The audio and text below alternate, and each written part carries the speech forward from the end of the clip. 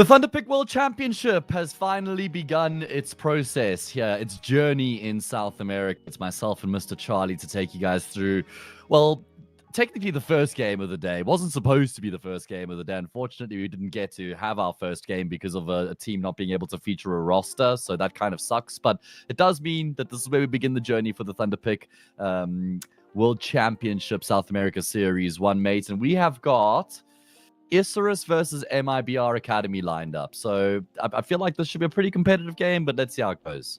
Yeah, I'm actually pretty pleased that they're both LP and Vasco, and neither of them that properly eliminated. Obviously, Vasco, who had to sort of FF that, so still will have a second chance. Obviously, disappointing not being able to see them today, but these two teams obviously got to follow along on their results, whether it has been in sort of other events, CCT South America, whatever they've been doing. But I haven't actually got the direct chance to watch either of these teams in a little while. So excited for that. See some decent things. I remember sort of looking back at a side like MIBR Academy and kind of wanted a little bit more last time I watched them. Sure, there's still a younger team, but I think there are pieces, and it feels like as time's gone on, we are starting to see them maybe be able to actually rival some of the perhaps more experienced sides. I still think this is going to be a difficult game for this youngest world, and I think it's going to be one that, look, all eyes on them, because if they can go on to really push the Isurus, maybe even take a map or the whole series, then I think that would be a huge upset here early on in Group A.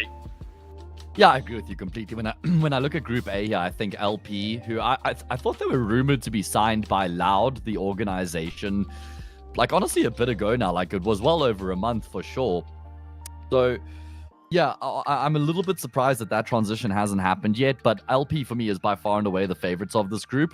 And then I'd put Isurus as my second team to go through. And then between Vasco and MIBR Academy, I think they both will struggle. Obviously Isurus hailing, from Argentina. A little bit of a transition period with RZK coming into the mix here. He hasn't been formally signed to the team, but I feel like the Argentinian scene has just spiked recently. You know, you look at how well Bestie has done. You look at ShindeN as well, for example, qualified for ESL Pro League, very exciting. And now Isurus, like when these are the names that are the third best Argentinian team, that you're kind of cooking at that point, because there's like well-recognized names and like Deco and Ataraxia. So I'm pretty high on Argentina as a whole at the moment in this team as well. Yeah, I mean, to be fair, it feels like it's not just Argentina. I mean, you even look back probably not far off in between 5 years ago, and it very much felt like it was just the Brazilians sort of hailing from South America. But as time's gone on, you start seeing other nations, which is great to see, but particularly Argentina, like you said, sort of pushing their way on up. Isurus, though, form has been probably not as good as they would have liked. They've made the odd deeper run. We saw them in May Series 1. They finished second place there. It was a good result for them. Losing to that LP side, which, like you said, I agree, probably have to be this Group A favourites. But I think Isurus can push them to the limits on occasion. Second place finishes there. Seen them at a couple of other events, slightly earlier exits in South America Series 2 for Isurus. Once again, it's their bogey team LP that they get eliminated by, but it looks like quite an early exit for them.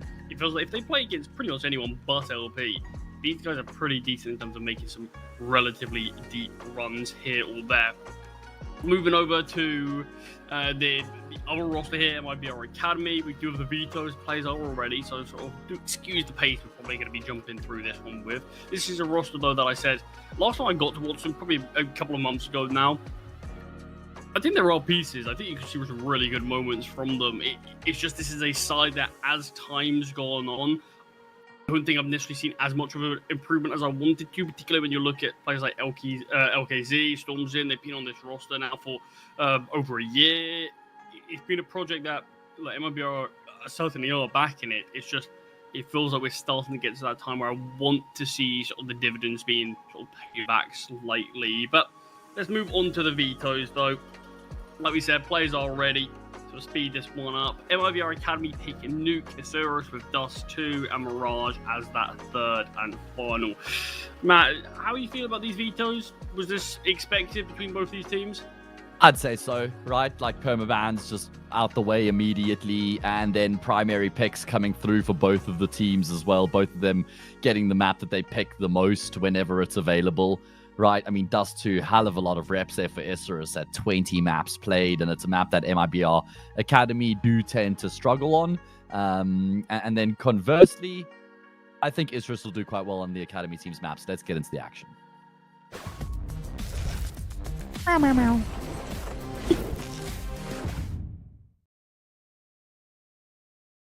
Here we have it. I mean, Yes, this is what I was saying. It is pretty crazy. The fact that Isurus, you look at their previous map history, you look at who they've lost to, it's basically just LP. It's basically just this one other roster that seemingly always sneak their way into the matches with Isurus and eliminate them from the tournament. Fingers crossed for them that it's not going to be the case again, but we do see the teams head their way down towards this lower side with quite the pace to it. Isurus do have a rotate here, but the bomb should be able to be planted as Ataraxia sort of has to respect this to a certain degree now. Wait for backup, and he might not realize how close StormZin is, who finds one, doubles up, and that should pretty much confirm things, particularly Revolt finding Deco. This one is done. Damn, that is just explosive. What a statement coming through from MIBR Academy here, just straight through the squeaky door, down the vent, into the B bomb site, bomb plant locked in, but they're not just content with the bomb site control. I mean, Stormzen actually just forcing the issue, crowbarring his way into ramp, finding both those headshots, and I mean, there was never any resistance from Isurus whatsoever, so very good start for the team who have picked the map with a very convincing pistol round going their way. It's interesting because obviously there's been slight movement since this previous result. I mean, very slight, but we have actually seen sort of head-to-head, particularly on Nuke, between these two sides, almost exactly 2 months ago now, or 3 months ago, I should say. So take it with a grain of salt. A lot of things change in not a lot of time, but MIBR Academy actually took down Isurus 13-4 on Nuke in their last outing, so I think that's probably going to be a bit of a warning to Isurus. Even if things don't initially result in the exact same way, I think it'll be something, look, show these guys respect. This is a map that they are lethal on, even if it's not necessarily a weak map for us. We still do need to be cautious of what MIBR Academy can provide on this, because on their day, you give them the time and space, I mean, they really can pick apart at the CT side, as well as whatever you've got offering on the T side. Is a eco, should be an easy cleanup here, particularly with this A bomb site falling as quickly as it does. Got a few players in the back lines. Damage, all Isurus can really ask for. We'll see how much they do get from there. StormZin has been spotted and found. Easy find. Yeah, you'll take that if you're Deco. I mean, I'm a little bit surprised Isurus haven't gone for the full force here. I think most teams would have in their position on the CT side, but hey, I mean, they've got a killer here. That's an AK, like you say, scooped up, and Deco is going to bank that as he heads for the hills. But it is going to be MIBR Academy up 2-0 here on the T side of their map pick. Nice and comfortable start for them. Dottie would love to maybe get a dink or two off here. There's no way he's going to survive, but there's the frag. Trying to do his best Carrigan impression there, but it doesn't quite work out. Falls far away enough, and MIBR Academy as expected 2-0. I mean, at least an AK is being brought across. Do a little bit of damage to this MIBR Academy economy. Find a couple of kills. We will see this actual investment now. 5 rifles. Got enough utility. It gives us a real look at what Isurus can do. I can't see the odds are favouring Isurus. I probably think they should be slightly more one-sided, but perhaps it is because we're starting off with Nuke. There is a good chance MIBR could find themselves leading 1-0 if Isurus aren't at their A-game here. But it does just show this is a side that do deserve respect, and they can get the occasional decent result here or there and slightly deeper run. It's just, apart from sort of the Challenger South America series, where they obviously finished second place, it's when we do see them sort of in the main CCTs or in other bigger events where they're playing against some of the slightly better South American rosters. It feels like we do just see them exit sort of one step too early for my liking. They're certainly not bombing out of them, but it's just, I'd probably like to see one more win, one more game, one step further, really. Maybe we'll see that progression with some of the changes going on within the roster now. Maybe they'll be able to level that up. I mean, obviously, we should be tailing off in the season, right? And then you get a bit of a player break, and we delve back into the second half of the year. Flash, how on earth has he managed to get both of those kills as the lobby lurker? He's still alive. Great trade from Jerry as well to open up this A bomb site. Hez is the one who bites the dust. Man advantage persists here for MIBR Academy as they're looking to remain flawless here on the T side of Nuke. It's a diffuse kit on Deco. There is a little bit of a utility. You've obviously do have Flash with being tagged down low, but some of these positions on this A bomb site can quite easily be overlooked. Whereas you have Deco in position, waiting for Dotty to emerge through lobby, but time is ticking. Bomb's half ticked out. And finally, we do have Dotty in a slightly deeper position. Taking so long to clear out any of this space. This is going to be very much last moment, but that could go to their advantage. Someone needs to get on this ball. Kills have been seen. There is no time. It comes close, but I think Deca will go down with the kill. I mean, I like the idea. Like, you can see a lot of rounds where it works out massively, where you do wait so long, the T's are pretty convinced, okay, there's no contact being made, the chance are they're saving, start to back away, start to get caught in transition, really, but the issue is you just didn't really have the bomb diffuser being the one, or the player with the diffuser kit being quite close enough to get on that bomb in time. Yeah, I mean, it was a nice try considering they were down by a man and actually able to mop up and get all the kills necessary and actually just try and even, like, if they're not going to win the round, keep that T-side economy honest. It does kind of suck that he still goes down to the bomb explosion. This is going to be fast. MIBR Academy have pitched up with purpose here, and intent is a good word to use to describe what we're seeing from them on this T-side so far. Looking to try and play aggressively and take a lot of initiative, get in the faces. I mean, look at this. The bomb plant's already in the first 25 seconds of the round. And again, Storms, and he just loves making these plays, fighting into ramp. Hez will catch the lurk, though. Surely this is going to be where Isurus get themselves on the board in the 4 versus 2. They've got plenty of time. They've got kits. They've got all the util necessary. They cannot afford to drop the ball. Storms are going to be the next man up to bat, and he's able to find a kill, leaving X in a 1 versus 2 situation. He is able to somewhat isolate the duel, but not enough to reset after getting that kill on RZK. And eventually, Isurus, I'll say eventually, in the 4th round here, they will get themselves on the board.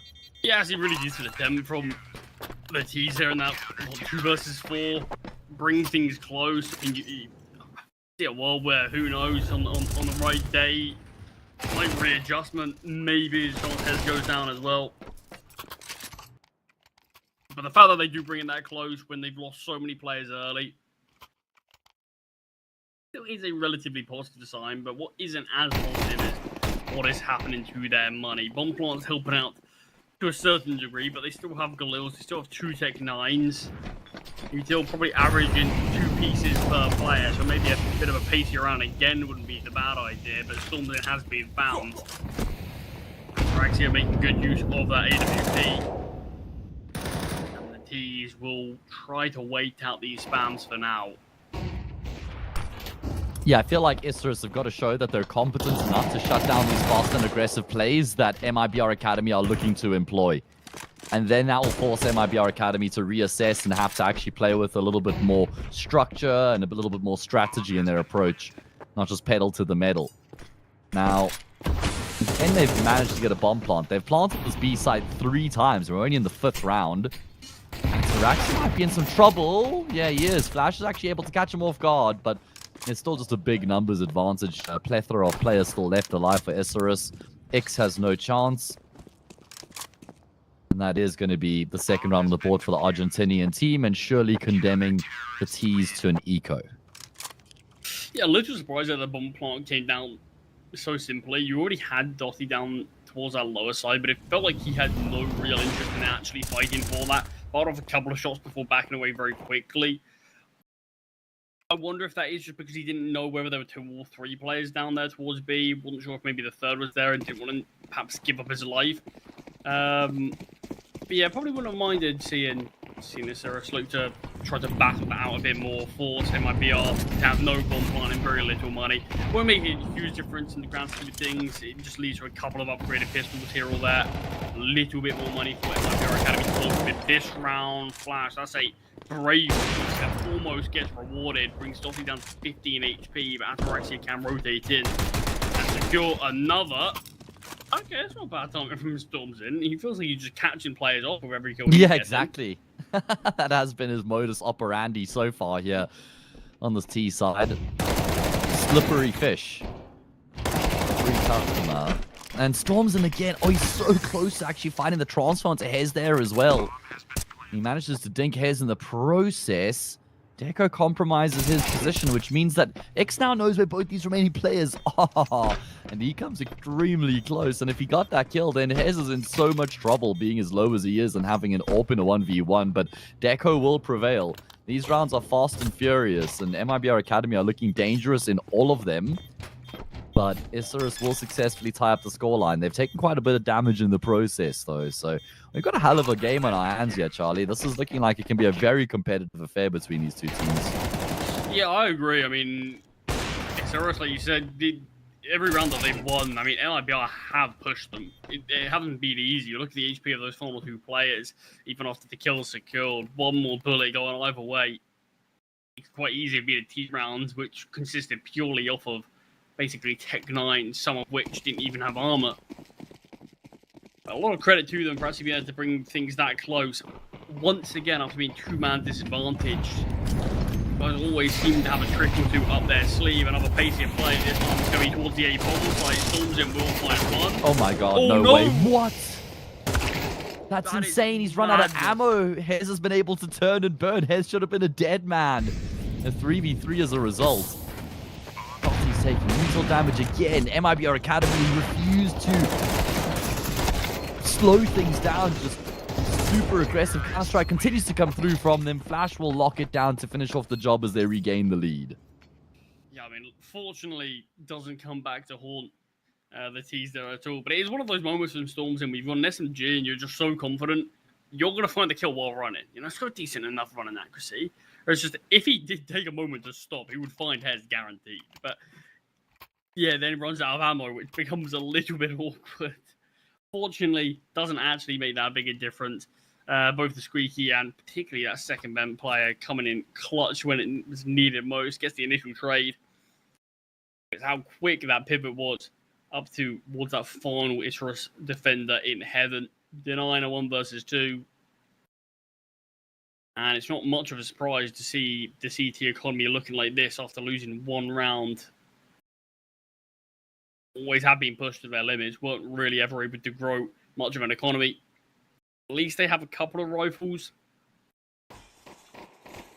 How can you get Ataraxia involved? Been a little quiet here at the start of Nuke. Enough to chime in with the odd kill here or there, but can we see this AWP have much usage early rather than sort of looking to take pressure off of a teammate?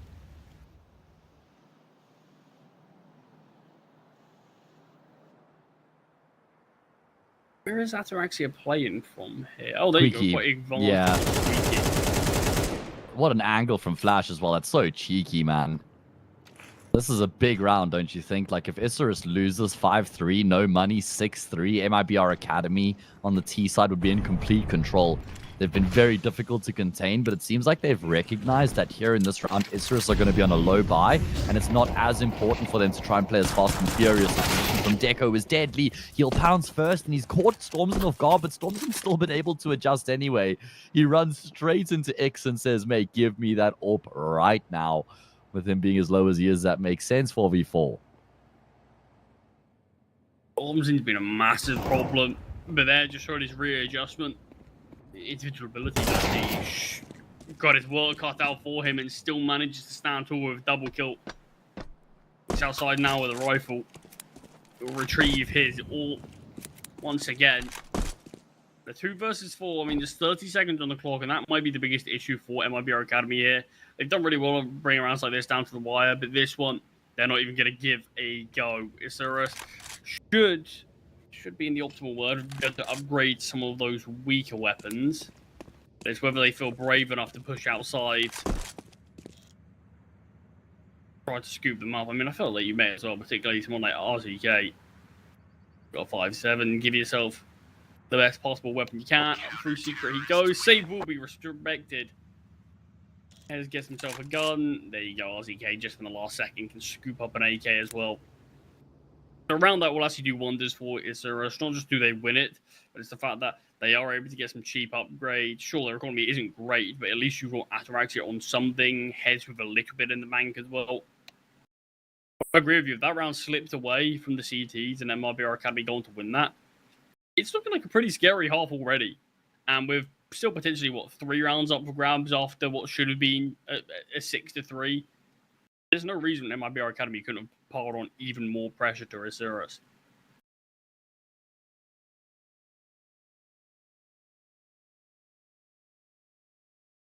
Yeah, it's certainly a vital round coming through from Isurus says, just to make sure MIBR Academy don't start tearing too far ahead. And I don't mind the decision for the 2 players to save at the end there for the T side either, considering that they have enough money to kind of buy up around them. Now, Isurus haven't actually had a lead yet right here on Nuke so far. They've kind of just been playing catch up and been able to tie up the scoreline a couple of times. They'd love to get their noses in front, and this one's actually worth 2. If they can win this round here, they go 5-4.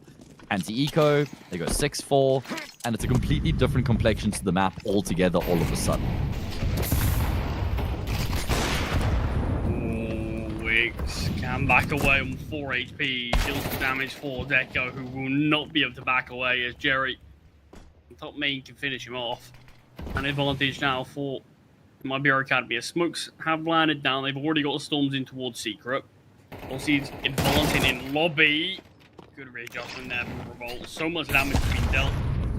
How is that nade fired? I thought he actually gets away far enough. Evidently not. I mean, good trade with the utility, but this is where we see a fast pivot from MIBR Academy towards this lower site. Ataraxia not quite in position as already players have slipped through the doors. Missed shot from Ataraxia, and he's once again, guess who's advancing? Great fight, great double. I mean, he's been a player that not just have Isurus struggled to contain MIBR Academy, him in particular. It feels like he's just able to go for the pretty much near enough the exact same plays in multiple of these rounds, and they're still aren't quite catching on.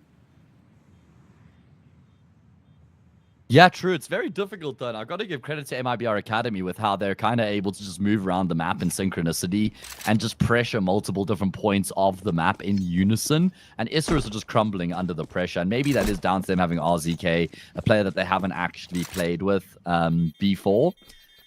So perhaps that's what it is. I'm not sure. But right now, they're feeling the pressure here on Nuke. Never really able to settle into the map, and now it's decision-making time. And you know what? I reckon you've just got to save here if you're Isurus. I reckon you save, you get a buy up in the next, because if you full force here and you lose this round, all of a sudden you stare down the barrel of like a 7-5 at a minimum. So I think you just play around this AK, you can get some upgraded pistols, but outside of that, I think the eco is the correct decision. And MIBR Academy, this is an extremely enterprising T-side we've seen from them so far.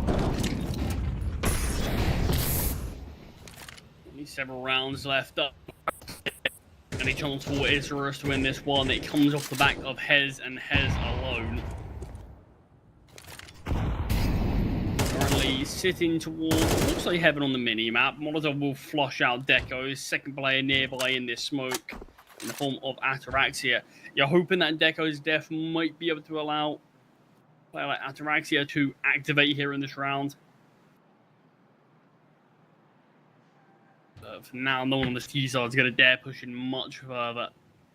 He's actually sitting here behind the stairs, and I will be looking for Flash. Easy pick for him. Ataraxia will get a double. A little bit more damage, but Flash eventually gets that trade. Ready for the player towards main as well. This is getting a little sketchy here for the T. He's missed shot the USP 1v1. I mean, Dossier unfortunately can't upgrade a weapon just yet. Yeah, he's got the intel, though, that he can just kind of play like cleanup and come back to the scene of the crime here.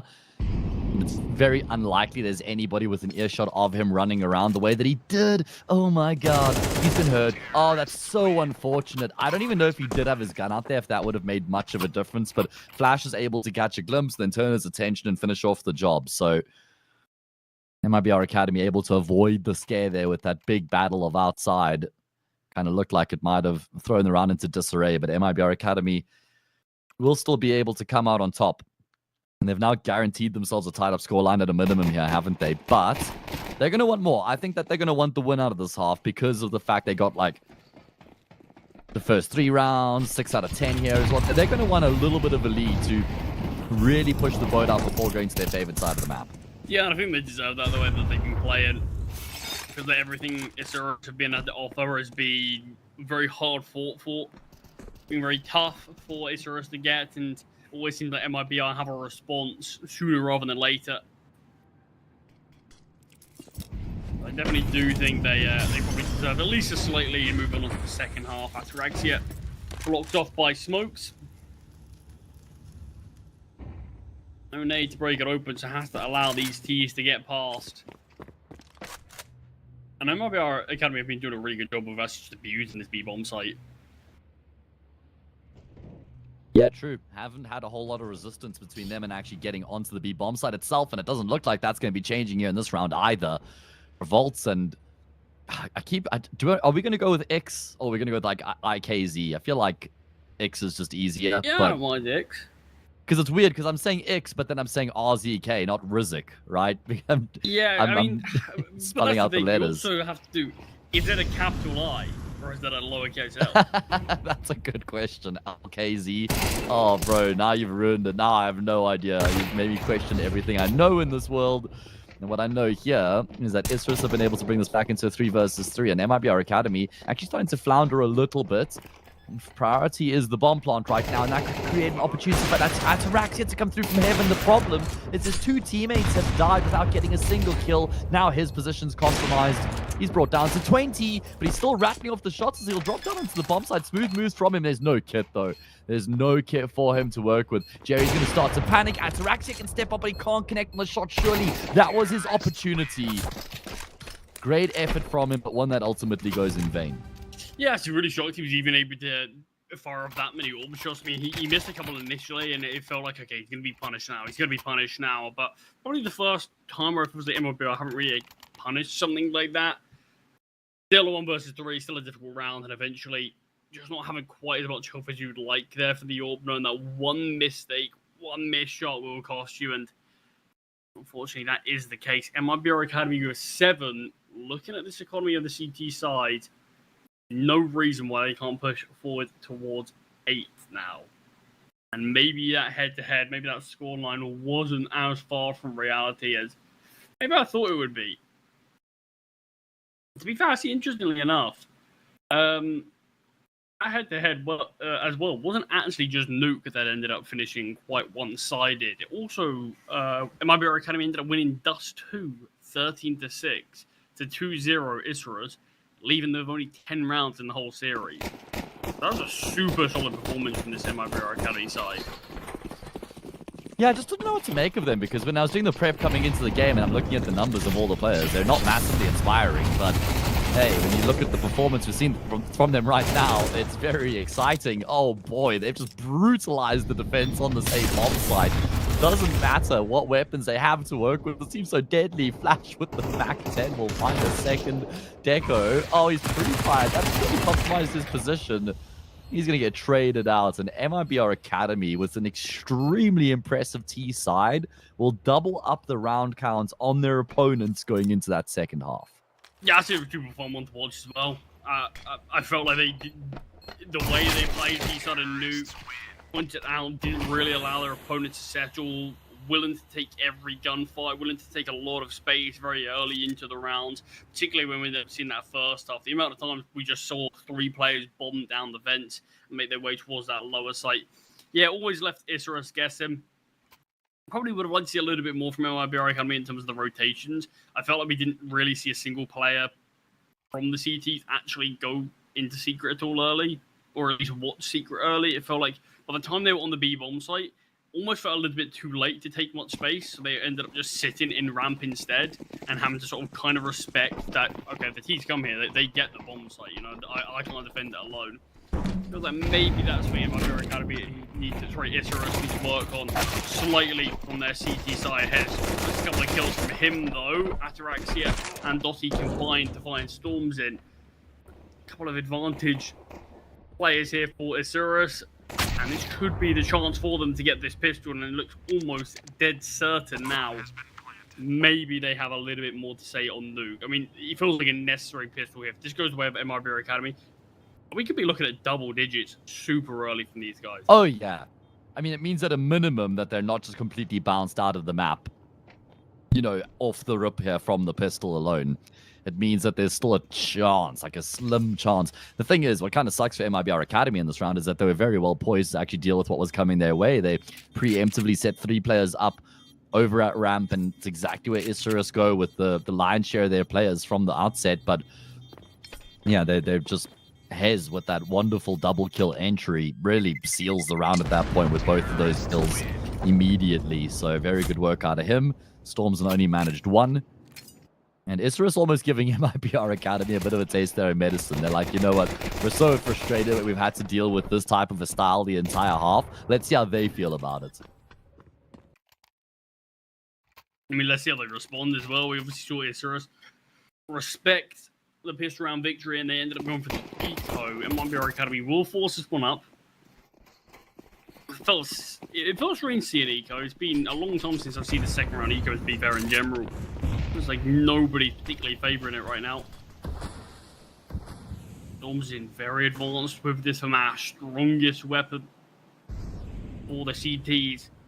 And in this very advanced position. Nice tag from the scout, but Molotov will keep the CTs at bay. That's a big duel. Yeah, that's the FAMAS of Stormzen gone.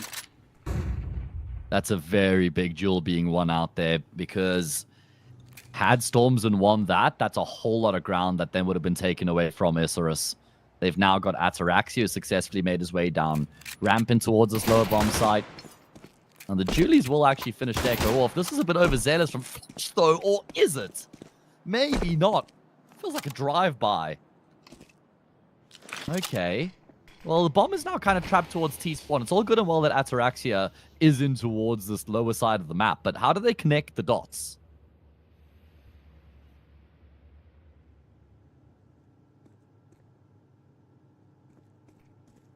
Push down towards ramp now.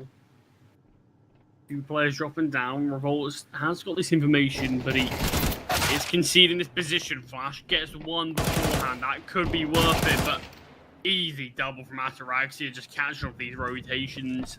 Finds 1 quick swivel, quick pivot. Revolt in his 5-7 in a 1 versus 2.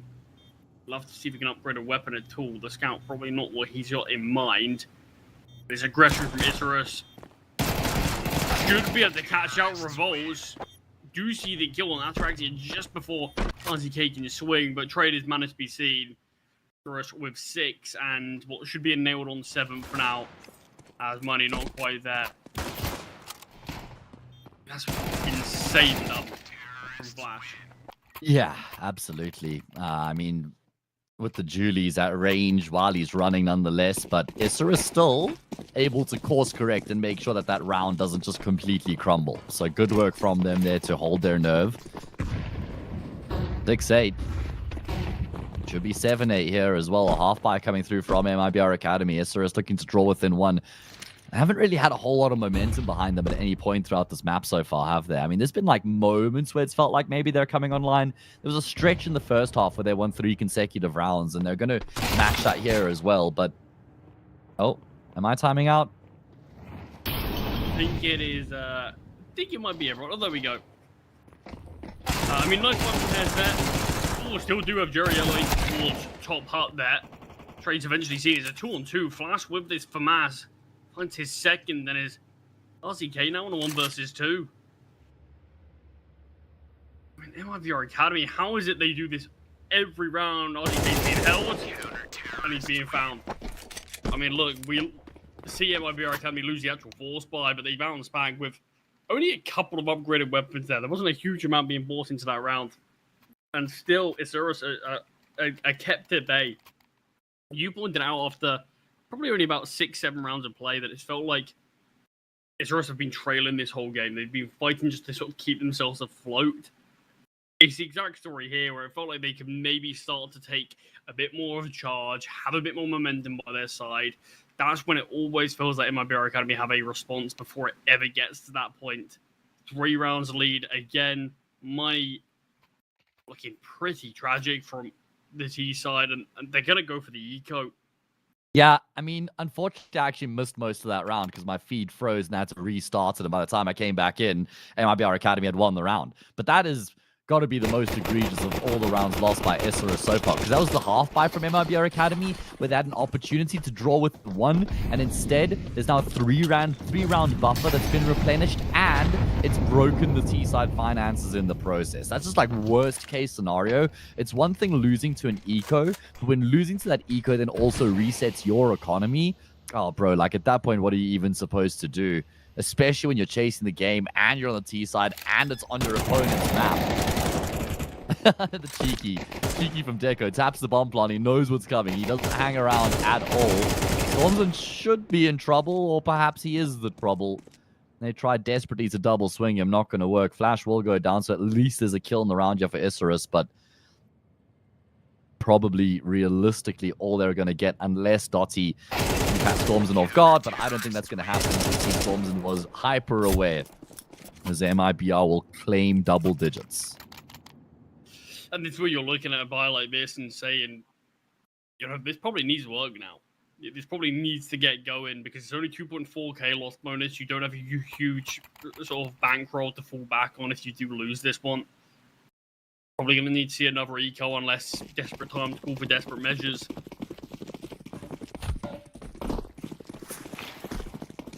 Feels like we are starting to sort of piece together where this one's going, and where it's going feels like it's MIBR's for the taking. Aggressive water stance here from MIBR. Has been spotted though as Deco gets an easy kill pushing through the smoke. CTs aren't ready for it. Wallbang here actually on the Stormson as well, and Deco presses the issue. Dotty finds 1. Even more damage dealt to Jerry. Said that this feels like a must-win round for all Isurus, and they are going to be able to pull the rabbit out of the hat here.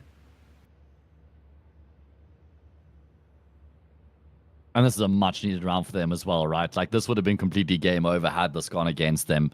And it looks like they're going to be able to make it. Theirs should be all but locked in, and especially with that headshot. Deco's looked sharp. He's honestly looked the sharpest of the lot, you know, with some moments from Dotty and Ataraxia as well, but not to the same sort of degree as what we've seen from Deco so far. Really putting his hand up here in a big moment, in an important round as well, finding 3 key kills. Again, quite an accelerated approach coming through from Isurus that will work the trick to keep themselves in the contest for now. Bomb down, we'll start the timer. Before they try, I mean, the biggest problem I've got with Isurus, I just don't think they've shown us enough yet to make me believe not only do they win this round, but that they can win 3 more to tie up the game. Yeah. They can go on to win 3 more after that to actually sort of press towards 13. It always has felt like, I mean, their biggest streak of rounds was what, that three-round streak that they had right at the beginning of the map, yeah. 3-0, just to sort of level up the game. But since then, it very much has been flash in the pan moments. The odd round here, a couple maybe here or there off the win of the pistol, but apart from that, yeah, hasn't been much concrete. Jerry finds 1 at least before going down, but eventually the hunt is successful. Nothing can be saved across. Still won't impact the economy for this CT side all too much. We'll be able to get out an investment. It'll just be Flash, who might be sold a little short. We actually do see a UMP purchase. I don't know if it was sold or dropped over. Okay, no, it looks like it was sold, and Flash now has a mass. So, exactly. But this is the thing. We've seen Isurus win rounds, even when they won those 3 rounds in a row, even when they won 4 out of 5 rounds. They still had no bank account. They still had no money left over. MIBR Academy lose everyone here. They've got a full buy. It's just the difference in terms of how these teams have been winning rounds. And it feels like when MIBR have been doing it, it's been a little bit more solid. Equally though, man advantage for Isurus. Yeah, it's a very good start here for Isurus.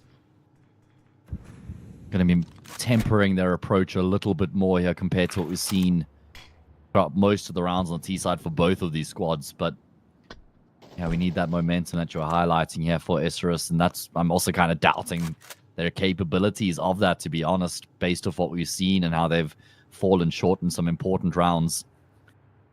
Revolts has got a job to do.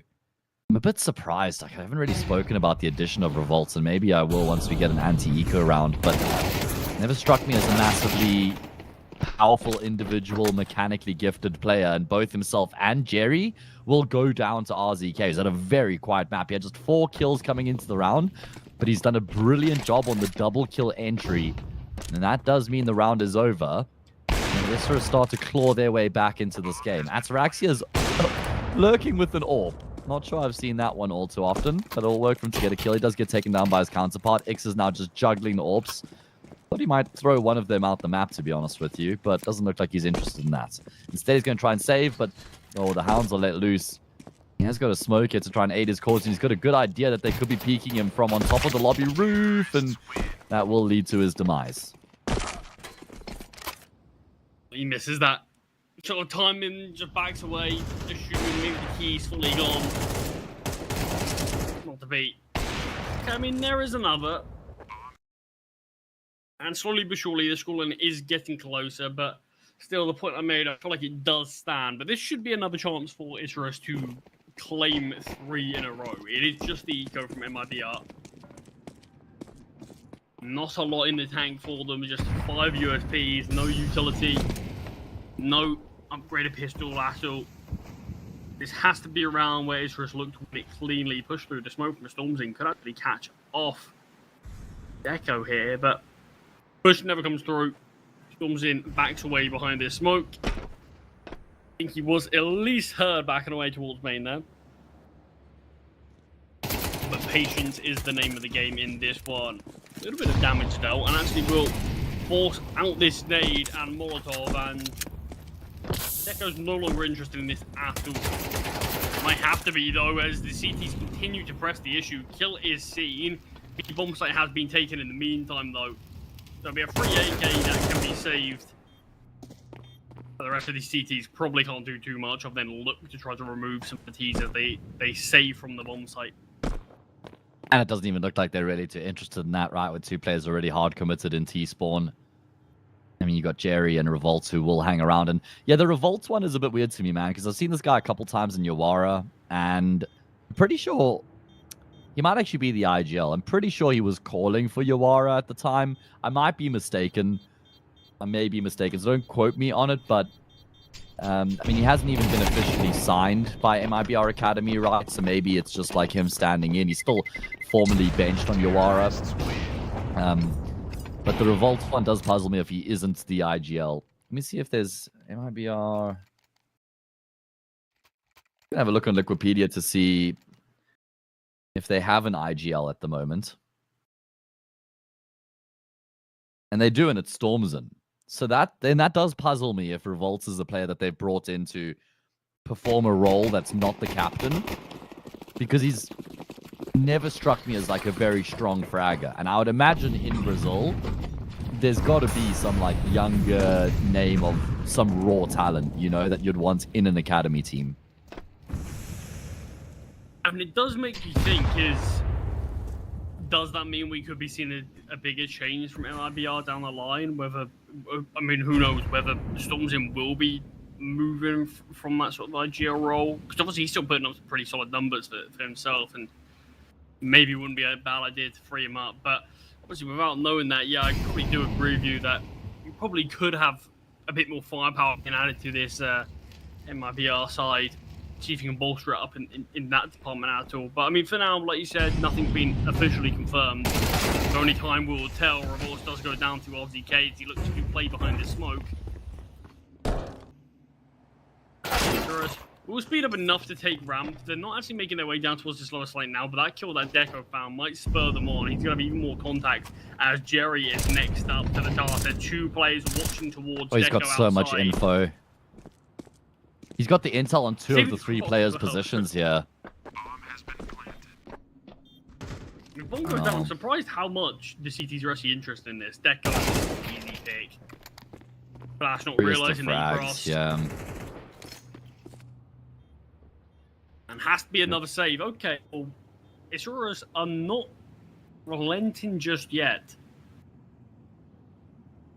Yeah, true. I mean, they've actually done an extremely good job to be able to tie up the scoreline at 10 apiece here once again. I'd kind of written them off, to be completely honest, and they're now showing that they have what it takes to battle their way back and maybe even try and hunt down some of these players who are trying to save their weapons, and Hez will be the one to come away with that kill. I mean, IKZ, X will get one before he inevitably goes down, but that's the only kill in the round that MIBR Academy have to show for it. And now they're in a position where it's like, well, do we buy and Jerry drops a gun and Stormson's able to buy? We get 3 rifles, or do we just like half buy here? And then that means Isurus get a lead. This starts to get quite concerning. And if Isurus actually go on to win the map from this point, I feel like that would just be extremely against the run of play that we've had throughout Nuke so far. Yeah, I'm right there with you. There's been a side that, particularly on their CG side, did look outclassed. I think they massively deserve to lose that half as well, but for some reason it seems like this is a map of T-sides right now. Isurus who don't necessarily have a huge amount of evidence to suggest that they were going to be able to have anything like this on their nuke. They've been very hit or miss when they played it.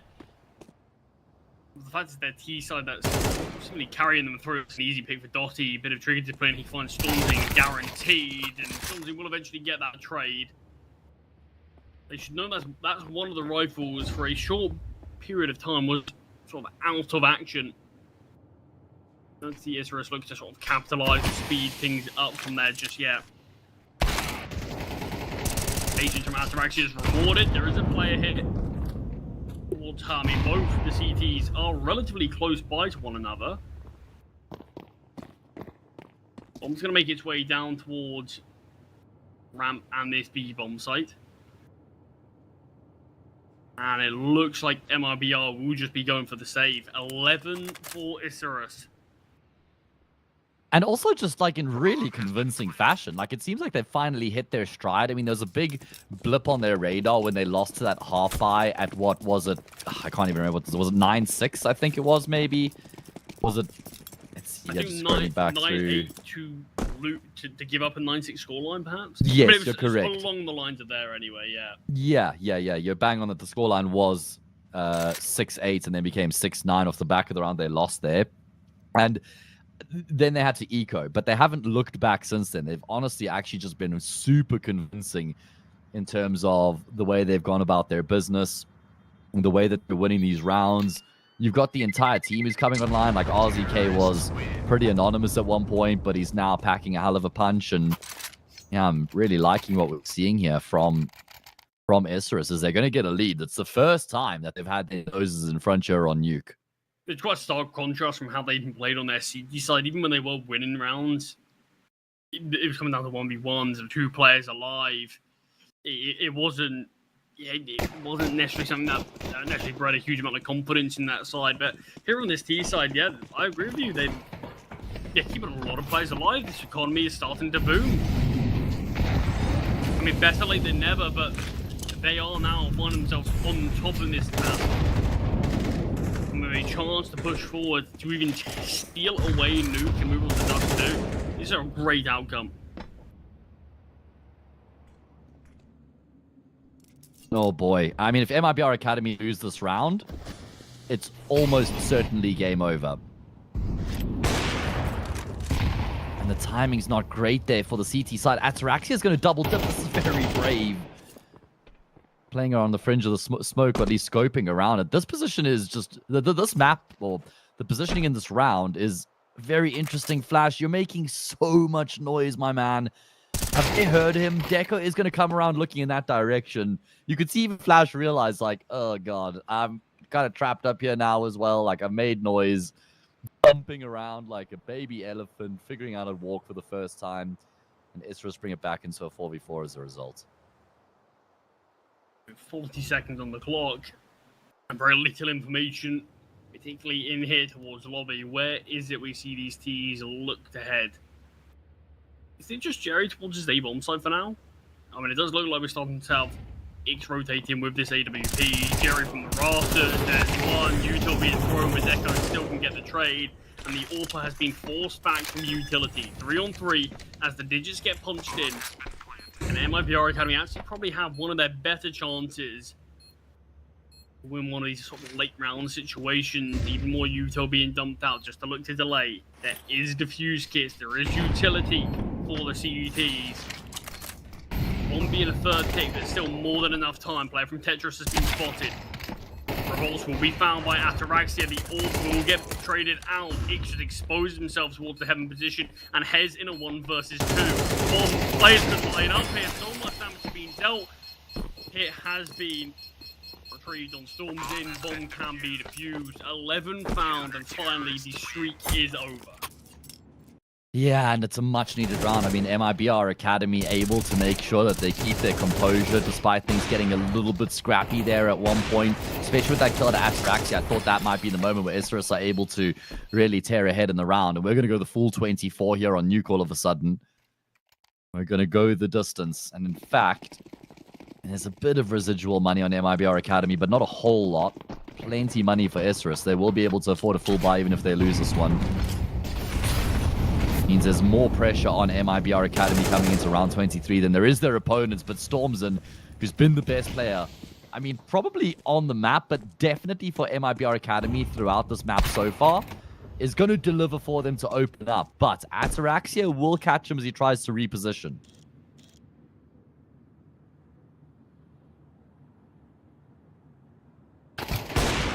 Or we'll take down Deco. To the advantage for MIBR Academy. And this is the thing with Counter, there's no guarantees. Even after Isurus went on that massive streak and put themselves on 11 first, there's still quite easily the opportunity they never even reach overtime. Never even reach that 12-round bridge. Flash will be found. Nice pick. Jerry once again on these rafters. Has been jigged, has been spotted. Still manages to delay enough on board the AWP to rotate in and find it. Comes down to 1v1. The HE grenade is destined to find RZK. Even just the slightest bit of shrapnel connected, he goes down. At MIBR Academy, they are the side to hit 12. It gets super close again, but they still manage to find one away from winning Nuke. And although it hasn't been convincing in this second half, eventually they do find themselves here. And Isurus, again, where they found themselves, the majority of this map, they found themselves trailing. Yeah, have they got it in them, though, to force us into overtime? MIBR Academy have probably just breathed a massive sigh of relief that they've been able to kind of guarantee overtime at a minimum. It should never have really gotten into this position with them having been up 9-6 at one point on the CT side of Nuke, and it's their map pick. But alas, this is where we find ourselves. So, pressure on Isurus now to go one step further. Force this game into overtime. Stormzen been a playmaker, hasn't he? He's looking like a live wire with the way that he's moving around the map and moving his crosshair. Did maybe overplay his hand ever so slightly in the previous, and he doesn't want to emulate or replicate that mistake here this time round. Plays being made from utility, but no one's actually seeing this advanced position just yet. Has swung in, has to swap over to the sidearm. But it's concentrate. Everything in MIBR Academy have is respond quickly, and the bomb to go down in a 3-on-3 in towards Lobby. Deco close by towards Revolts, but it's actually Dotty that might take that contact. Revolts has a ton of information he just gained. Also got a great timing as well. It doesn't seem like they're considering Lobby anymore at this point. Like, Dotty is going back, but that might even sell Deco even further. Revolts will pounce and get the kill on Deco, and the Incendiary could be really well placed here as well. It's only Ataraxia left remaining underneath Heaven. He's not going to get cleared by X initially, but that molly makes it so difficult for him. And MIBR Academy will come away with the win in regulation. I mean, look, it ended up becoming quite a grueling map, actually, between both those teams. I wouldn't have been surprised if we'd seen a scoreline like a 13-6, 13-7, something of the sorts for MIBR Academy. But out of nowhere, Isurus actually ended up finding, sort of hitting the ground running, finding their stride in that one. On the T side in particular, they started to come alive. But the problem is, it's the issue you always have with comebacks like this. You find yourselves in a really tough spot anyway, where you are so far behind that you're asking for a lot to go right. And win a nice amount of rounds, but all it takes is sort of 1 moment, 2 moments for MIBR Academy to sort of knock on the door of, this is going to be our map still. This is still going to be ours to take in. And unfortunately, eventually it does go that way. I think Isurus deserve a lot of credit for actually fighting their way back into that map, but it's disappointing that CT side didn't have a huge amount to offer. Yeah, I mean, it's honestly impressive that MIBR Academy were able to regather themselves and still get the map across the line, despite the adversity that they'd run into, and that Isurus had even gotten the lead at 11-10, and then Isurus just kind of like ran out of gas, right, with those last 3 rounds going MIBR Academy's way. Either way, that is the first map done and dusted, and we have got Dust 2 up next, and with how Isurus are kind of warming up towards the tail end of Nuke, I expect them to have a very good time, on Dust 2 as well. So with that in mind, guys, we're going to throw us to a short break, and then we return. It's time for map 2.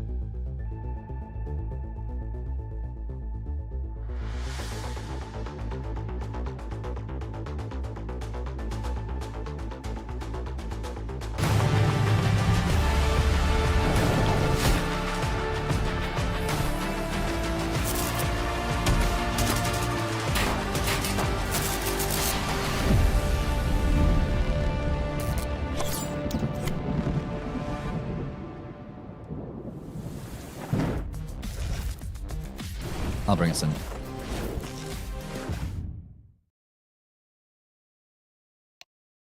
Okay, we're back. And we're going to be getting into the second map of the series. It's the pick of Isurus, and they are trailing the series here. MIBR just pipped Isurus to the chase on Nuke, didn't they? It was looking like MIBR Academy were always going to win. And then right at the tail end, it seemed like maybe Isurus were going to be able to get across the line first. They managed to go from a 6-9 deficit to an 11-10 lead. From that point, they then lost the map 13-11. So MIBR Academy kind of found like a second win, didn't they? However, the odds stack up quite heavily against MIBR Academy here on Dust. So I'm thinking we're going to see a decider. Yeah, I think there's a very good example of that. Obviously, in the head-to-head we've seen a few months ago, Dust 2 did go the way of MIBR Academy, just like a Nuke did. But in this one, Isurus, well, in fact, MIBR Academy, I should say, did pretty decent of things. We found a couple of early kills. It's Isurus who have to try to fight their way back into things now, losing a few players. Cheeky position from Storm's in. Smoke dropped, he's thinking. Deco's thinking he's nice and safe. Kill is seen. Yeah, it's definitely going to be a heartbreaking loss on map number 1, though, considering how valiantly MIBR Academy actually fought. Or, sorry, Isurus actually ended up fighting to bring himself back into the equation, but almost feels like they're worse than getting hammered. Because it feels like we've been so close. We're in touching distance. I hope teams don't think like that, but maybe they do. I think like that, at least. Fair enough. We'll have to see. I mean, MIBR Academy with a statement pistol here, certainly a go way to begin proceedings. And they looked like a firecracker of a team on the T side of Nuke. And I'm wondering if they can translate that here into Dust as well. Those odds quite heavily in favor of MIBR Academy, and it's understandably so, considering that they did win on Nuke. But still, I don't know, man. Like, I had Isurus as my favorites coming into this, and I'm still thinking that they're going to be the ones to win the series. But maybe I'm not giving enough credence to MIBR Academy. But I don't know. We didn't really see any AWPing from MIBR Academy at all. I think it was X who had the AWP a couple of times, but Ataraxia was certainly more prevalent with the AWP, and it's the Deagles that prevail here to get a couple kills and get a man advantage for the T side. So isolated here, and he's actually lost one of his teammates on the rotation. Picking his team is coming absolutely perfect. Dodges the scout shot, but Dotty's Deagle will still find a trade eventually. Revolves back turned. He was watching the smoke. Finally does consider it. Creeps so close. I kind of fear he's missed his chance here now. But Dotty is none the wiser. Dotty's just spotted. Will be found. Killed from CT. Revolves actually ends up playing that one perfectly. I was a bit apprehensive that he ends up letting that player live. Maybe the gunplay's not as clean on the bomb side, but no danger whatsoever. 2-0 for MIBR Academy. But it's the stand-in, it's the new player, whatever you want to call him. It's him to deliver when MIBR Academy probably did need him most after a few great Deagle shots. Yeah, that's a crazy moment out of Revolt. So I was actually maybe a little bit critical of in the previous map, and he's able to prevail and win a sick 1v2 clutch there. Kind of catches that first player somewhat off guard, and then he's able to kind of figure out the position of that second player immediately afterwards. So MIBR Academy come out the gate swinging. Now, Isurus are going to persist with the investments. This makes sense, right? With them getting 4 kills in the bomb plants as well. They know they've got MIBR Academy against the ropes.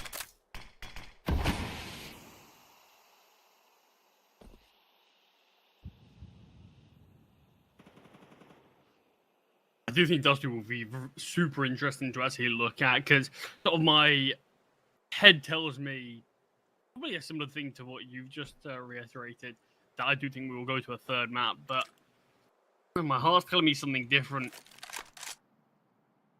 And maybe it is just because we've seen... I mean, this is the thing with MIBR Academy. You can see some very good results from them. I mean, they took down Fluxo on Dust not too long ago, Vasco, MILLE. But equally, they lost 3-0 in terms of their recent 3 maps of Dust 2. So, yeah, you never really know what MIBR you are getting, but I think particularly that first half of Nuke shows what these guys can achieve when Storm's in feels like he's the one spearheading and instigating a lot of what this side is doing. They look like a really difficult team just to try to sort of keep at bay. Storm's in this smoke. Is going to be headed through, finds Deco, too many targets, and eventually will be taken down. Alleviated a bit of pressure from Jerry. Wow. He's able to stand so tall. Couple of kills for Jerry. I think it's 3 in total as Dotty, and it won't be 2 now. Would have been spotted there as the digits get punched in. Both CTs split from one another. Dotty's back turn, not ready for flash towards Tunnel. Was assuming the AWP has some support with him. How wrong you could be. 3-0 now for the CT side. Well, that round was all Jerry, mate. The fact that he's able to get the kill here, we even see the corpses stacked up on top of each other. The 2 players trying to come through the window there. That was brilliant work out of Jerry, and honestly exceeds any sort of expectation you could have realistically had for him in that moment. So very well done. Another bomb plant and 3 kills. Do they buy up again yet, Charlie? I probably would say you've got a really good argument for it. I mean, obviously, economy is far from being built up for MIBR Academy, but quite easily you could flip it and say, do you want to naturally give up too many slightly easier rounds to MIBR Academy when this is your map pick? You are down a map already. You're already 0-3. And I think they're probably looking at it like that, where in terms of, we've still got a decent enough buyout here. You've got a couple of rifles that can deal some damage. We saw what these Deagles did a couple of rounds ago. Maybe we just sort of slow things down. If this one slips away, it slips away, but at least we'll have everything we could ask for. Ataraxia on the orb, AKs galore in the next. And maybe you do just look to play things out from here. Boost will be seen. Okay, see a couple of pot shots being fired off. Boost will be dismantled. I mean, information gained from both sides there. They know that there was 2 towards lower tunnel wasn't equal to 2 towards short, but a quick pivot from Storms in back out towards CT, ready to support middle. And these steps would have been heard. 2 players towards this B bomb site. Jerry's starting to have a looking towards mid as well to help out Storms in, but nobody's actually pushing through those double doors just yet. Yeah, I kind of did agree with the sentiments of your points as well. About the investment, and yeah, I think I do think this is like I do also think it was kind of in between where they could have gone for the investment, but maybe it doesn't even matter that they've gone for the half five when Hez is able to get 2 double kill entries with that Desert Eagle out and towards long. Stormzen will find one back, but this is going to be a really challenging round for MIBR Academy to win, to remain flawless. Nade, double nade on the money with the incendiary. That will deny the bomb plan. Okay, that shakes things up. Stormzen catches Hez. And the CTs have successfully turned this round on its head. I mean, Hez is going to be kicking himself. He got a double kill with the Eagle on round number 2. And obviously, Isurus didn't go on to win that. He's done the exact same thing here against an even more difficult buy, and it still could slip away from them once again. No utility here for the T's. Now it's all on RZK. It's softened up to 45, even lower now. Has to be instant with these headshots. There's another. Surely nothing more. Whoa. Important kill to get. The 1 versus 3 from RZK almost coming through. But MIBR Academy just about keep themselves flawless here on this round. Or can be scooped up. I mean, how does Hez keep on doing this, though? Here we go. We have to watch it from his POV. That's a great and find. I mean, the guy's lethal with this gun. Stay on the Deagle. Got 5 kills this whole series, 4 of which coming from that Desert Eagle. As entries as well.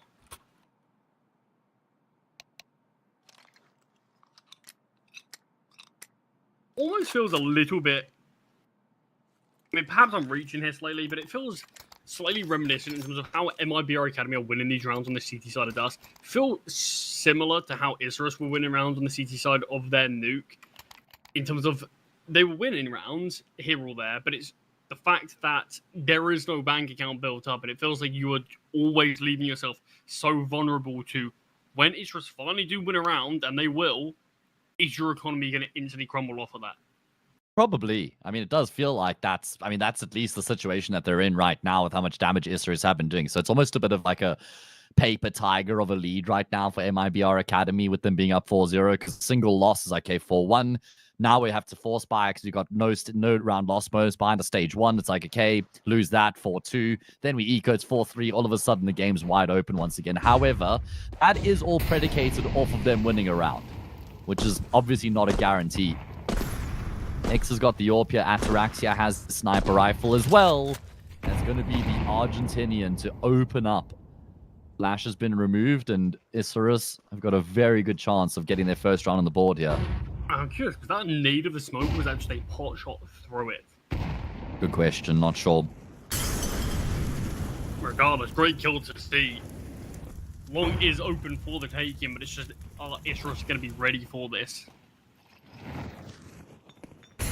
Without sitting deep in short, Stormzin is ahead of this. It's all about picking and choosing your time in. Deco is still glued to the angle, and nice pick. Ready for that as an option, as a possibility. 2-man advantage now, and we said it felt like Isurus I'll sort of do around, and it feels like it will come sooner rather than later, and this could be their chance. I mean, they've had a couple, right? They've had a couple chances, like the 2v1, the 5v3. This one will finally prevail, though. I was going to say, Ix and Revolts have got 24 health between the two of them, but Ix has been taken down. It's now only Revolts. And Isurus will open up their account in very convincing fashion. And also, as I was describing earlier, oh, he wants the AK, he'll get it, but they now know exactly where he is. As I was describing, it's going to be a Force buy in the next. Isurus can win against the Force, and it's 4-2, anti-eco 4-3, and the game is just wide open at that point once again, isn't it? I mean, a save AK here would be great. I think it's impossible, though, to be honest. 2 players pushing towards long. Really nice headshots, to be fair, from Revolts, but yeah, he was never really getting out of that one. It felt like there was always going to be a trade from Dotty to be seen. But does a little bit more damage, forces the AWP to be saved or reinvested. I wasn't sure if we ended up seeing that final T scoop it up. I think they probably did. I mean, what do MIBR Academy do here? 1.9k loss. They're going to take the eco. I mean, it's not as bad as it could be in terms of you're taking an eco and everyone's probably going to be playing with the masses at best. You will at least have 3 players who can buy thanks to this eco, but the problem will be Jerry. The problem will be Stormzin, who will be sitting sort of mid $3,000 mark, and there you'll be very short on utility, or you take a big sort of sacrifice into the weaponry. We'll see what the buys are looking like, but it seems like MIBR Academy didn't really want to give up all the hard work that they've done. Ez gets a double. Ataraxia here on sidearm himself. Tapping away. Pissed around it. That'll be brought down to 20 HP, so Stormzin is not far off finding, but it will be dropped out. Stormzin going to be denied having a chance to find this kill. Gets a headshot onto RGK, but won't be able to land another bullet since then. It was just the eco. Weren't expecting a huge amount, but here we go. We get to see what this buys are looking like now for MIBR Academy. 3 MP9s. Okay, they're not fully buying this. They go for the full eco into the half fight. Yeah, I think this is... I mean, I think it's the right decision, actually. It means that there's something for them to work with here in this round. It means that they'll have everything they need in the next round as well.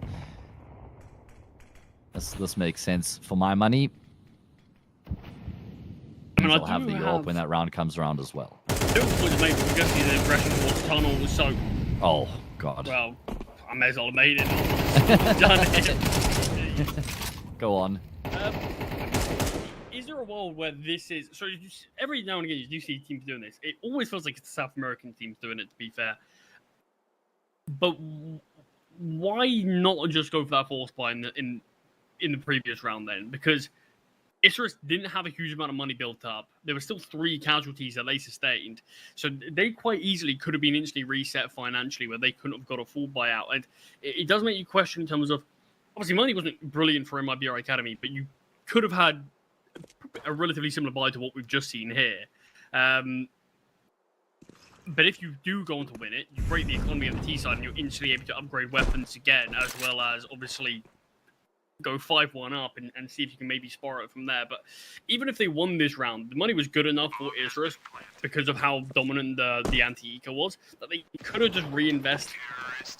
Obviously, I don't know how much of a difference it would have made in terms of you will need to be cautious in terms of not overspending perhaps if you do go for the force, but it does make me think you have the chance to probably break the economy again, you don't take it. Yeah, at that point, you just sacrifice and go for, I don't know, maybe even a double eco, just so you don't have a FMAS in this round, so you do have the fuse kits, things like that. I think that the reason they don't force is to get the AWP here in this round. I don't think they would have been able to afford the AWP if they'd forced and then saved. I get what you're saying. It probably would have been interesting to like kind of run a simulation to have seen what their money would have looked like, but still, that's where they find themselves. They've still got their noses in front for now. Dotty should be dead. It would have been criminal if he'd been able to come away with the kill before he goes down. He doesn't. And that means it's a 5v3, but only for a brief moment. Ataraxia is able to pull the trigger on Jerry. And that actually puts MIBR Academy in a bit of an awkward position, because you would imagine that Isurus saw a lot of attention towards Long. I'm actually surprised that they aren't more actively trying to pursue this B-bomb site, with them having seen how much emphasis there was on the resources committed to Long from the CT side at the start of the round, and the fact that they've been able to get the kill on the ramp player here too. I'm surprised we haven't seen them just try and force their way straight in towards this B-bomb site off the rip. But MIBR Academy haven't really been able to make any sort of moves here to try and help out that B-bomb side player. So Revolt is going to have to do it from a distance now. Ataraxia's missed his shot, but they've successfully gotten into the bomb site. So things looking pretty good for Isurus, despite them being down by a man right now. Yeah, and MIBR Academy can't really choose to go in while that bomb's going down. Players won't play in position for it. Flash will be sent. A lot of information that players are here towards middle. And there's a lot of them as well. Molotov forces heads forward. Ataraxia finds his second of the orbit. Back to a 2-on-2 now. Deco finds one. Ataraxia will peek into Revolt's angle, but no nice clutch for the new star. I mean, it looks big very round nice. for Isurus. Really are sort of screaming at MIBR Academy, though, to sort of help out a player like Revolt's there over towards B. It's the fact that we end up seeing Jerry go down a little cheaply towards mid. He wants to get a bit of intel, but instead it costs his life and ends up leaving Revolts on a massive island, defending both mid and B alone. And like, if MIBR Academy don't want to rotate players over, I'm fine with that, but it does mean you probably need to take some space elsewhere. They've left long, so maybe look to see if you can get some info from short. Just a little bit where you can feel a bit more confident in terms of, yeah, it's fine to leave this player here because we've got this position. If they come back or if they look to rotate or we get these audio cues, whatever it is, just felt like from a 5-on-3, you're really hoping that should be an MIBR Academy round. Yeah, I completely agree with you, mate. I think Ataraxia has done a brilliant job in the post plant there. They've been able to get as many kills as he does with the AWP.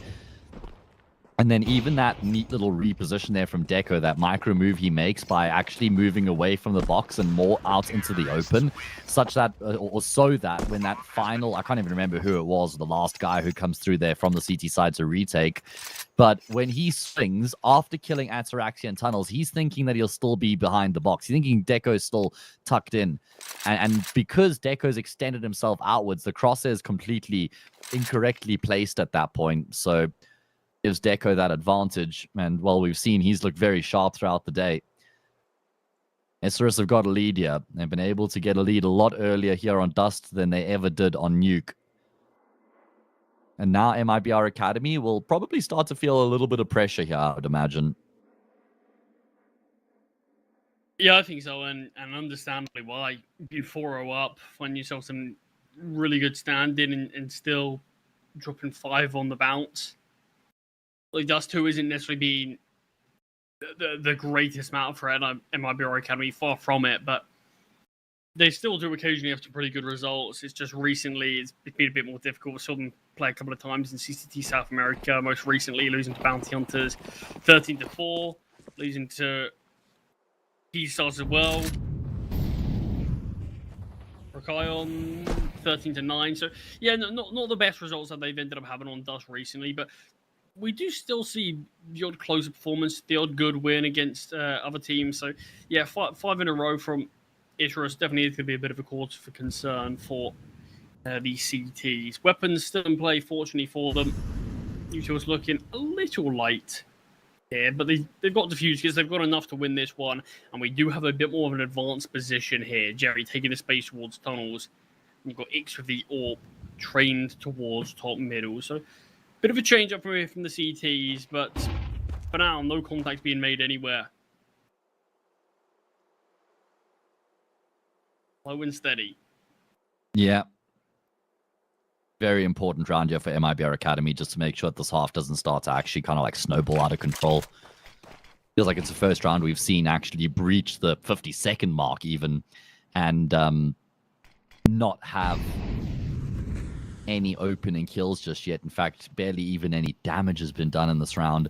Seems like MIBR Academy have got a pretty good idea of what's going on here. Isurus know they have to bide their time and wait for the multiple breaks of the smoke to come through. Surprised there wasn't another big frag on the extremity of the map on the opposite side, but it doesn't really affect Isurus all that much in terms of trying to actually get the bomb down here. Bomb has been planted. Storm's in close by, has spotted the head, but that might bait. Okay, swinging their first kill. Okay, does swing off of that. Quick enough to save his teammate. Flashbang's good for Flash. Okay, swings in towards CT. Will be found. It's all on Atarax and his orb. There's an orb from the other side of things. Bomb half ticked. Swing gonna come through with Flash. Finds his second, and MIBR Academy will finally win their 5th round. It's been a long time coming, but they can tie up the scoreline once again and keep this one a little bit more competitive. I mean, obviously, when we have seen MIBR Academy play this map, they're not necessarily a team you look at as having a massive favourite on the CT side or T side. They've struggled at both. They've had some good maps on both sides as well. So it feels like it just depends what version of MIBR Academy we have today. But I wouldn't mind seeing them actually on that CT side, or on that T side, sorry, seeing what Stormzing can do. They had a lot of cheeky plays, took a lot of really good timings, and from map like Dust 2, can be a little bit more punishing. But equally, I think he's playing as A game, Manuel Math, a great kill from Hez. Acceleration down towards V. Jerry, just get your gun out. There's a lot of bodies nearby and no kills to be seen. Near enough instant save call. Yeah, lovely pathing coming through there from the entry players into that B-bomb site there from Isurus, wrapping around the box, pincering onto Jerry's position. It's just impossible for him to actually get anything done at that point. And MIBR Academy have just been steamrolled here. It was a very nice retake in the previous, like you say, but they have not been able to put up any sort of semblance of a defense here this time round. And Isurus are even hunting, looking to try and maximize the damage. There's only Revolts left. There's nobody even close to the bomb site at this point, man. They're all hunting in Revolts down, and they will find his position and take him down, which means it's going to be a bit of a broken bye for MIBR Academy coming into the last round of the half. And they were, well, at one point sitting pretty at 4-0 up. And since then, Isurus have won 6 of the past 7. They've gotten a lead, and they should even secure a lead, I would imagine, going into the second half. And the concern here for MIBR Academy is that Isurus are actually better by some distance on the CT side of this map than they are the T side. Ooh, that's a find. I love seeing that, because you get out of here with your auto sniper. I think it was Hez who had the auto, but still. Honestly, that is the thing that upsets me most, is when you've got so much money and you're like, oh, let's not necessarily even BM, more in terms of, well, I get a few auto snipers down mid, and you just don't have it equipped. Come on, Valve, give us a bigger choice of weapons that we can actually have equipped now. I don't mind it, mate. I've got no qualms or issues that the auto sniper is barely ever features anymore, because people just don't have it equipped in their loadout. Good riddance is what I say. Ooh, hot take there. Yeah, acceleration out towards A at least. Actually is undefended. We've got one of the CTs in towards the spawn instead. Not really any utility to force him to off this bomb. It's an easy plant for Isurus, and 4 or 5 kills away from seeing them take the lead, moving on to the second half here. Obviously after being 4-0 down as well, which makes it even more impressive. Eventually sent in, RTK spotted, there's 1 kill found. Deco is able to swing off of this as well, and just so many of the T's fighting towards this sort of ramp position. In fact, on 3-on-3, there isn't actually a diffusion in play. The bomb's going to be stuck soon. Time's too far gone. Jerry, any kills would just be consolation. But Isurus 7-5 after being 4-0 down on their map pick. What a resurgence that they found themselves with. Absolutely. Very, very well recovered from Isurus.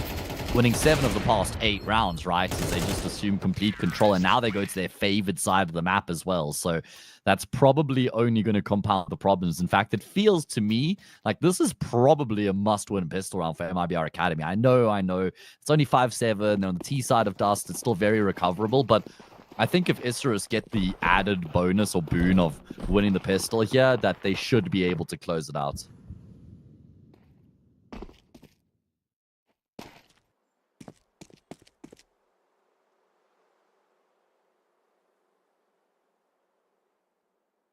The Isurus make a bit of a resurgence at the start of the second half for them. MIBR Academy have to, if they can replicate anything of the sort. Stecco out towards mid, bullets not far off connecting, but not quite put pen to paper just yet. Dotty on this bomb side towards back plat, easy first kill for him. Deco's chimed in as well. There's still a player towards cars that hasn't even been needed yet. Storms in the smoke, has to find something now. We'll manage to at least get one. Instead of 1 versus 2. 1 versus 3, in fact. There's a player behind him. There's the first. Okay. Ooh, I mean, there's a world, but needed to be lightning fast with some of those shots. Yeah. Tough spot for him to find himself in, regardless. But a storm certainly is brewing as Isurus have put themselves even more likely to take map number 2 and indeed bring us onto Mirage, which you said pretty much from the get-go here of Dust. Yeah. I mean, I'm not surprised at all that that's the direction in which we're currently trending. If it does go to Mirage, well, it's actually a map that MIBR pick pretty frequently. It's their second most picked map behind Nuke, and they've got a 60% win rate on the map as well. So I feel like their chances improve compared to what their chances were of winning here on Dust, and it probably brings it back to, like, I'd even say like a straight up 50-50 game, honestly. So I'm very intrigued to see what's going to happen. I'm very intrigued to see the Force Spy here as well. Am I tripping, or there was no bomb plants in that previous round, right? That was No. there definitely wasn't. So, yeah, it's going to be a forced Force Spy, if I could label it like that, considering that this is kind of unorthodox. What do you make of this? Because if they lose this here, it's 5-10 before they get to invest again. Yeah, I mean, look, it's not a nice spot to find you, but it feels like this is probably a little bit desperate. MIBR, but they are just needing something to work now. Perhaps they are looking at things and saying, we take the eco, just a 4-off finishing things out, and perhaps not confident enough at the T side, or just don't want to have to fight back from that deficit. But equally, it could get even more doom and gloom if it goes against them. So Hez in the exact same round on his T side, finds a double opener with the Deagle. This time we will see a Deagle get an opening pick on Ataraxia. Speaking of the devil, Hez on this bomb site ready to receive this pressure that the T's are going to provide. Tapping away with the M4. Kills from the CTs. Deco has been brought out low. He is still standing in the smoke for now. So much damage has been dealt to the CT. It's just the killing blow. No one can deliver. 14 HP is the highest health player. I mean, Jared probably couldn't really have a worse weapon with this scout. He's playing with his sidearm for obvious reasons. Dotty, the next to be tested, will be found. This opens up a lot of space over towards B. MP9 is the perfect weapon for the job here. Absolutely.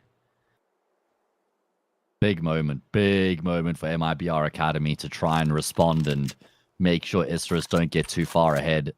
28 health between 2 players here on the CT side, and they're going to start to aggress up short in tandem with one another. Jerry will be prepared, and he's spotted the second player out as well. He's got the info. He's not going to hang around for that duel, and he's going to smartly take the long way around, right, Jerry? Oh, okay. Nope. They have a smoke grenade to safely part their way up. Doesn't look like it's the best smoke either, to be honest. It definitely wasn't. In fact, it's a really poor smoke, but still, it'll work the trick. You imagine Storm's in the corner with the MP9, should be able to lock it in, and he does. Force Spy prevails as MIBR Academy will open up their accounts on this T side.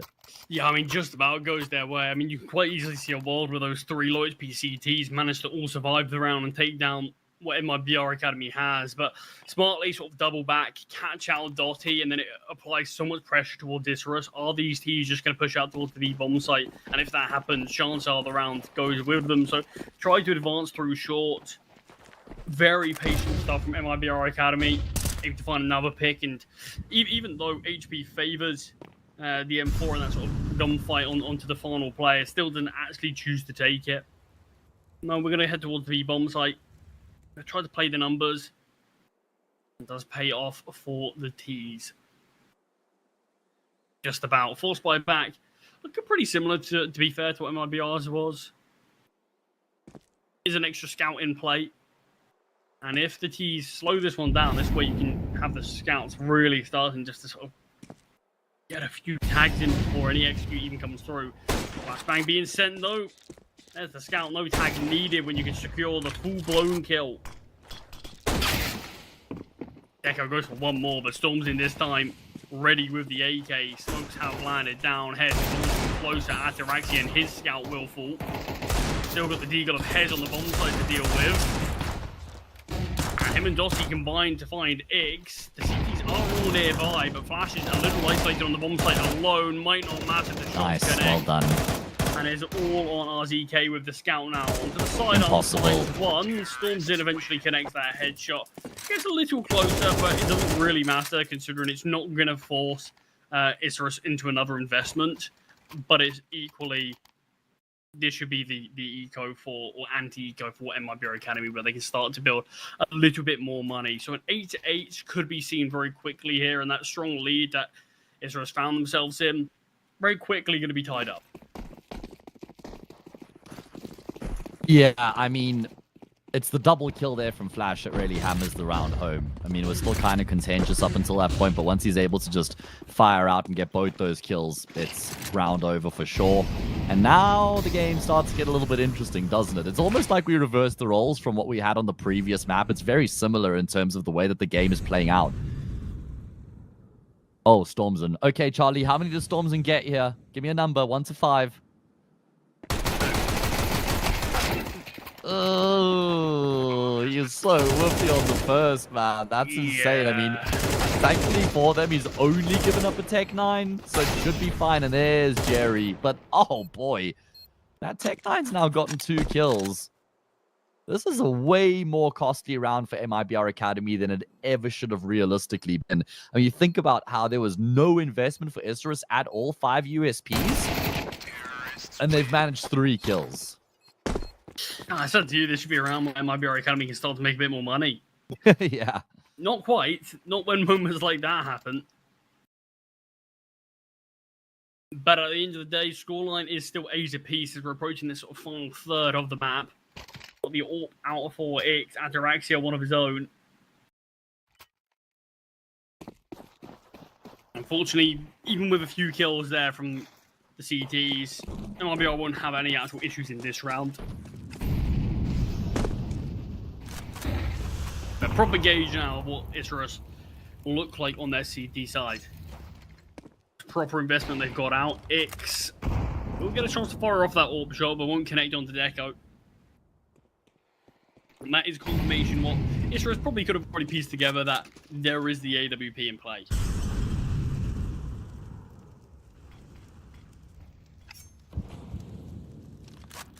Yeah, Isurus would love to take advantage of all of the economic damage they inflicted in the previous round.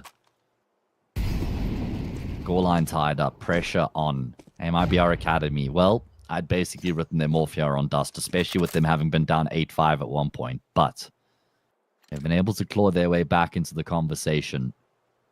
If they win this round here, you've got to label them as favorites from there to get the job done. They'd be up 10-8, you would imagine, assuming that they can convert against the half-buy/eco in the next.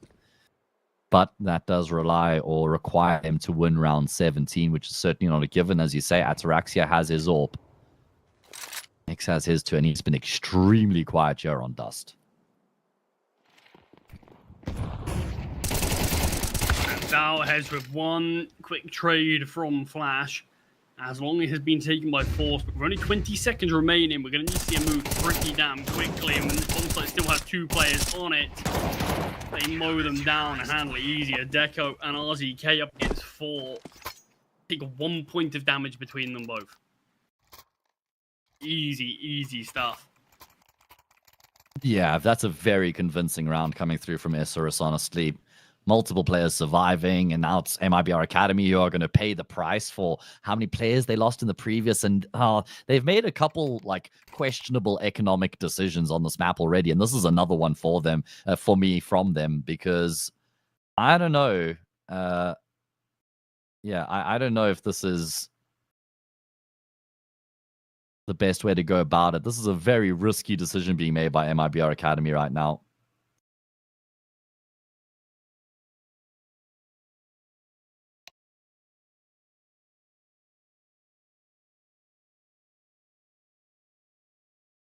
I mean, like, I don't hate it if they have something specifically in mind for a round like this. If they have in sort of intentions of what to do when money's a little shorter, and I'm all for it. But yeah, I really would hate just to see a bit more of a default round and try to slow things down. Because like when you're limited on both utility and investment, asking for a lot to go right. But a couple of players towards long early, including the bomb. 3 starting towards tunnels, but 2 of which clearing out lower initially. Isurus playing relatively disciplined across the map. We're not seeing any early aggression from Deco towards short. Not seeing anyone have that heavier looking towards middle. It is just holding for any of the T-side aggression. And here is some of that T-side aggression through the smoke. Deco has stepped, has just backed away. Stormzy can punish. And instantly, both teams slip back in towards middle. Oh, big kill back there. Free. Yeah, it's so free there for Hares onto Revolt, and it immediately kind of undoes the hard work of that opening kill. Ataraxia, nice and easy. That's going to enable Hares, who's smartly repositioned to the ramp. He hasn't been too clean with it, though. I mean, for a guy on 17 kills, you maybe would have expected a little bit more from him in that position. However, an advantage will persist here. Isurus with a really good opportunity for my money of actually just straight up like putting MIBR Academy away if they can win this round here.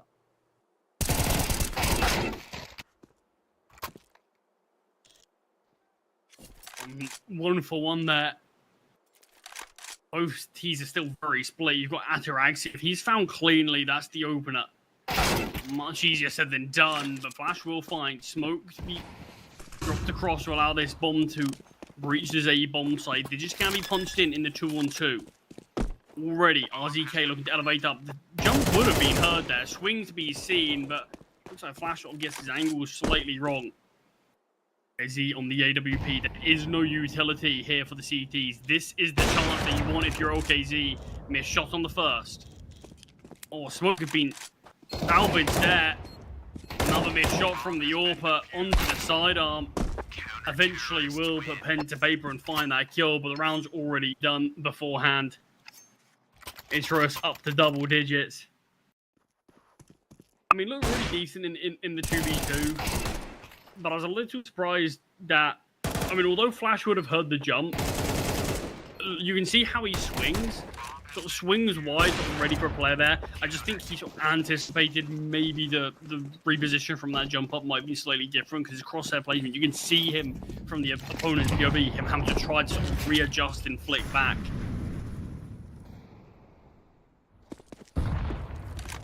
Yeah, it's unfortunate, but it's just really well done there by Isurus. I mean, X would have probably wanted to have done a bit more from that position, but still not really much of a chance for him. The defuse comes through. He's been able to at least save the AWP to give them something to work with here in round 19, but this should have Isurus written all over it. They've been more reliable, I think, at winning rounds they're supposed to be. Not the cleanest spray there from Deco, but at least he's been able to kind of stave MIBR Academy off here and keep them at bay.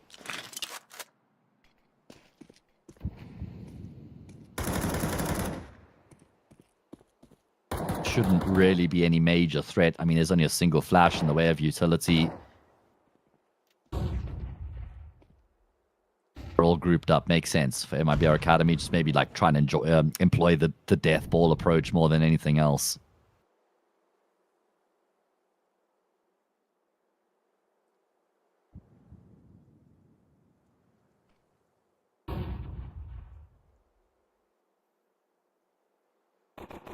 Towards long, you do have Hez who will be found. Ataraxia with the AWP. The T's looking to bait out the AWP shot.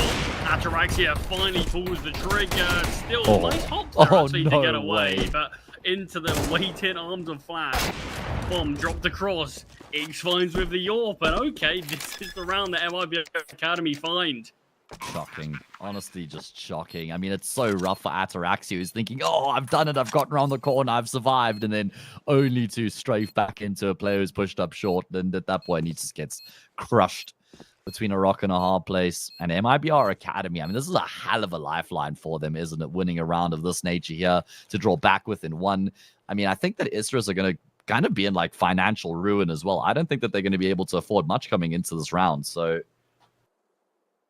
troublesome times here. I think some troubling times. I mean, that's the thing as well. In the next round, at least. We saw what happened on Nuke, where Isurus did find 11, but they sort of hit brick wall after that. The fact that you can sort of deny them getting that close to sort of the safety net that is 12, securing overtime at least, yeah, will do wonders for MIBR Academy, who certainly have had a bit more life to them on this T side. You spoke about this economy. Let's actually see what it's going to do.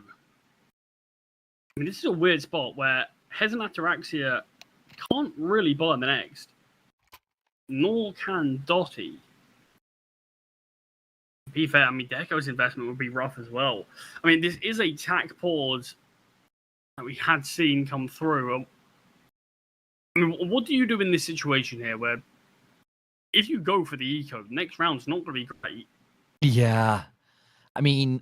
RZK will be perfectly fine. Deco will be touch and go. The other three, not great at all. So I reckon you're kind of coerced into having to just go all in. I think your hand is forced at that point. I don't think that the full save, unless you do like the full save half by gun round after that, but they don't really have the amount of rounds to play with for that option. And it looks like they're going to save their money. No, never mind. As soon as I finish that sentence... Oh, very late, though. You can see how late Which is weird, right? Because they actually had like a attack timeout before the round as well. You thought they would have made a decision then, and Revolts has gone one and done.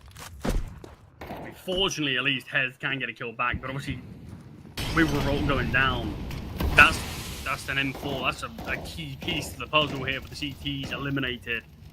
It seems like you can always rely on Hez finding something with this Eagle. These look like they're going to continue to traverse their way up towards A, which will be what Isurus want. They've got most of their bodies nearby. RZK with this M4 as well as close. Nothing's been heard since Hez. CT has made that step. There is a Molotov.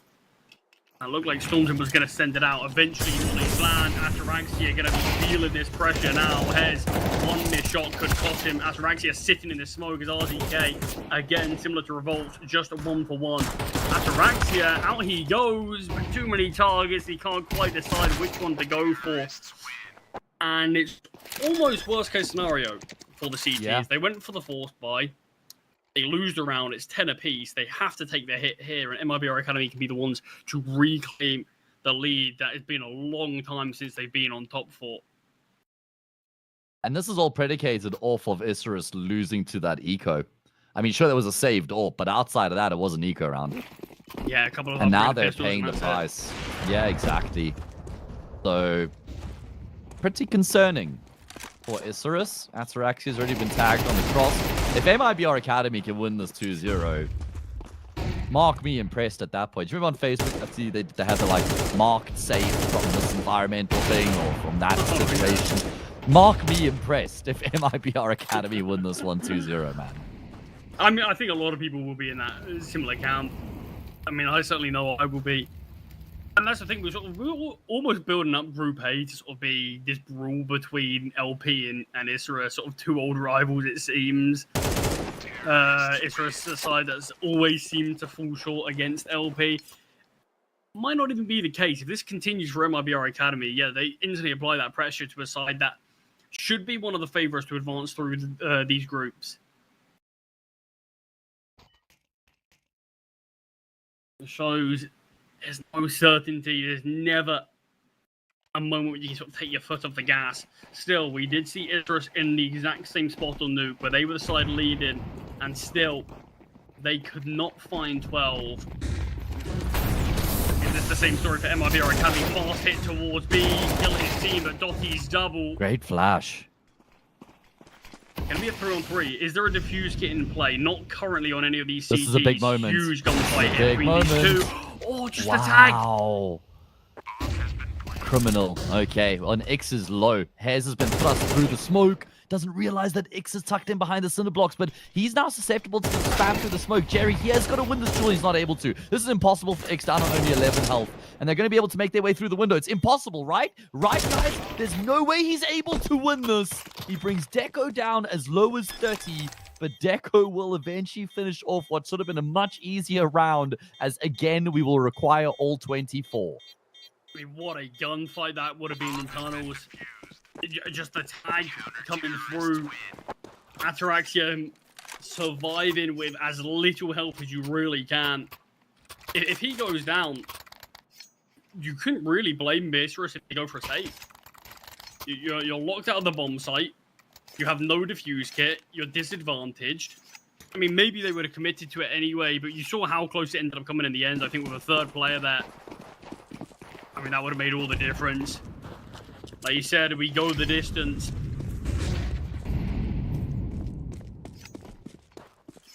Well, let's see. Will it be the same as the previous, that we get it done in regulation, or will we need even more than the initial 24?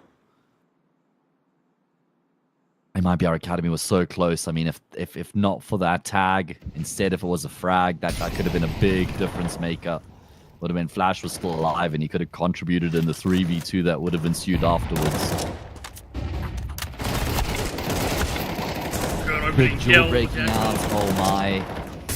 Well, he's just spamming and hoping. Stormzin's not wanting to advance much further. He drops out this smoke. Deco is pushing even closer. This gets really weird.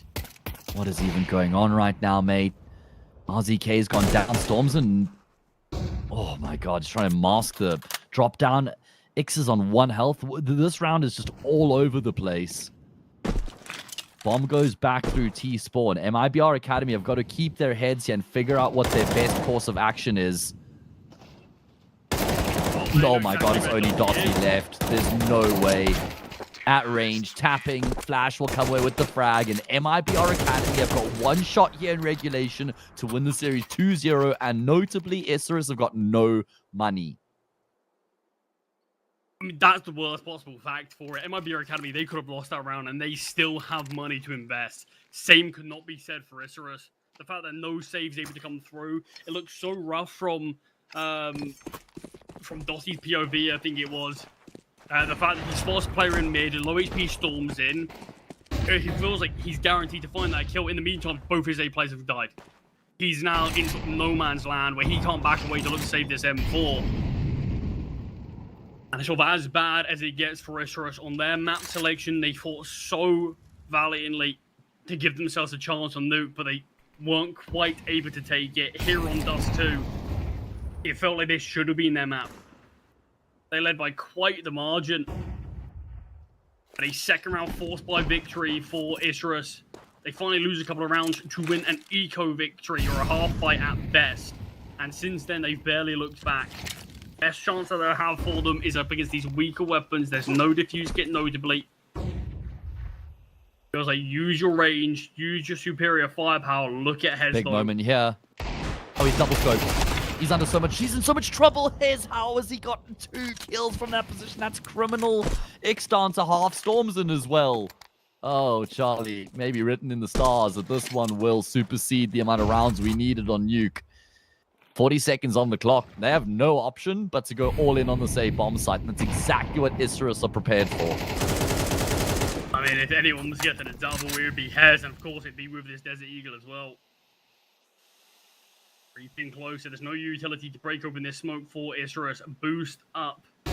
Nothing spotted. Flashbang comes through, and Deco with a scout pot shot. Time is ticking even lower. We need CTs get a move on. Ataraxia on the bomb site, tucked behind it. I guess this bomb plant is going to be tough enough as it is. Kills Arsene to bring back to a 2-on-2. Bomb needs to be retrieved and planted, and it just about can be. Revolt is so low. A player Take the big flank. wrong. It finds what a readjustment from him. And RZK in a 1 versus 2. He has the HP, but there's still 2 to find. There's no defuse kit. There's no utility. This is a raw individual moment from RZK as he creeps ever so closer. He could catch the AWP of Garja. He could swing on X, and then there's no help for Revolts. And he will. He does. Frag found. Revolts. He's going to get spotted as he jumps up. He does indeed. There's no health, and RZK's done it despite not having a kit. There's enough time. The clutch from the stand-in / new edition, we don't really know. It doesn't really matter because he's won the round for his team to force the game into overtime. Yeah, that's a great chance for MIBR Academy. Not quite sure why X is so confident he's going to be towards long there when there's about 15 seconds on the clock. True. Surely you start to consider CT is going to be the play. Your teammates watching short and seeing nothing. It feels like a bit of an oversight. And you can see him start to get a bit uncomfortable, swapping to the Tech 9 and wanting to retreat. But yeah, the fact he goes down so easily and you've got a really low HP teammate. Only a couple of seconds in it that needed to delay.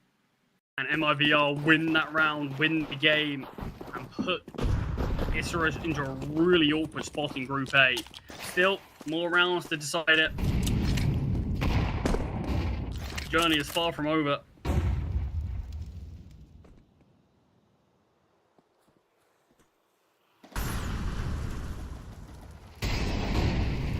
Yeah, true. No end in sight for now. I suppose one benefit for Isurus now bringing things to overtime, they don't need to really worry about finances as much. Because that sort of plagued them a little bit towards the end, particularly when they had that awkward decision. Do you go for the Force? Do you go for the Eco? Ended up going for the Force, which ended up leading them to losing that round, and then having the Eco in the next. It just gave up a good round to MIBR Academy. Nice pick from Jerry. Deco gets sent in. Okay, the molly should have been heard.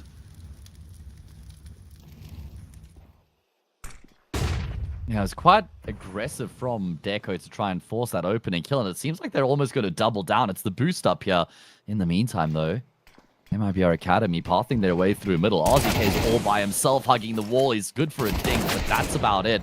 And Dotty just in no man's land. He was going to get rounded on by Revolts. It's a flawless round here from MIBR Academy. Well, maybe not so flawless with the missed shot, but it's still okay.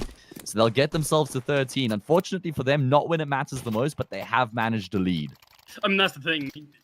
The fact that they are still finding rounds doesn't seem to phase them that they've lost the previous. A really good opportunity to close out this map and series. And I was a little fearful that once Isurus have weapons in play, they are going to be able to show, yeah, this is why we picked Dust 2. This is our map for the take-in. Now we don't need to worry about finances as much. We can just start to showcase what we can do. Because the fact that we already saw one instance of Isurus actually stringing rounds together on that CG side, probably a little concerning. I mean, everything else they found was just sort of one-off moments, which is winning the pistol, winning that final round in that 1v2 clutch, a couple of rounds beforehand, tying things up 11 apiece. It was never anything concrete, whereas surprisingly for MIBR Academy, a team who have been very hit or miss on Dust, they did have a few more 3-round streaks, a few more moments where they looked a little more solid from. To be fair, it's a similar story for MIBR Academy, though, when they move back onto their CT side. Because obviously they led 4-0, but a lot of those rounds came right down to the wire, so they never really had enough economy built up. And as soon as they lost one round, they all started to spiral from there. Opening kill from Ataraxia onto Revolts. He had the spawn, went for the peak. Loses his life in doing so. This is very close good work. towards mid. Is he going to clear this angle in the doors? No. Not even close. Doesn't even glance in that direction. I mean, that's just like... I guess that's just a symptom of the fact that we're in round 26. Missing those micro details. Should just be part of your protocols whenever you're going through there, but goes unchecked and gets punished. Very important for Isurus, right, to make sure that they tie up the scoreline here in this round.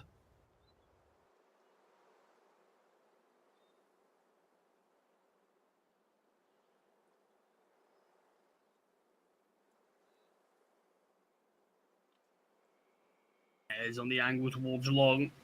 MIBR Academy, if they want to win this round, have to find this kill cleanly. Util thrown out. Hez finds one. And that's all he really needed to do, to be honest. He gets information where these keys were, goes 1-for-1, keeps his team in this big 2-man advantage. But now Ataraxia is the only player towards A. He's still a bit cautious about short. He's going to elevate up towards this bomb site now that he's got teammates flanking behind. TTs have a lot of bodies nearby. Nothing to actually deny this bomb going down, but a tag's not a bad way to start. Jerry gets a double. The bomb goes down. Ataraxia is trapped towards Gandalf. A drone kill is found. Jerry is on for the ace. No way. Both players RZK again. Another, It's him again. In a 1v2. And he knows they're both there. Wow. What? How's that the kill to finish it off? I mean, a ridiculous ace out of Jerry. He's a magician with the way that he's been able to win that round for his team. 27 kills on the map. Talk about taking the game by the scruff of the neck. Oh, I wish we could see replays of that. I mean, the 2 kills he finds initially to even allow for the bomb to go down is ridiculous. And you can see the pressure Ataraxia finds himself in when he's trapped towards Gandalf. Knows that with the York, there's not a lot of movement, a lot of chance that you have, but still mind-blowing stuff results. Patiently does wait. He's aware that Ataraxia is going to peek into it, but good reposition for Ataraxia just to back away. Nice pick here. They know there's a second player. Stormsins turns to be the hero.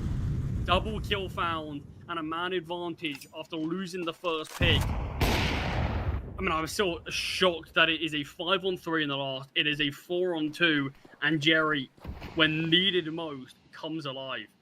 Yeah, and it's almost like Storms in a bit of a micro way has done something similar here in this round as well with that quick fire double.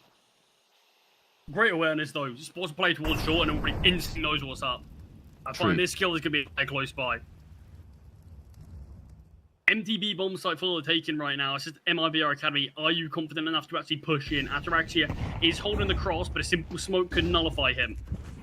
Smoke lands down now. Got a shot through it. Is utility that can be sent towards the window, but for now, nothing will be thrown. Instead, it lures Dottie into a peak. And our kill team, Ataraxia has to respect the bomb plant as Hez wraps around behind. This is a chance for MIBR Academy to give themselves 3 map and series points. Ataraxia elevates up, shot to be fired. No swing from Flash, surprisingly. Likely as they don't know exactly where Hez is. Now that they do, it's simple stuff. MIBR Academy, where has this been? I mean, this is unreal. It's a good question. It feels like some sort of a switch has been flicked since we've gotten into overtime, honestly. They're just looking like different gravy.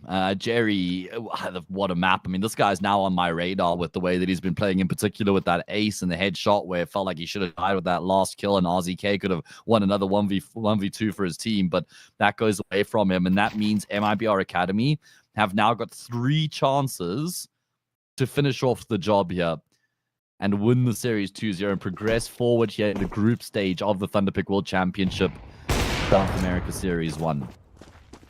Cheeky, or 2 orbs here. Very, very cheeky. Because, oh, never mind. It's Isurus on the T side. I was going to say, if they lose 1 round, their money doesn't matter, does it? So it's all good.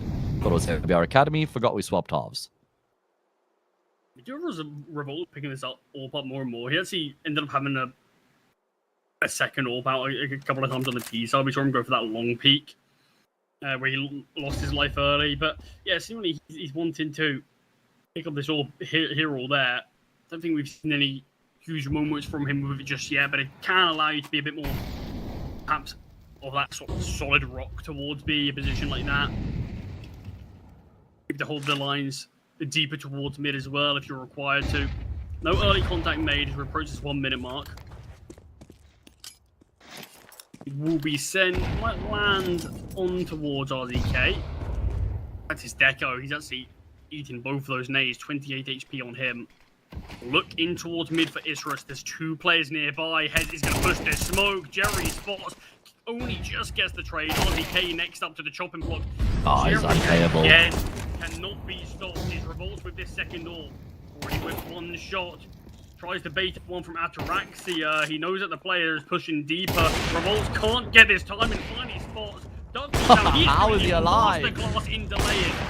Oh, wow. And finally, this double AWP pays dividends. We saw him have it out a few occasions. Couldn't quite find anything. I mean, missed the odd shot here or there, but was just felt like he was toying with his food slightly. What a game though from players like Jerry. For moments, magic moments with Storms, and obviously particularly on map number 1. But Matt, the thing that sort of shocks me most in this series is what you highlighted in the pre-game or on map number 1, where you look at this MIBR Academy side, and it doesn't feel like this is the particularly stacked roster individually, and yet today, without a doubt, they were the better team individually. Definitely. When we see performances like that from Jerry, you've got to kind of wonder, mate, what's going with the sub 1.0 rating, you know, at least in terms of his time on MIBR Academy. I mean, a hell of a moment to actually step up. And it's just so impressive, the composure from this Academy team, if we think about it, right? Because they were up throughout the entirety of Nuke, and then the game almost got away from them. They fall behind 11-10, and then they have it in them to actually keep their composure and win the last 3 rounds of regulation to win that map 13-11. And then even on Dust as well, like where they're down, 8-5, I think it was at one point when they were on their T side, and they were able to then battle their way back, and it seemed like they were trending and going to win the map in regulation. 12-11, they play against a shoddy buy, they can't win that, but that doesn't break them mentally. They still come back even stronger, winning like 2v4s, 2v5s, huge clutches. So now color me impressed there, man, from what we've actually seen out of MIBR Academy. Very, very deserved victors, and I think Isurus did leave a lot to be desired. Like, I've actually definitely seen them play a lot better Counter-Strike than what we saw from them today. Yeah, I agree with that. It definitely feels like a mixture of both. I don't think Isurus were on their A game, but I do think MIBR Academy were, and this is probably why I was maybe a little critical of them in the pre-game. I hope I didn't go too overboard with this side, but games like this is why I want to see more from these guys. Why I want to see them not necessarily make the deepest runs into playoffs, but when we see them in events like CCTs, I want to see them see if they can push into the playoffs. Not necessarily get quarters, semis, but if they can make playoff runs, things like this. Because I think this team is good enough, and we're seeing them, as time goes on, ramp up even more. We're seeing some of these younger players start to sort of come into their own. They're not necessarily these young teenagers anymore, still sort of obviously young men, a lot of time that they're going to have left in their career. But games like this, it does back up the claim of there is a reason why this project has been together for a long time now. This is a reason why we haven't seen a huge amount of chopping and changing with this side. Sure, that there's been the odd player that have been on this side for longer now, but there's a lot of validity to this, and I'm hoping for them, particularly here in Thunderpick World Championship, that this is going to be the start of something special. I think it's still a very good chance that it could be. Either way, that is our first or second game, depends how you want to look at it, of the game of the day done and dusted. Obviously, we didn't get LP versus Vasco. I mean, at least I think you kind of like spoke about this, that there's the double Elim bracket, so Vasco will have another chance, but it also feels like that would have been the ultimate result, that LP would have won that, right? Like, I had full faith in LP actually winning that series. So it always sucks when you don't actually get to see two teams play, but at least the forfeit is in the way that you would have expected the game to have gone. So obviously now we just had this result here, MIBR Academy, which means they will play against LP in the winners match on Thursday, and Vasco will have to play against Isurus in that elimination match. And that means we still got 2 games left remaining for the day. After this will be Heat Stars taking on Yawara in about 50 minutes, and then MILLE taking on GameHunters. And you guys are going to be in some very safe hands and good company with Mr. Mark and Vincent. Either way, like I said, that does mean we're going to have a bit of an extended break now between series. So you can go far, but like not too far. You got to make sure you're back. So get a snack, get some chow, and then be sure to tune in for that next series.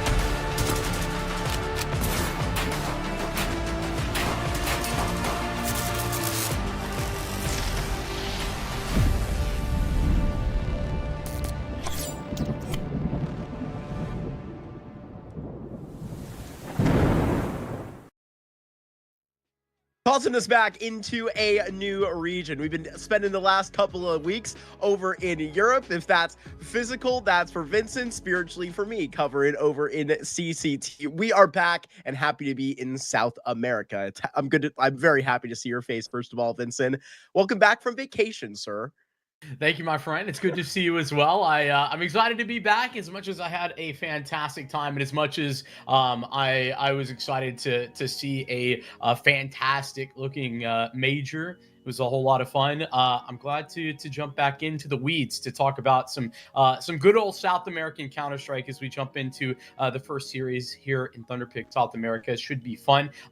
We had just the one game earlier today. Things were a little maybe slow to kick off over in Group A, but Group B is where we will be heading as we get the opening matchups for these couple. We got Keyd Stars up against Yawara. Changes for the Keyd Stars, and boy, do we have changes if you're talking about GameHunters and MILLE. That's going to be kicking off a little bit later on.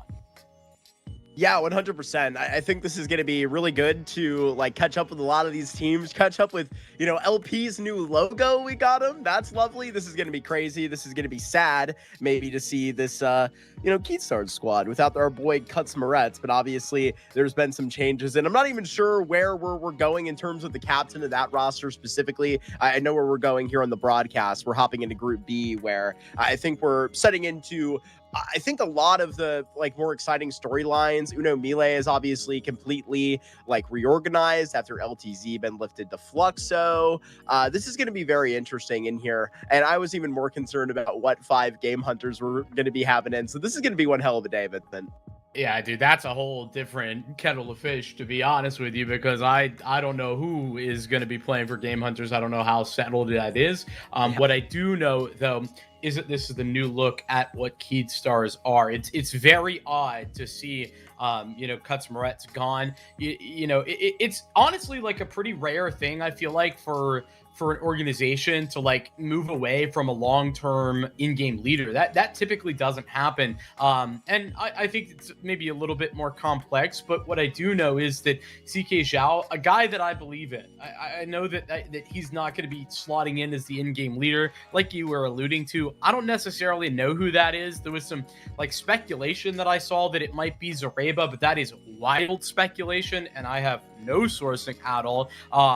But I do know that from a firepower POV, I do think this Keyd Stars team still should be pretty decent. And listen, I think that at some point, maybe looking towards replacing their in-game leader might be wise, considering they've sort of been treading water for a little while, even as they make 5 different roster moves over the course of this year.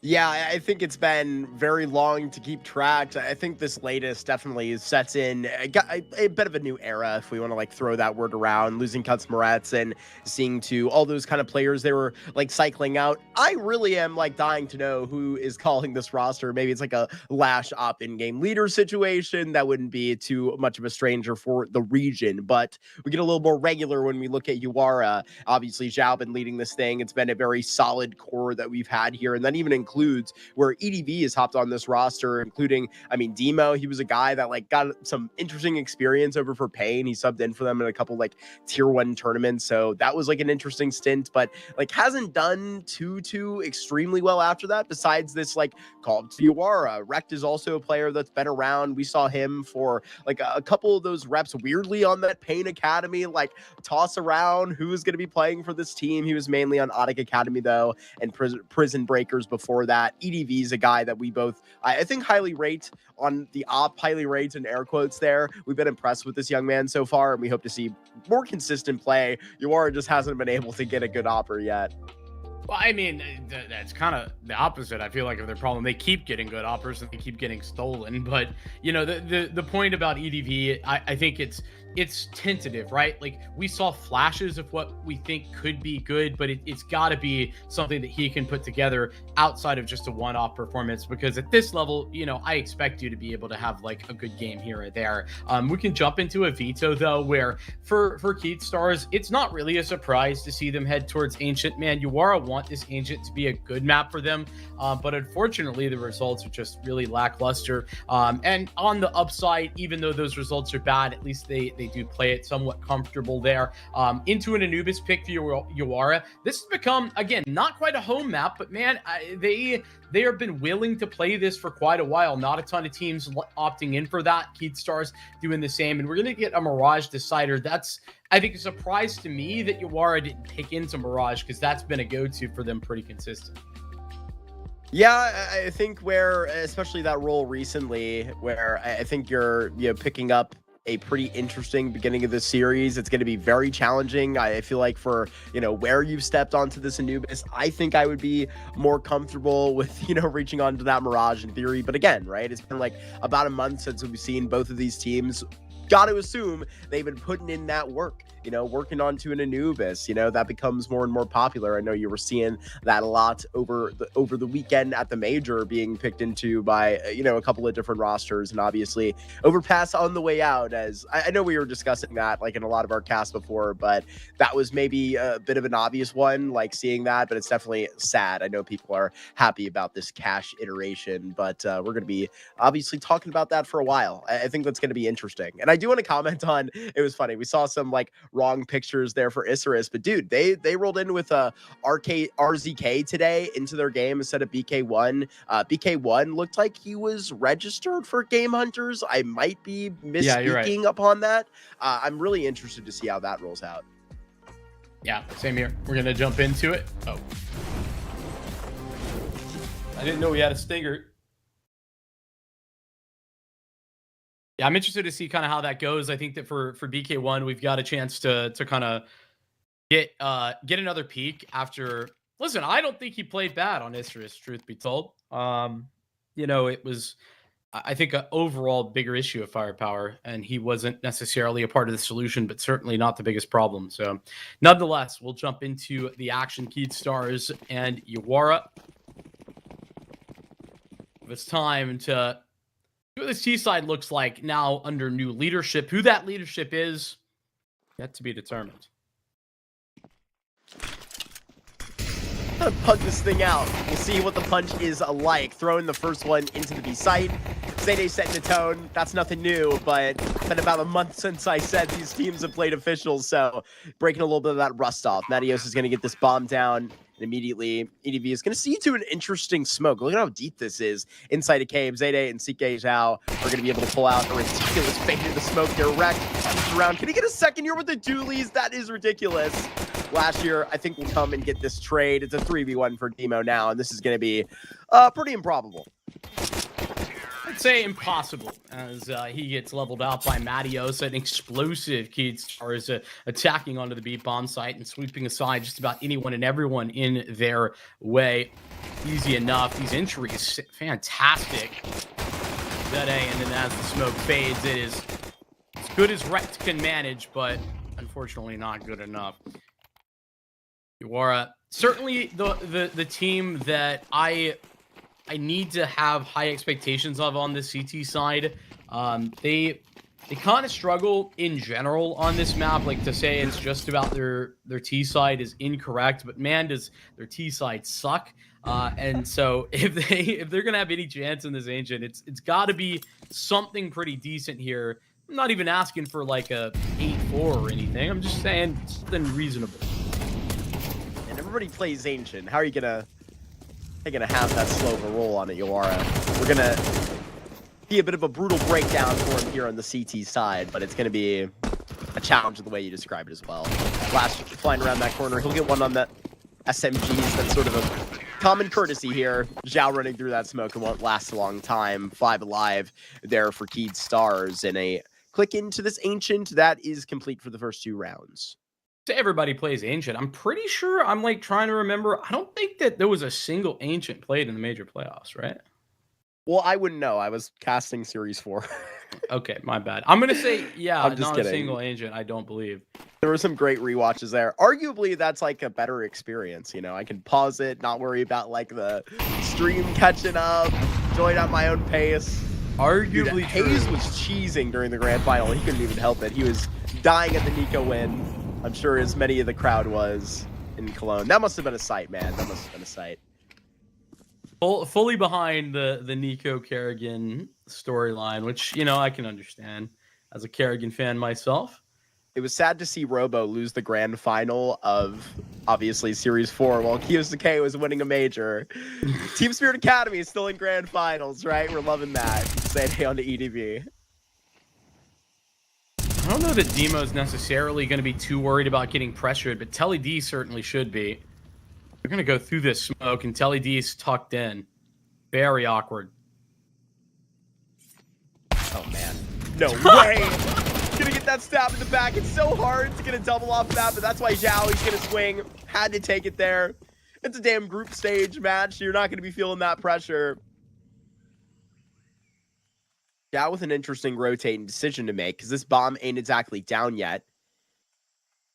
It's down inside a cave. That's where he can come to really have issue here. Off angle of Donut. He's got to be guaranteed 1 of 2 kills. He perfectly lines up the spray transfer there. A little bit of luck on his side, but it'll lay Yawara their first round. It's nicely done. I think a lot of chaos being sown in that, and obviously the fact that Telly D is pulling out his knife is, I enjoyed it too, Mark, but it is a little bit wild, a little bit crazy. Probably should just shoot him next time, but for the funny and the money, all good. There you go. Stars lose out. It's a nice hold as well. Just shout out Demo, who doesn't end up getting a kill, but really does delay quite a bit inside of Donut. Or taking a little bit more forward approach to this round as they take space in middle. And in fact, Telly D is going to keep on pushing. This is quite the ambitious move. Never mind. He'll sidestep probably for the best as that smoke starts to fade away and Keed Stars encroach.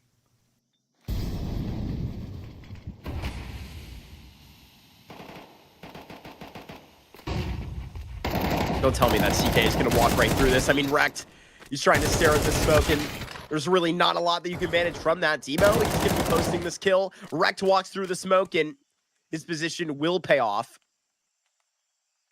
Demo here really low HP, so this fight, there's a lot of ways it could go wrong. Putting Lash in a duel against 3, that this is going to be probably Yawara getting up 2 in a row. Got to bet on this CT side, concerned about their offense. This is where they got to start picking it up as soon as the gun rounds appear. Taking his time, though, and we'll get a path to Demo. I'm really finding it weird how Wrecked has just left the bomb, to be completely honest. And I know that this round really isn't available right now, but these are isolated duels. Thankfully, Wrecked is going to keep on moving, and we'll get the backstab. But he actually had bomb down, had access to it, just decided to flank entirely. So when he separates there, instead of either holding the bomb or working to get back in tow with his teammate, makes me a little bit concerned, but not be too worried, I guess. Nice round from Telly D. And the tethering there, too, on middle, I think very impressive for Yawara. Keed Stars making some forward plays. That CK Zhao push through the smoke, as an example, could have really turned the tide, and instead, Yawara do very well to trade each and every one of those kills. They'll be looking at an eco. Keed Stars on towards the A site behind CK Zhao's Deke.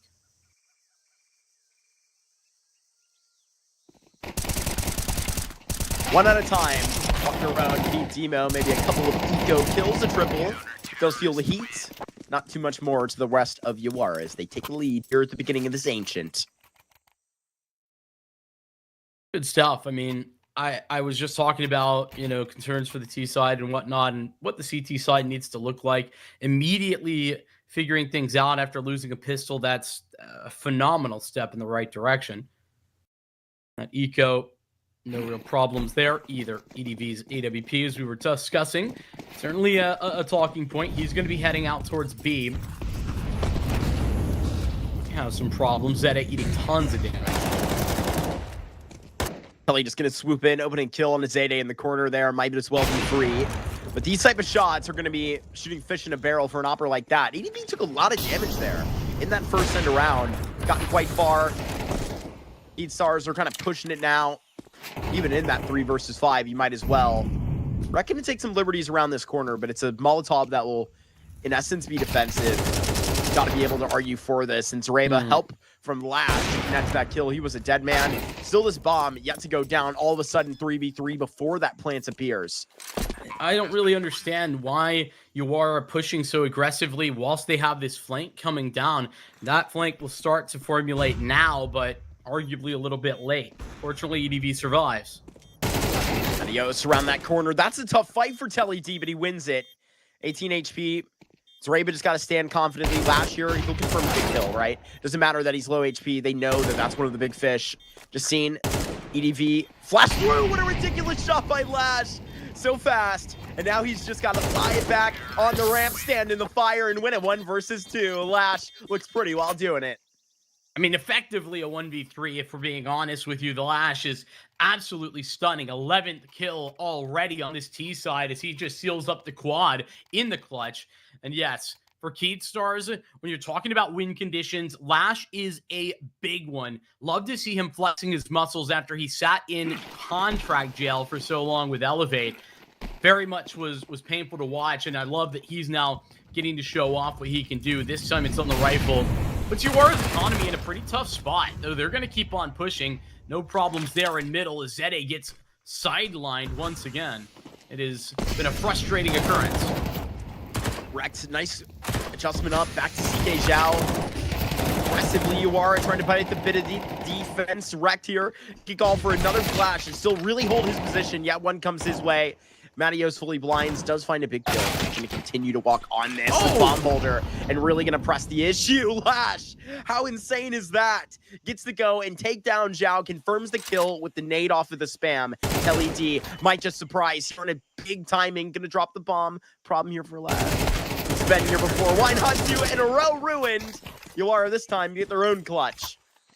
Let's tell D back in that direction. He's been the incredible rifle firepower for Yawara that's constantly powering them up before they got wrecked, who's been phenomenal over the last couple of months since joining. Keydstars, I think, overplay their hand just a little bit. Matios needs to be aggressive initially because they're at a deficit, but then once it's a 2-on-2, bro's got to ship that bomb out onto the site and get it planted. He just doesn't do that at all, and unfortunately for Keyd, it is their undoing. So a little bit of a misstep for Matios is going to lead for Keydstars to go for a force buy. This is a little bit tentative. It's 1 AK, a bunch of pistols, and here they go A. Goes out, Tech 9, gonna go here, and actually Demo right around it too, will clear it. This is not just an eco, yet they're falling like it is. Trying to out and fight on the SMG. Don't challenge Lash, takes down the rifle, and then the op, and now they're fearing 3. Last year, stop peeking this man. You can hand him a 1 versus 5. Both players are gonna be here within cave, so when he takes a fight, it's gonna be the double duel. I don't think he wants to even fight this. He can just walk away. He's got access to the bomb. Yawara, the fact that they can slip back through this, those stomping footsteps making it very clear where both of those members are located. Yawara being a little bit too ambitious about that. Now Lash runs away. Once he's out of the audio range, he'll start sprinting out towards the B bomb site. Zhao and Rekt, meanwhile, play this together. Not the wrong decision by any means, but Mark, this 1v5 is absolutely plausible. There's no kit either here for Yawara. A ridiculous start here for Lash individually, 16-4. 1 versus 3 here 2 rounds ago. Zhao may walk this up. He could have got a timing right here into Lash. Definitely didn't. Still just peering around this corner, waiting for the backup to arrive. Audible cue as to Rex rotation. Hops in. They're not going to be shy about it. Last year can line him up, but the SMG will find that frag. Survives on 18. Yawara, they survived disaster there. I got to be real. That was getting way too close for a 1 versus 5. Before that all happened, it was a decent hold. Yeah, listen, it wasn't even not a decent hold. Teleki and Demo do a really good job. Unfortunately, I think some over peaks definitely coming into the equation there. Yawara need to make sure that when they're making those or taking those fights, that they're just playing off of one another. That's their biggest issue in that moment. But yeah, that becomes much more expensive. Instead of a cash flow positive round, it's a negative one. And Yawara, even though they've just boosted their lead up to 2, are now still in some trouble. And because of that, Keydstars buy. That was a full investment from Keydstars. But because they get the bomb plant and 3 kills, they're going to reinvest.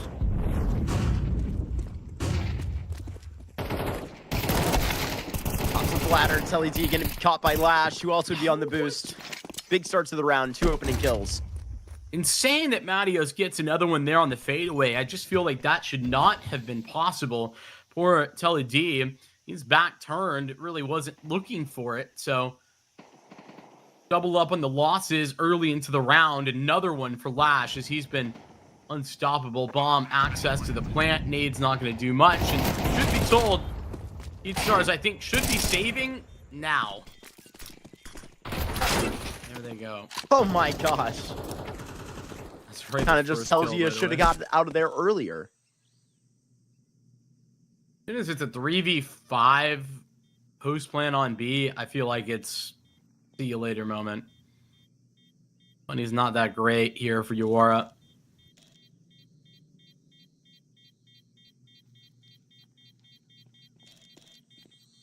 It starts playing with some momentum. Oh, How did he ShindeN!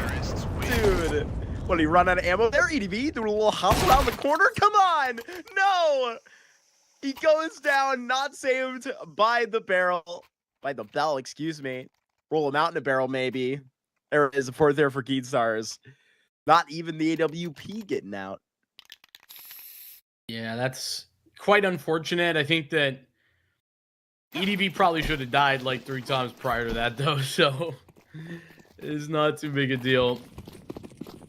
They certainly would have been trying to buy if they had saved the op without it. Let's see, full save. For the Yawara side. Or USP's LED had the little bit extra.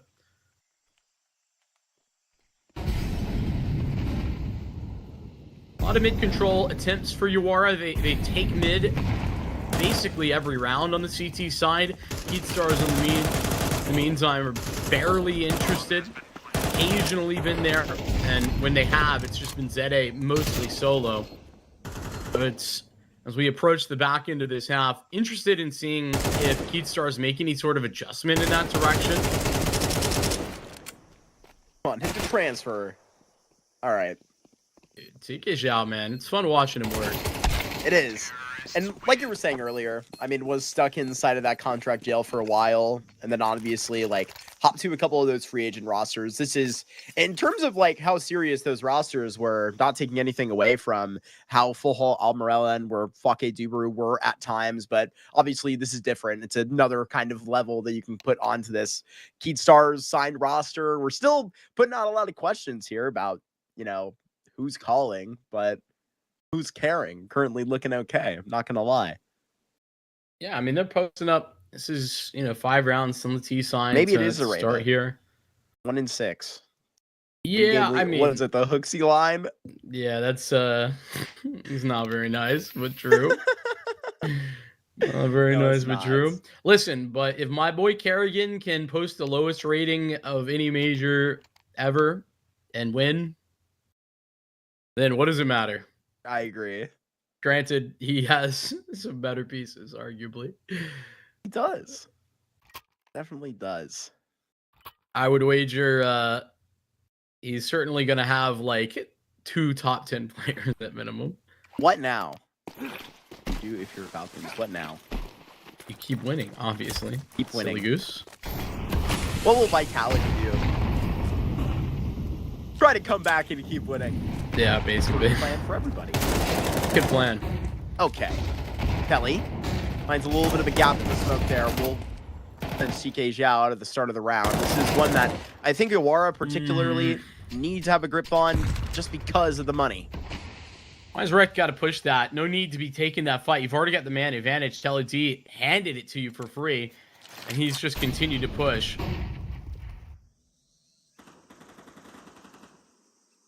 There it is. Telly on his Zareba finds low HP, but when this comes A and it gets really isolated against one player, it's going to be even very difficult for Demo to try and help here with an MP9. Zhao just going to phase out of CT. Very smart. Great decision for Zhao. He's going to maintain tempo control whilst the bomb gets planted. So with the man up, weaponry not that great.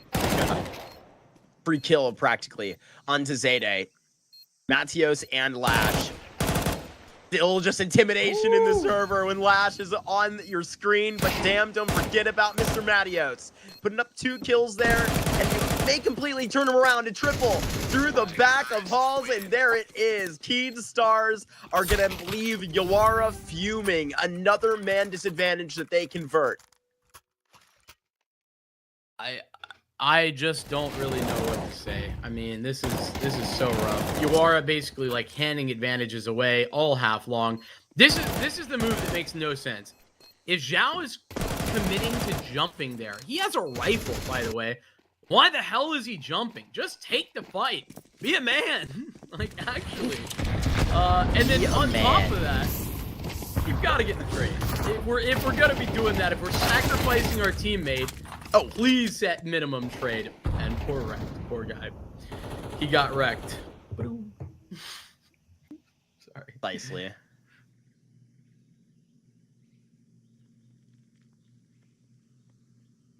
Yawara need every little bit that they can out of this first half.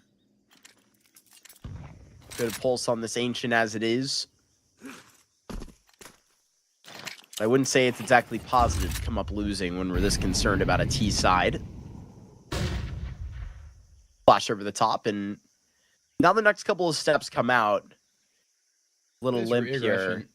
They're just stiff.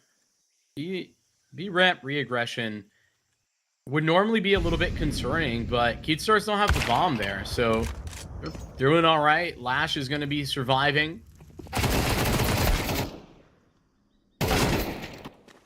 Eagle caught. Thought there was maybe a chance here. MP9 crushing down will be Lash's 20th kill of the first half here. That's pretty damn impressive.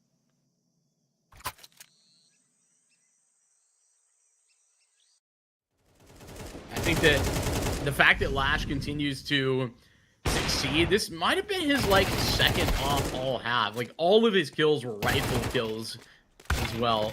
Very cool, no doubt.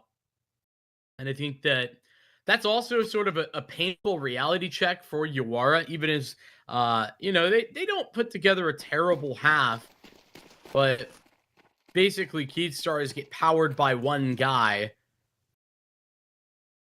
And that's never a solid spot to be in. Now they have the lead onto their CT side, nearly a 60% win rate, by the way, for Keyed Stars' CT side on Ancient. And this is where they do their best work.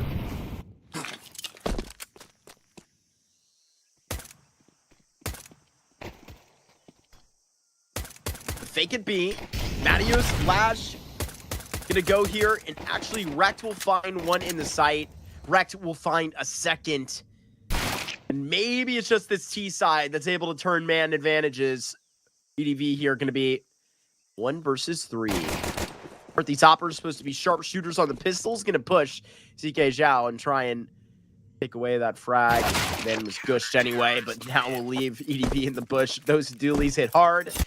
Keyed Stars into the second half. Yeah, whether in the hands of ZA or the hands of CK Zhao, those are doing damage, and it's not exactly ideal.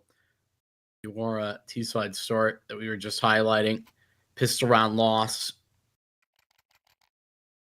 And I think it would be unwise to force buy. They won't. Singular flashbang. Good money management for Yawara as they have this one flash and it's 5 Glocks. Dodge the nades. Now they're gonna sprint. Bro. Oh my gosh, what? You're kidding. A4 gonna check around this corner. What the? What is happening? Zhao just killed Demo with the A1S. Okay.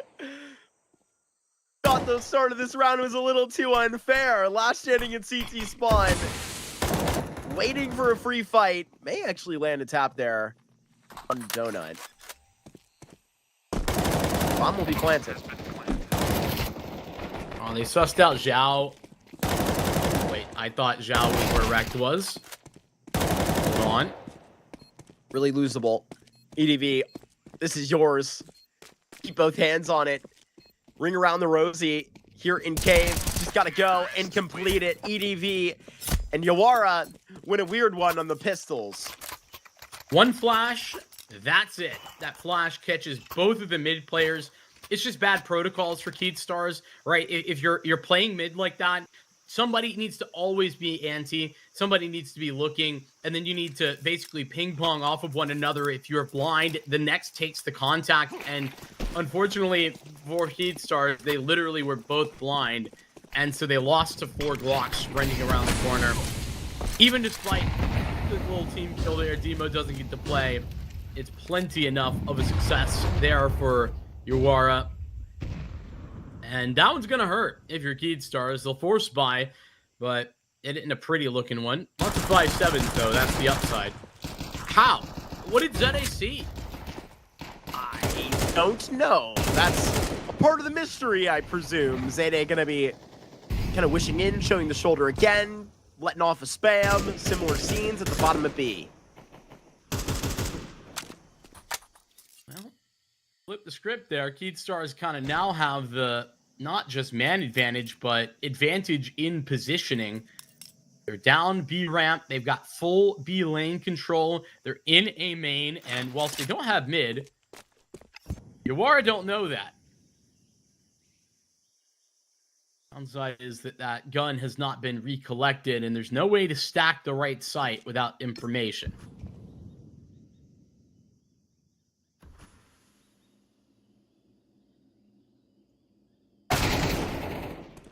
Zhao hits hard. That was fast. How about this P250 sliding and going down? Who's up next? They found a pretty great kill here at the beginning of this round. Why not now? Why not now? Walk through the smoke. Nobody's looking. Feel a kill over the top. Matios is tiptoeing through T-spawn. Just take a look at your mini-map.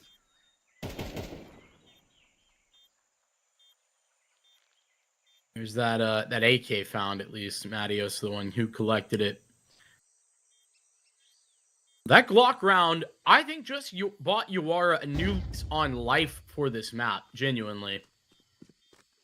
Keystars, it's one protocol breakdown that gets Yawara that chance. And from here, Yawara just need to hang on tight. Not let up. Stars, the fight to them. They have an AK. Confirmed. And see a buy around this. Keystars should just eco. Trying to shepherd Matios around and maybe get him a little bit further aggressive.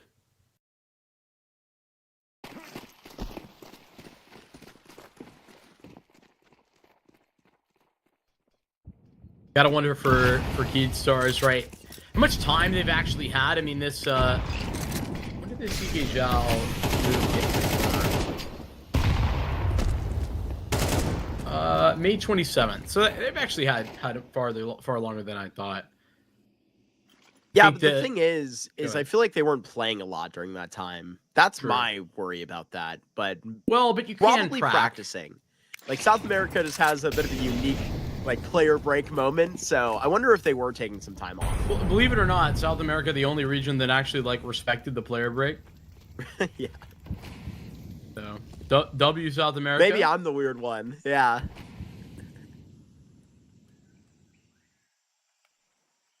Fortunately, the AK didn't really get too far, though. CK Zhao's now grabbed it back and has done some work with it.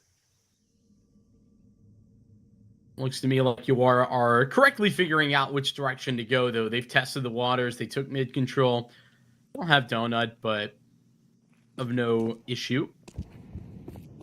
Gonna send the bomb out here on A. Keystars are making these moves fast, though. I'm not worried yet, but there's some concerns. Flash right to send it in. Sort of just standing anti-flash, waiting for a boost in actuality. CK Zhao not going to get lucky enough. Where did that AK go? Lash is wondering. Just found it. Now they can fit this fight and at least feeling the pistol. Wreck goes down, but I feel like that's the least of their worries. They here are going to be low. They're going to be happy about that if they find him. Right here, it's Yawara that just dig in deep, right? They're not peeking anything really. They're going to force Keystars to make those decisions, try and get those kills because they have to. There is TWC going to be taking down Zareba, so there's really no chance here at a defuse. Lash there on the fadeaway will get one final kill, but Zayday and Lash will at least be happy saving over the 2 AKs. Yawara, they'll be much happier to cash in the 8th round. Yeah, but man, is it more expensive than it really should be? I think that they gotta be happy to tie the game. You're right. This is a round that had the 1 AK saved, 157 purchase, and a couple of other upgraded pistols on no armor, and everyone's fault.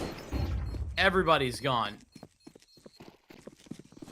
Yawara, weathering the storm of that quite expensive round, will rebind. Now Keystars are the ones who put their best foot forward. Lovely utility damage to begin with. Oh. Middle and towards B, and it's EDV over the top. Yeah, you see the reaction there. I mean, Zareba was so worried about the rush. He came out trying to underhand a flash there. Zhao gets 2 more kills. Gonna completely open up A. EDV gonna get wrecked.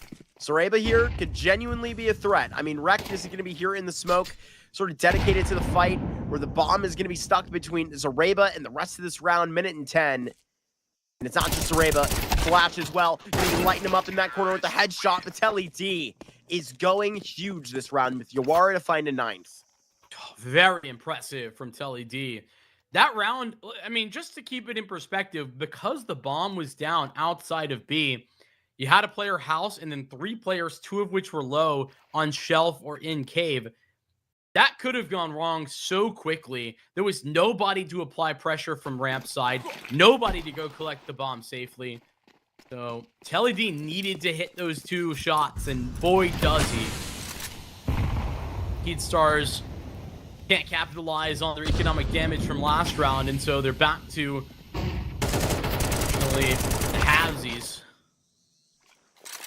Or Zareba punished for just shooting his gun in the vicinity of Yawara.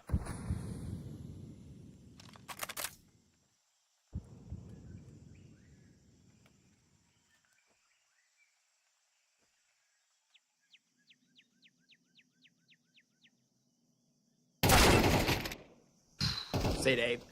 To see his head chopped off practically. Got Lash there over at the top as well. If he had better positioning, he could maybe...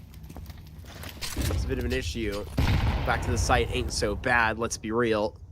Everybody here.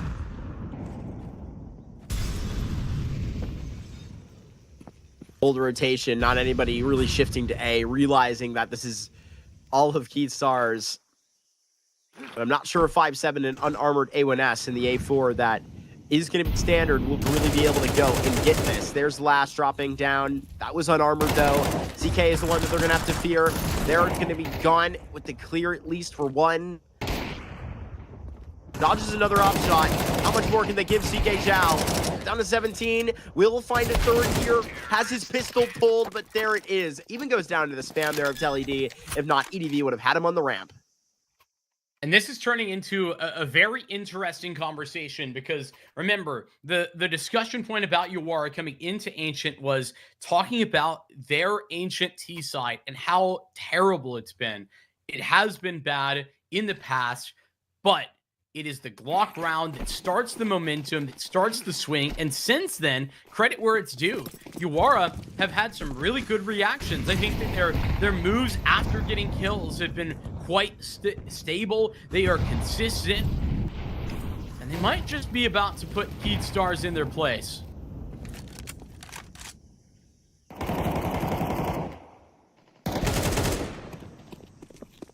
Bamming a man down, sending him into CT, coverage off, direction to go down on the other side of the map. It's got to go A here. Going down to that Molotov is going to be a terrible result.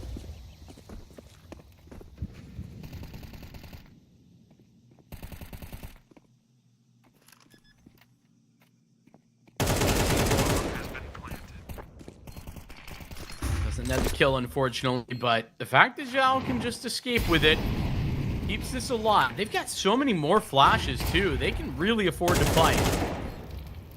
Surely for a kill confirmed at some point. 3 versus 1 for Demo now. You had to go swinging. There's that check, and maybe favored on Matios, but here, backed up through halls. Gonna find one on the first spray. Matios just gallops to it. Had to get there fast. Gonna collect a little bit of the loot in CT. A 10-second defuse will give you the time to do that. Stars fight for that 9th, but it does see to a very complicated 3 versus 5. 5 versus 3, rather, right? You have all that HP. It gets to be not as easy as you may suppose. Yeah, I mean, and listen, Yawara, I want to give them credit in that as well, because they really fought aggressively. They knew what the win condition was. They had to take those fights, and that's why Stars were being careful, and their care pays off big time. Is they're going to take attack pause. That's the conversation point here that I think is mostly just going to be about what to do, potentially about Yawara's quicker reactions. Yawara have been poking and prodding and basically figuring out where the quote-unquote stack is located, where there's more resources, and then very quickly pivoting to the other direction. Tried and true. Nothing wrong with it, but Stars getting limited by it.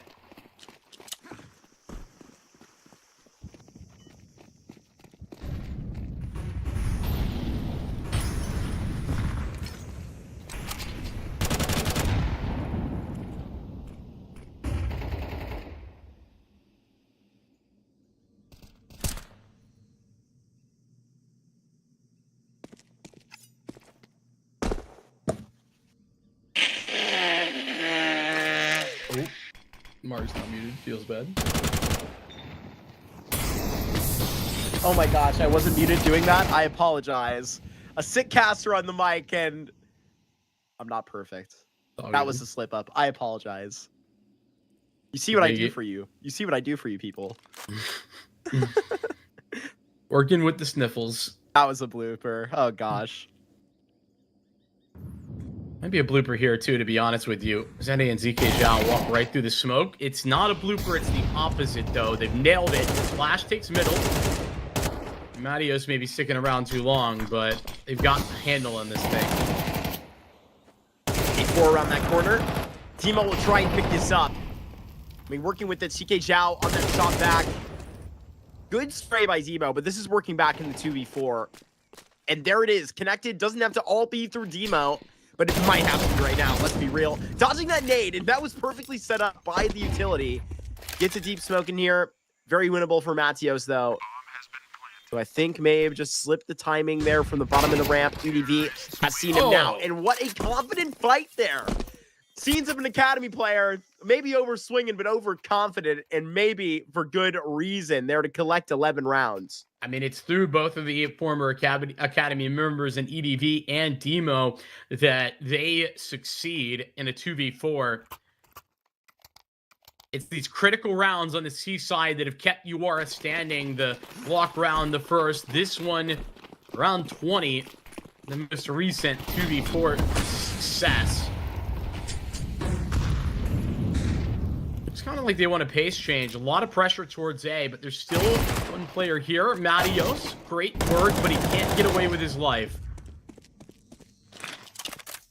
They aren't just going to snap A. I love the hesitation, and I love the patience there for Yawara, realizing that they don't have their resources in the right place to actually full take the site now, and so they'll wait.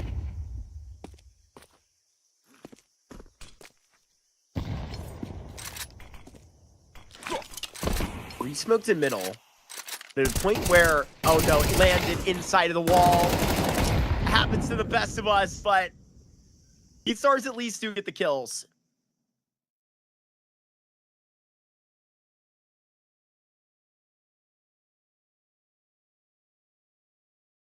Not over yet. Yawara have themselves 2v1 here on the B-bomb site. Zareba. It's a great weapon for the position, but still in trouble. Number one, plenty good enough, and Zareba going to take his. CK Zhao arriving just in time. A huge win, and a huge recovery, too, for Stars. Puts Yawara economically in a rut. Oh, and Yawara is going to force. Yawara send this. Basically, we're playing for the map. If Yawara lose, they have to save. Likely we'll see 11-11 for the gun round.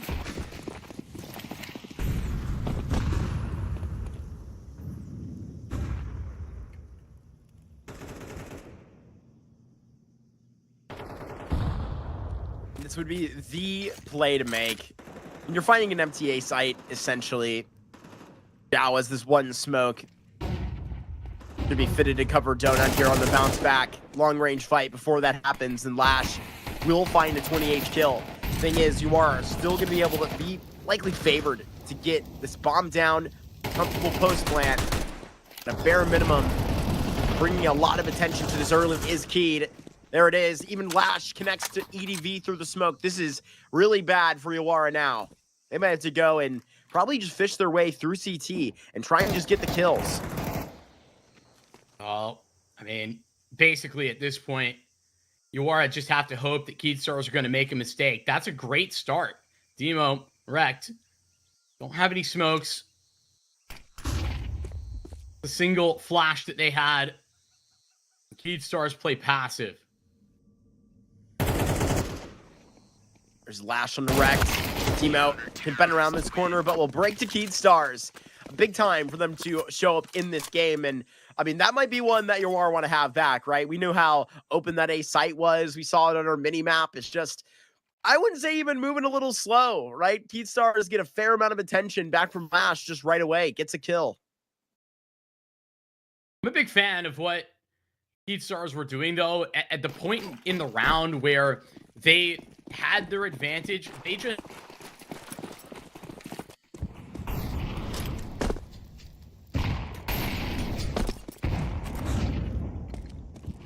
My bad. Flip.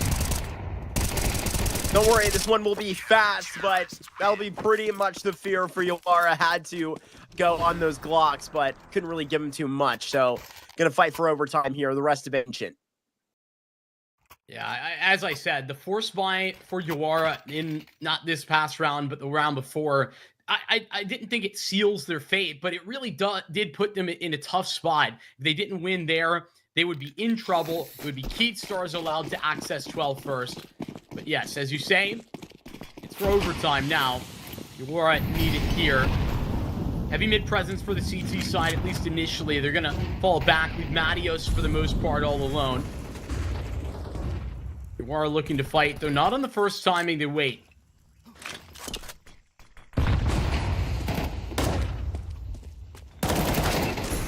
Since round, Keystars do lose their opening man.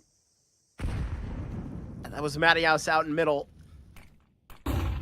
Slow roll from the rest of the group. Last year all alone.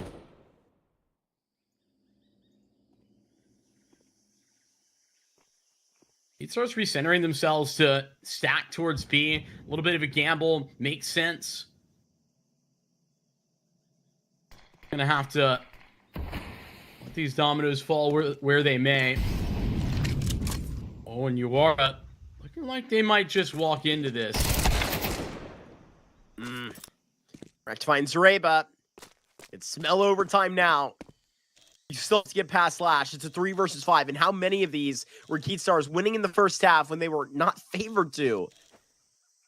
Great performance out of Yawara right here on this Ancient. Got to admit that. Find the latch on this. Get it back to extra play. This is Lash's AWP, and he's going to just stun one in the air, but you could tell he was uncomfortable. It's a 2 versus 4. Getting closer to CT. Zayde. See to his timing. Maybe he can catch a spam. Telly D going to thread this thing through. Trigger discipline, but going to go on the first. GK Zhao kicking this off in an obvious manner. CT smoke. Just seen a head pop out of it, Vincent. This is such a difficult clutch so far. I mean, this should be unwinnable. This fact that you got a smoke and a kit is the only thing that makes this plausible. Gotta deal with this site player, though. Nate will just try and get all of the damage that he can. Telly D, he's just gonna stand still. Yawara, they're gonna get to overtime, fighting at their own wit. That was a 5 versus 3 round that they controlled for the majority of it. Yeah, that's pretty expert from Yawara, truth be told. I think that when they leave Matios out in mid all alone, Keatstar's not necessarily make an error, but because he's so committed and there's no way to trade, it's a 5-on-4 advantage for Yawara that Keatstars don't have any options for. And instead of getting aggressive, they just stack. They gamble over towards B. And it's not a bad strategy, not unreasonable by any means, but what it is allowed Yawara to set the pace and determine what they wanted to do from there. Into overtime, Yawara certainly desperately needed this.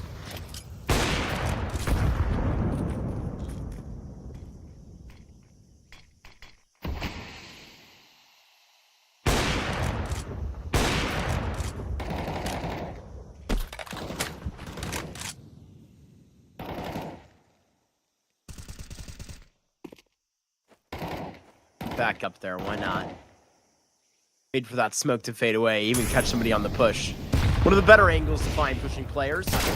Down here, gonna be caught himself as that smoke was just coming to fade back. Has locked it in. Will survive by Dreva. Here had a pretty slow start to the game, but is standing and really having a lot of impact. Zayday, Matios, stay complete for that kill. It's Timo and Telly D back up the way, but the bomb is quite far. Unless you just get the shots here. It's all of a sudden a clutch for Keatstar's, but hands on the bomb, and now gonna relocate himself. This is Demo, not typically an offer either. Gonna go for the rifle instead. Ooh. Unfortunately, not able to deliver in any way there. Zede pulls Keatstar's out of a dicey situation. Had a real slow start to this map, Zede did. Been able to really step up. Keatstar's feeling the pressure of being pushed into overtime, but they take the lead initially in the first round.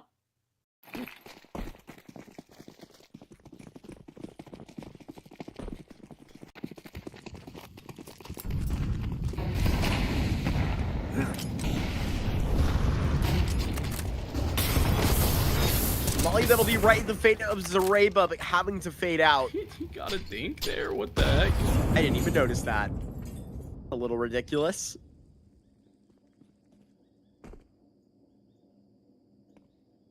Oh, this is kind of ambitious of Zareba, just not drop this smoke. He's low-ish, so a little bit scary for him, but he's looking at this little gap, and actually before he sees anyone, he's going to drop the nade, smoke it off.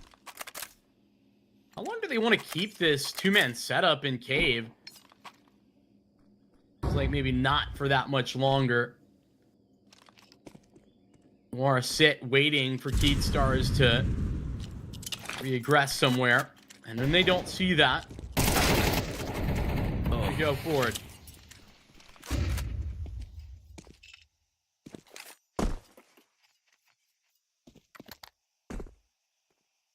Dow picks up that utility. Seeing that pass through. Information on location. Even sneak to go and tap this. Smoke will go a little bit deeper. DK Xiao, beautiful timing. And this really breaks the rhythm. Catches a fourth before they can even come up the ramp. 20 seconds, and it's already going to be a strangle. Hold. Zayday going to have one spam. Attempt to put this bomb down, but here goes a Molotov to completely deny it. There is Demo dead. EDV headed right back to spawn.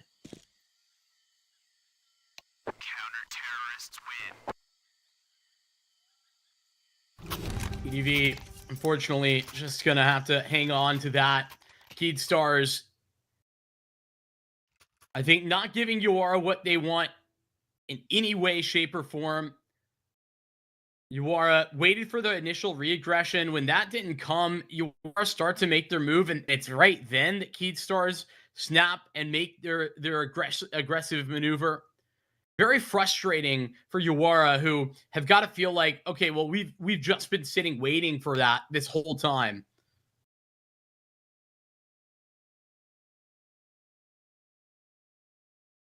I think that from there, Keatstar's of their number.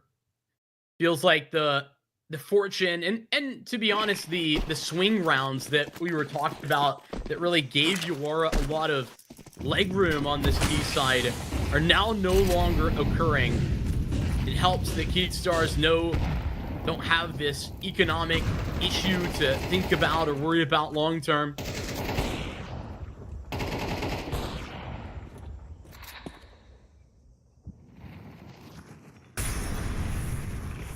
Goes past Zayday, but this is perfect fit. Oh, There's no facade with this. Keystars, they show up aggressively. There's always consequence. Ready to go and dock up a 15th. Soreba takes a good angle through house. Nobody can flank Lash. sheesh. Backstab for Matios is going to make life very difficult. But Matios' pathing here is a little bit odd. He goes back and continues through T-spawn. Doesn't want to overstay his welcome. That is understandable, but into Lash, it seems. We're going to walk into his crosshair. Oh, wow. Lash plunges to EDV. Looking like 3. Looking like it's going to be flawless for Keystars walking into overtime here. Now can walk into the site and I think start something interesting. Protection for a bomb plant. Thing is, he's going to check CT like most do. Can't blame him for that. Goes down to Lash, who is 34-15. Man is happy to be out of the player break. He had plenty to give. Yeah, and listen, I mean, the majority of those kills, right, that electrifying first half that got Keystars 7 rounds, that was where the majority of them come from, but into overtime, obviously he stepped up as well. Can't see a real light at the end of this tunnel for Keed, or rather for Yawara.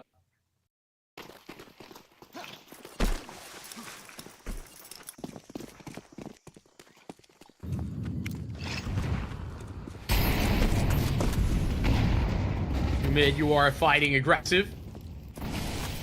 Bomb towards B, and it seems that Keed want to go on that, but with the smoke, unfortunately going to have to cancel or at least delay.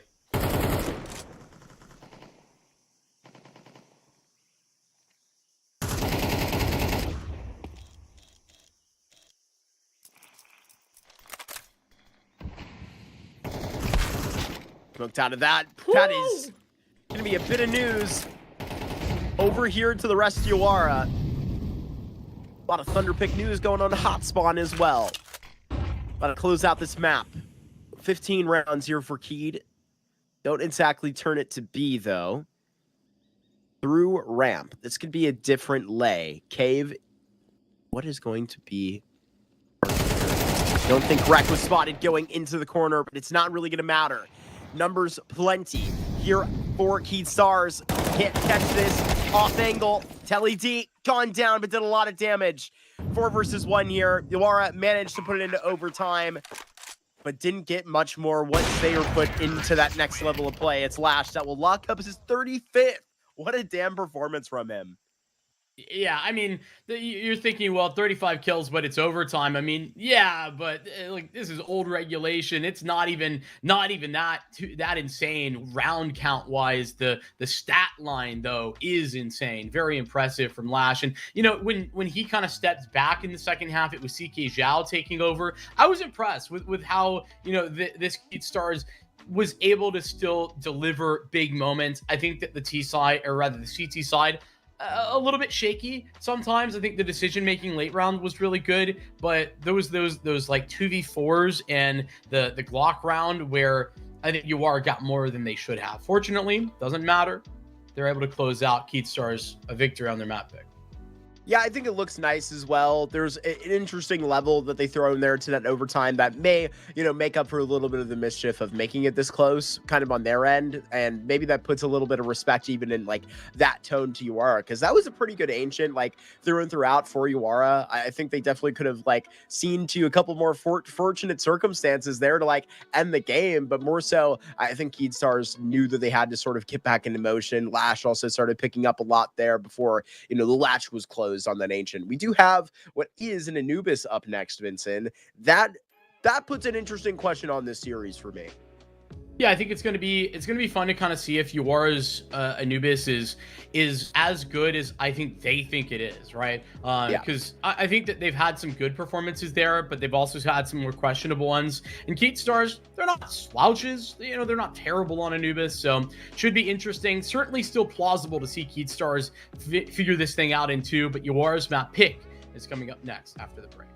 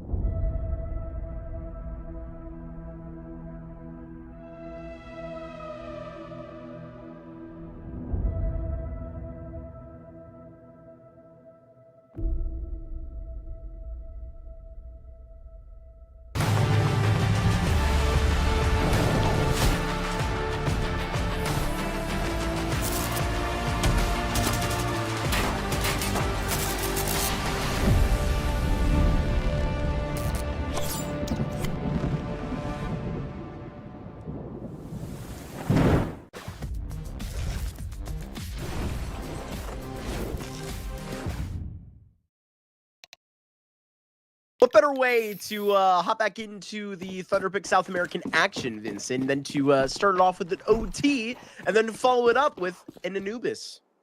Love a good Anubis. You and me both. And even if all of our map pool changes haven't been ideal, I'm glad this one's back, you know? Dooley's posted. I'm talking about 2 of them. They're going to check around that corner. Got Yawara hitting up, rather defending this B site, and it's looking great. Zoreba going to get 3 kills here out of the Glock. He's at 8 HP, so this should be fine. Should be. Knows that there's another player around here. Demo. Getting flanked. Second. He's now being actively flanked. Just got to tap one around the corner. There it is. He'll catch that over the shoulder, and Yawara will have a pistol. So, question. Is Answer. it... You said there's 2 dualies. Would it be 4 dualies? 2 sets. Well, if we're saying dualies, like that's a plural. So there's 1 How dualie many in one socks? hand 2 and pairs a second of socks dualie. or 4 socks? I'm just asking the questions. I'm not attacking. I'm just wondering. So it's 4 dualies, 2 pairs. Is that 2 pairs? 4 okay? dualies, yes. Got 4 Berettas, to be specific. Yeah, that's true. That's true. 1 Beretta, 2 Beretta, 3 Beretta, 4. Something like that. Okay. I just gotta understand the way that the world works. You know how it is. Should be a pretty... Never mind. I was hoping for like more damage on this thing. It was a little disappointing. Oh, Zoreba around that corner. Double though from Zhao.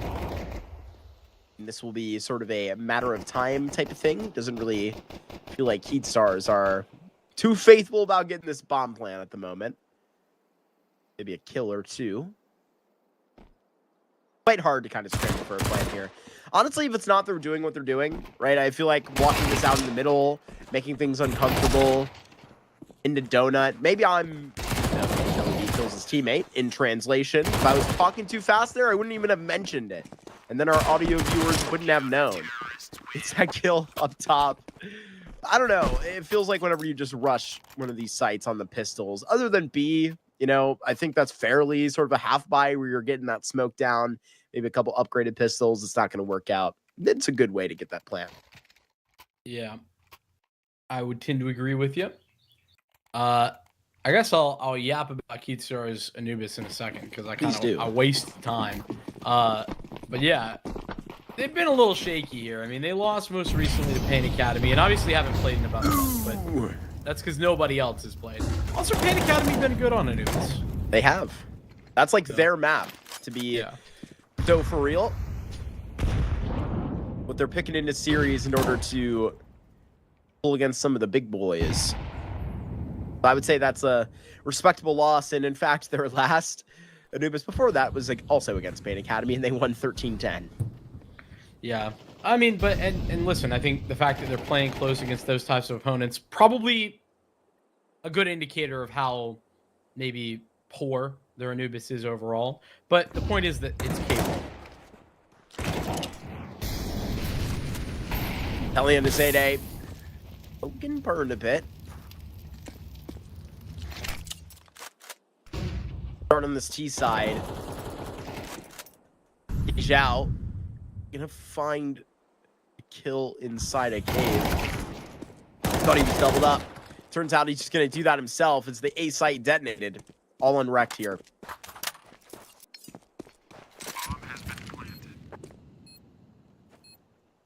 I don't think that there is any world that Rex should be trying to walk back into this late, but here he goes. I guess he does have a kit, in all fairness. Matios providing him a dual opportunity, but talk about an impressive recovery. I mean, that was a 4-on-5 that Keed Stars had initially repathed over towards the A-bomb site, get the bomb down. Yawara, unfortunately, can't do much about it. And from a good start to a rougher finish. It's been an interesting time on Yawara Anubis as of late. Been mentioning that they haven't been playing much as South America basically shut down for a little bit there for the player break. But prior to that, a little up and a down. Back in April, they beat Imperial on this map, which I don't know. I mean, it's got to still be impressive, even though that version of Imperial was like not that great. But I mean, they also lost to Vexen. So what are we saying?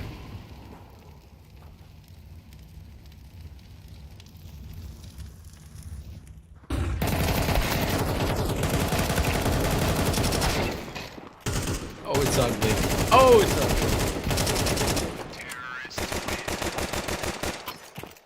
Ultimately, 3 survivors.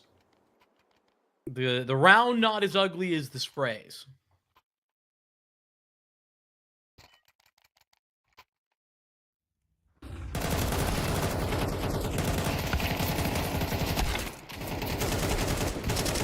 Well, that ends well as CK Zhao claims a couple leaks.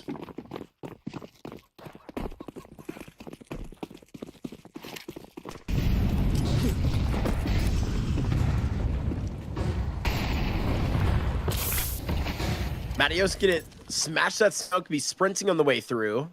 And there's a smoke up in front, so you're not exactly getting too much off of this.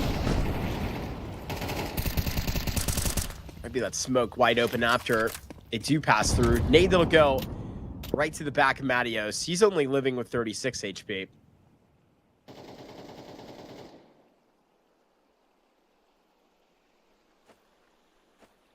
Stars, I think it wouldn't have been unreasonable for them to entirely back away from this A site. They're in the process of doing that. They're going to push through Canal, look to push into E-Box, but a beautifully timed smoke out from Rect is going to stall them. And in fact, push Matios back slightly. Nice flashbang will get them further access to A main, but they've had to put in more utility just to get back here. And they're running low on said utility. Almost line up for him. EV blocks Matios inside of main. Smoke's gonna go and cover off the backside. And they're now looping back to B. I mean, without any contact either. CK Zhao is gonna get deep into the site. You can end these rounds pretty quickly on the T side if you just put a smoke into street. Now Rec can audibly check into this. A Molotov that could have been there to deny the plant, but he didn't exactly want to give up his awareness too. Whereabouts, rather. Slow and steady, Yawara form up to a retake, but I mean, we ain't got a lot of time to give here. There's already halfway ticked off of this bomb. Molly that'll go to the back of the pillar and force out Lash to reposition. I think time is kind of out. Yeah, this is bad, Vincent. Emo gonna tap it once, but what damn good is that gonna do? It's a 2 versus 4, and this is just gonna be deadly. EDB's low on the bomb, gotta find that angle. Zareba does. 1 versus 2 for Zareba to lock it in. Zareba was getting better and better as Ancient went along. Maybe this Anubis T-side is also 1 step at a time, getting much better. This is just a ridiculous look here. Keith Stars take way too much time reorganizing. Yeah, I mean, they had an advantage, and I think that them trying to get into position where they're going to be together is the right move overall. But also, the guy who tapped the bomb initially wasn't EDV. Like, I think you got to be more prepared to take that E-Box fight. Nobody really looking for it, at least initially just 1 player, and they're not fast enough because they're still worried about the second player who they believe is A main, or B main rather, but is not. Double E-Box ends up successful for Keedstars. A 2v4 victory. Oh my goodness. Deadly 2 duels from Zhao. Can't even begin to comprehend how fast that flick was. Taps to the head, and it's game over, at least for Zareba and Lash.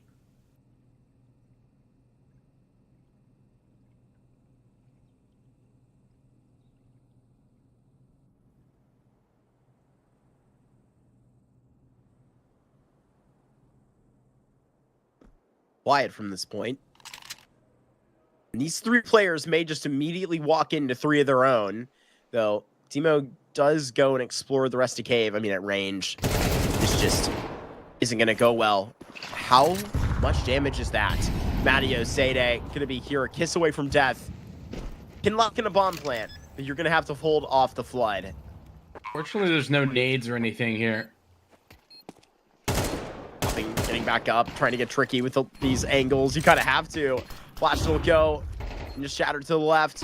Matios is taking down TeleD, so it's going to be everyone backed out of A main. CK connects with that second headshot, and there's Wrecked here last.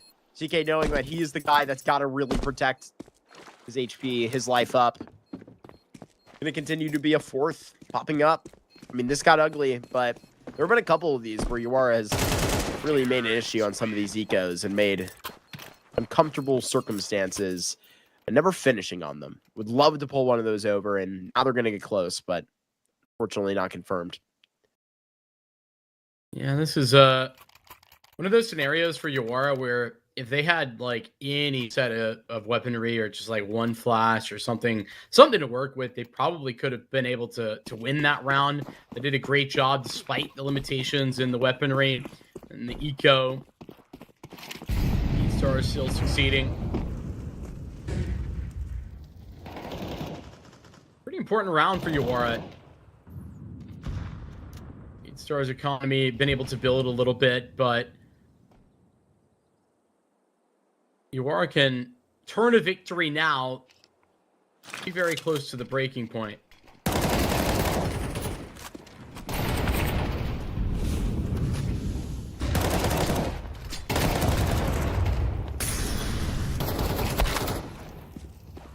Oh, very nice shots from Wrecked. Flash getting pulled out, and there's more where that came from as Zete comes flying around the corner.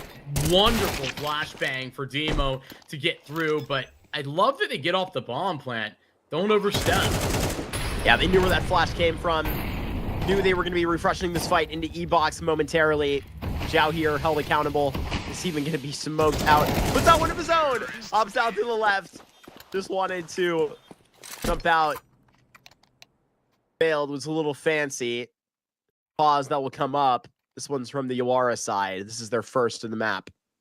Yeah, EDV having a tough game. I mean, he did okay on the back end of Ancient, but a very slow start and overall wasn't really all that great.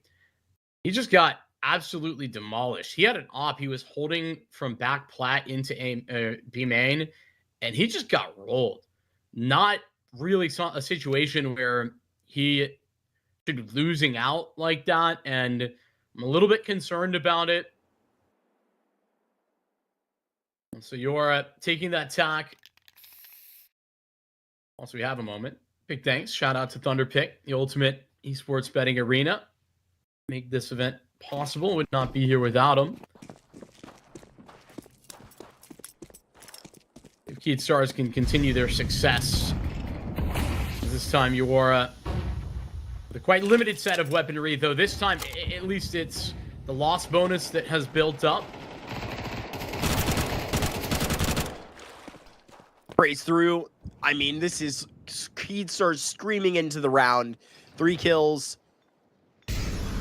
Flash on the double. EDV, let's see if you can turn this game around, knowing about Matios up top. Understandably, would assume EDV to be a little tilted here. This is fortunate for Yawara, and it feels like it's happened pretty fast. This is a nice start that, you know, Keyd Stars have really turned it up. Wrecked has had a nice individual game. I think the best for anybody out of that Yawara jersey. A little bit crazy there. Matios like lining up the headshot, staring him down, only to get smacked. I think Zareba is going to hear Wrecked. Yeah, so Wrecked should be safe. Nice addition, this AK, to their next round. But yeah, we're very much discussing a half that's getting out of hand, right? You don't need to target anything too impressive on the CT side of this map, but you know, truth be told, 4 rounds is probably the target. 3 rounds is not ideal. 2 rounds, bad. And you know, if you're thinking that's a tight difference, a small difference, well, yeah, that's because it is.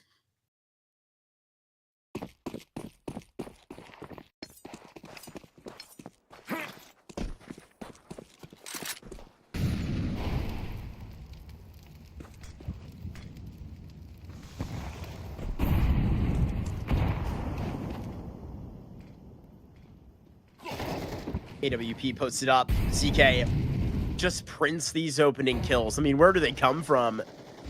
Find Zhao here out at the start. Demo going to be making a lot of that contact, but determining the next key to this round, taking mid control, EDV, even the odds, Matios found here, 4v4. Yeah, that's a big deal for EDV to take that win. They've now split the map, though. Gonna need to investigate Yawara, and they're doing so. TWC's on the way back. B-side under pressure.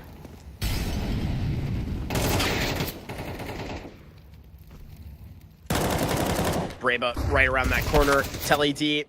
Oh. So, victim to this. I mean, it comes from the smoke, Vincent. They can't get anything.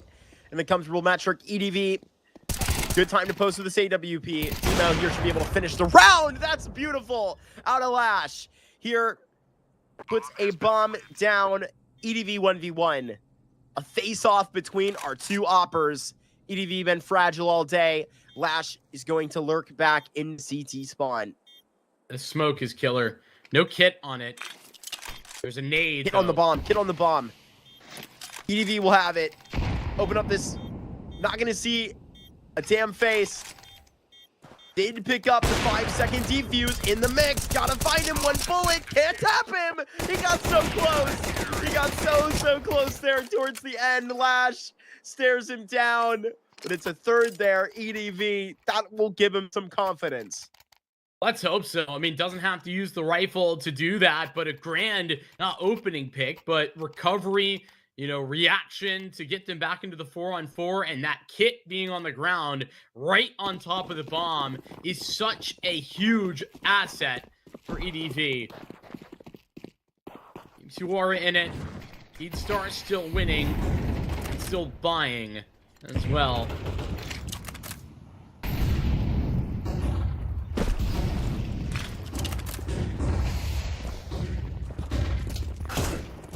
This is so good. Reactive.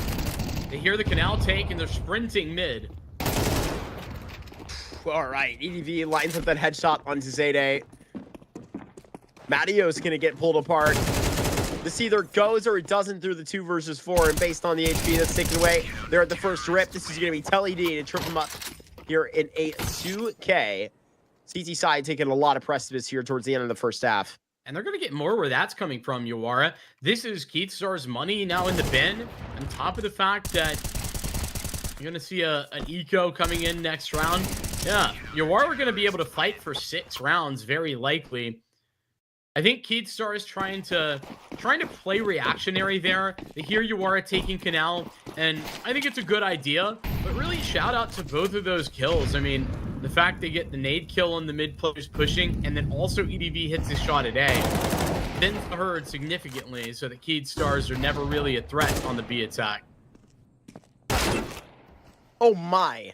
And Deagle's gonna be hitting well onto Telly. Don't you dare peek it. Dow's been victim to a lot of these opening kills too. Flashed up. He's gonna join them at this level. Nade that'll come through. Wrecked here is gonna get a couple of these Deagles out. Still a 3v3. Matteo's connected on Zhao there. I'm not gonna lie, I'm a little concerned for this 3v3 because as much as the weaponry advantage is here, these Deagles have been deadly. Fortunately, Zede dead will probably alleviate some of that threat.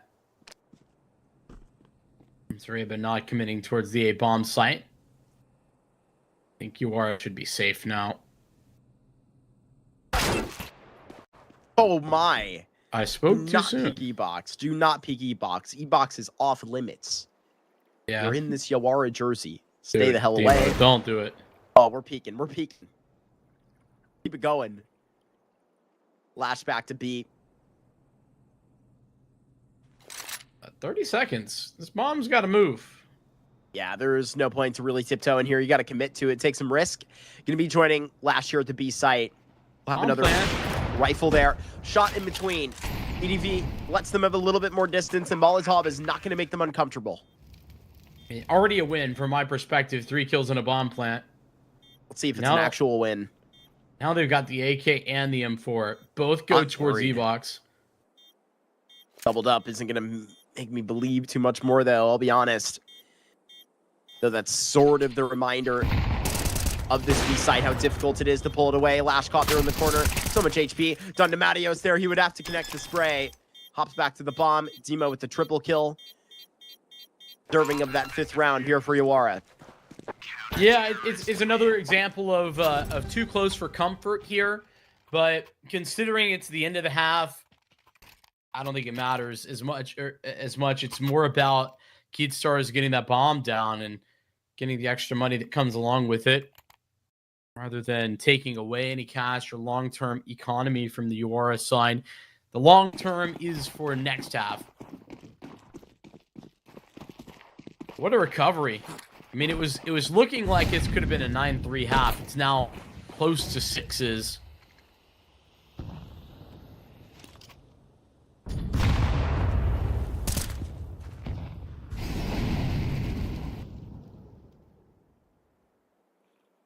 So close to taking it on that jiggle.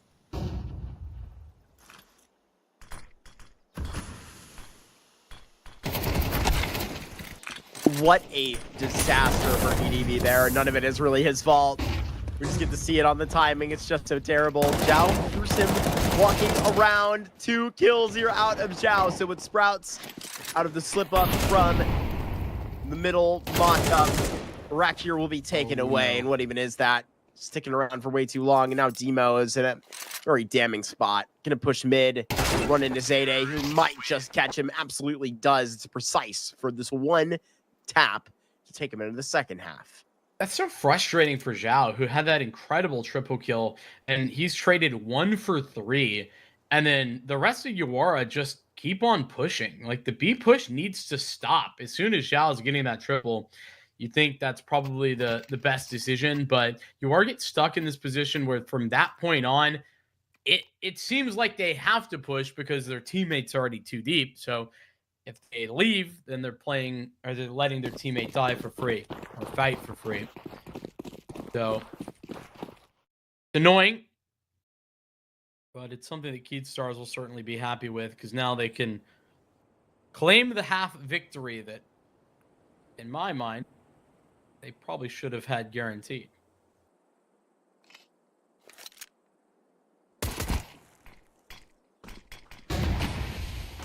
Is he gonna be popping about? There is Lash, Zayde laying into this second half, and look at how lavishly this pistol falls in their lap in the B side, almost as easily as it did to Yawara. With a round 8 over yet, CK Zhao was running through a smoke with his knife out, and Rekt is now on the lam. How the hell has this just happened? Walked into Temple. He's got the bomb. Hold on. I would definitely keep it a hold, but probably stop for a kill here, and I think he expected them to be chasing along. There's the contact. There is Zayde. There's the second half pistol for Keystars. The team currently in the lead in this series and would love to close this game in the second half. They would love that, but the CT side, excuse me, it's a difficult one. A cruel mistress, some might say. Well, it's been pretty impressive for Keystars when they've been able to play it.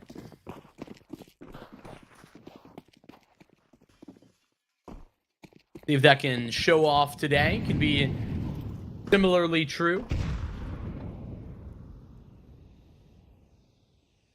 Vasco can now take. Keystars up against just the Glocks in this case.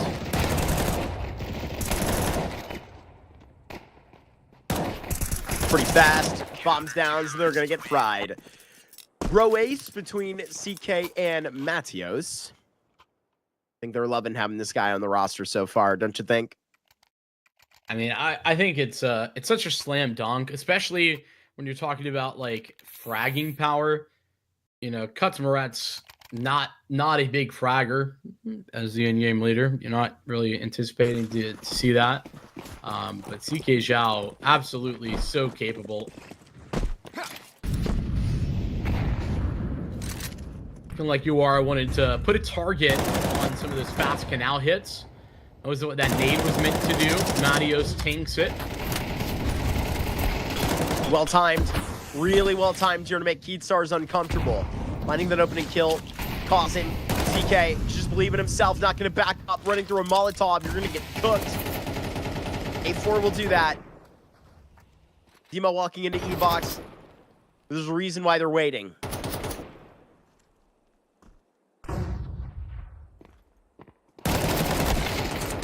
Ooh, CK. Did everything plausible there to hold them back. Bought time. Brave gonna slide in. Great spot to go and have 1 kill guaranteed. Thing is, getting a second from this position is infinitely more difficult. EDV gonna be staring him down. That's sort of the fight he was wishing for, knowing where this utility is coming from. Lash is trying to pre-aim at the E-box, but I think both of these players are gonna have to take different tools. Zareba quickly reloading, and now spacing out EDV, who goes big in a clutch again. EDV, you gotta feel bad for him. It feels like a lot of these have evaded him. I mean, this one is just Zareba kind of doing what he does. Always a big clutch type of player, it feels like, for every team he's been on. CK Zhao at the start does the most to hold down on the B-bomb site when the rest of Keystars cannot. And then Zareba, he's the rotation that arrives. The time that was bought by CK Zhao, taken by him. And it puts Yawara in a tight spot. Now their money's broke again. They've got pistols and armor. Favoring starts to finish this game too. 9 that's gonna go. Concerning start to this 3v3. Even CK Zhao catching a lot of damage in the back, and he's gonna have to let it plant. Very weird, the bomb being there, but now they've just got to accept it. Rotation for Demo. He's going back towards main. Yawara going to spread thin. Wrecked goes deep all the way into CT. Oh man. I mean, he's looking for Swinging the big big time. Thing is, it literally just takes too long to do this. Brave gonna be predicting now. Oh my god. Waiting for it. He was right. He was right. But too tight. There on the Tech 9. One tap. Matios gotta find it, and Rek has it. Miracle round won by Yawara. Maybe we do got some cooking here in the second half.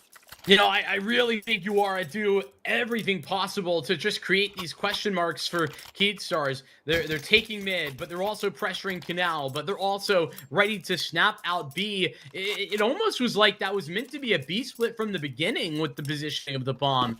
If it was a cool call, no doubt. It's just so many questions. And Rek, I love the balls to just go for that play. It's not a move that you make when you are on a gun round because it's so low probability and it takes so long. You don't want them to be able to just like stick the bomb as an example. But when you're on a pistol, I think it's well worth that risk. Nicely done.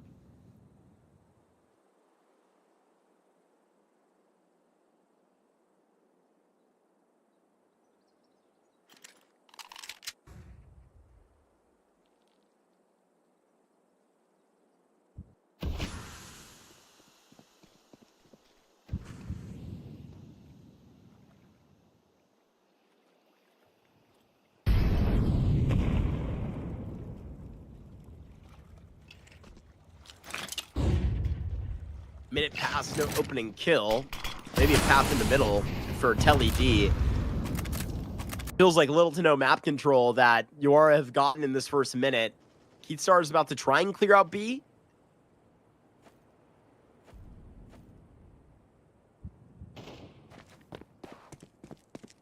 Nice shot. They have done the clearing out of B, but these two A players are in trouble. Yeah, I mean, gonna have to get up right in their faces, and that's what they're doing. Zareba gonna connect with that double kill. Already this far into the B site, EDV gonna have to watch the back tone to it. And Telly will take down Zareba. I mean, still hear a touch in A main, but 10 seconds have made Yawara a lot more comfortable with their post plant. It's all gonna have to go through A main right now. Yeah, they could never deal with anything on the mid side. They were scared of not. So here it is. Oh, never mind. They back away. Smoke for heaven, but decide it's not worth their time. Worth more to keep the guns alive, and I don't disagree with them, but it does hurt. You hate to see that. 3v3 save. Keystars want to keep this advantage, this lead that they've built up.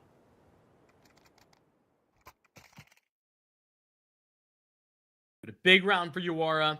They win the eco. They're the pistol buy. They followed that up with a rifle round win. Critical that they didn't just instantly lose on the following round.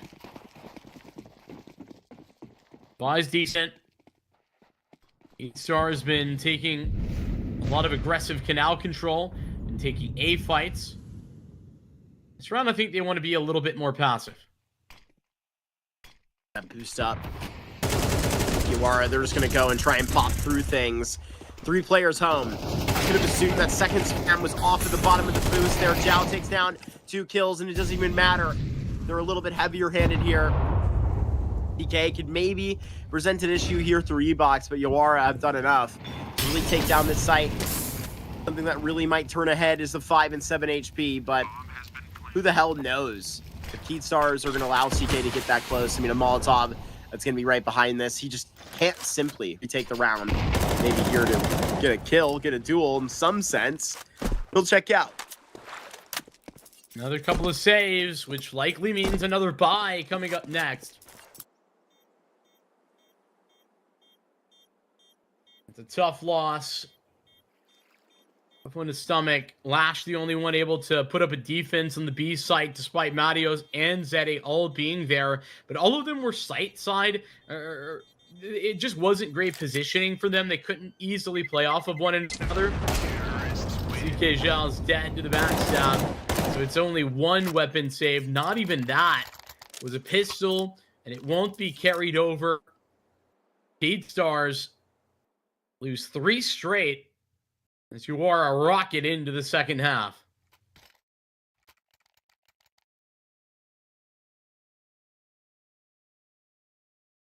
Taking their first tack pause of the game now. Obviously, the difference of that save there and the buy literally just means so much. I mean, you lose those in the back end, even after deciding, right? Just going to be a bit difficult. DK going to click in. He's got enough money to get Deagle armor, but hands on an upgrade if you can afford it. Yawara should get within 1 round right now of the lead. Yeah, I think they're very much going to be able to. Deagles have been a pretty decisive threat for Keystars overall. But I think overall, in general, we got to see what Yawara can do when they're given a little bit of rope. They built a significant economy. Be able to do well. It's an A stack. Start this round. Whew. Nice shot from CK Zhao. He's the sole B defender.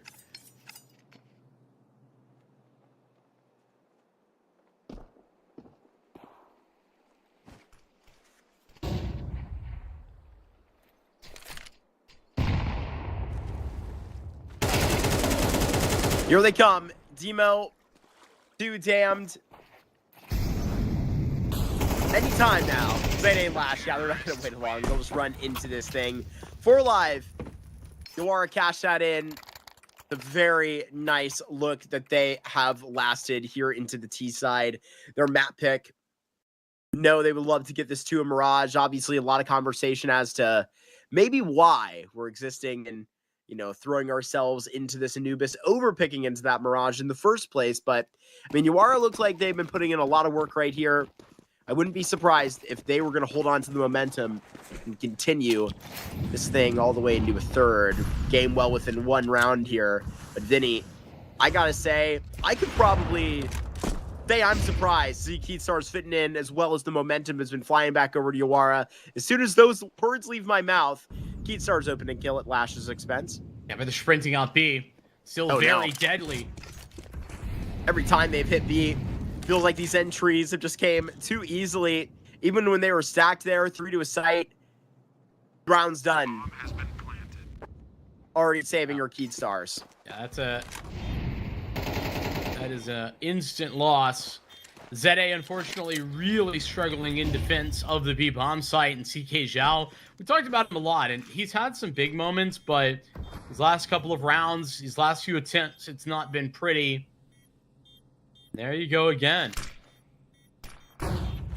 Stars struggling to show the class that they promised.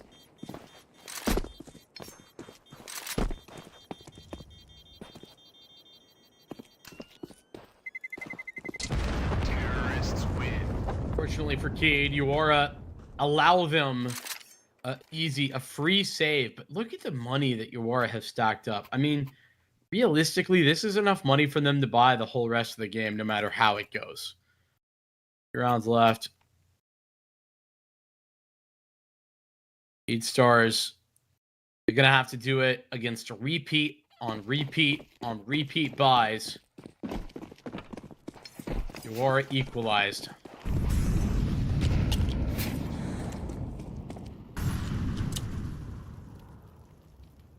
So even off of the opening kill, we're not doing anything too concrete. If I were Yawara, I would have no reason not to just spam that B hit. Feels like that's not getting really defended.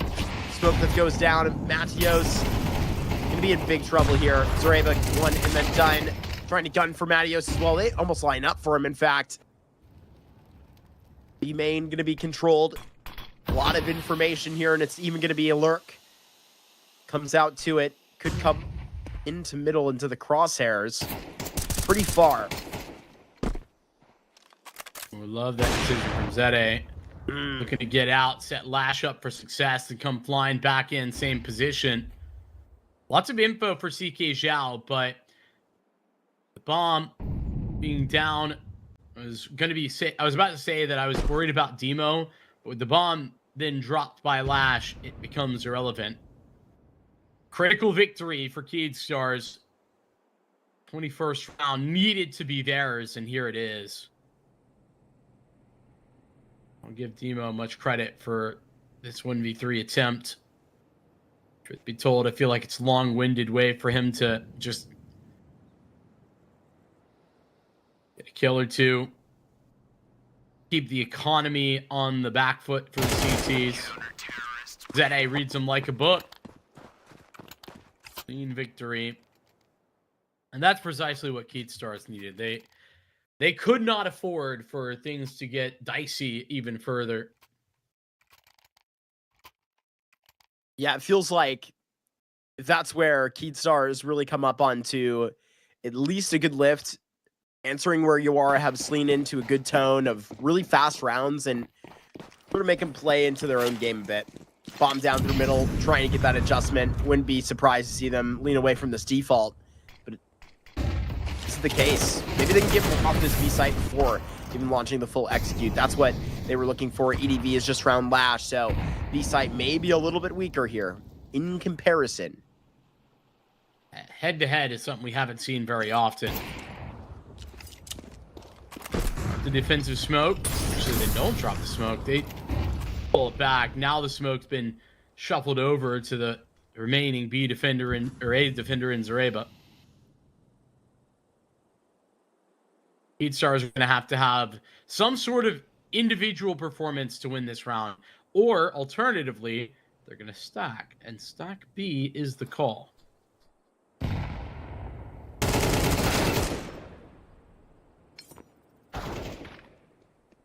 There it is, wrecked on Zede.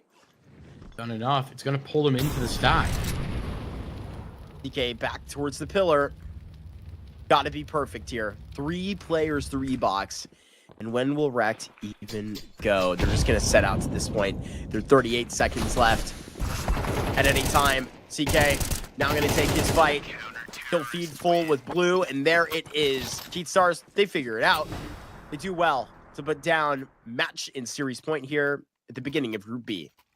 Damn impressive. I mean, that's a crazy, not read, but just gamble. I mean, they just gamble B, and Yawara, they aren't going B until CK Zhao or not CK Zhao. I don't know who pushed. Whoever pushed and kills Zhao in B main instantly gets traded. And because they get that kill there, and they think, okay, well, Cade Stars are going to search for information. We've just killed one of their B players, if not like their solo B player, then we're going to go B. It's just the opposite of the truth. You get fed some misinfo, and it's exactly what Cade Stars were hoping for. As I said, Yawara have maximum cash. They had 11K on multiple players 3 rounds ago. And so whilst they've had to dig deep, they're very good to have this buy continue.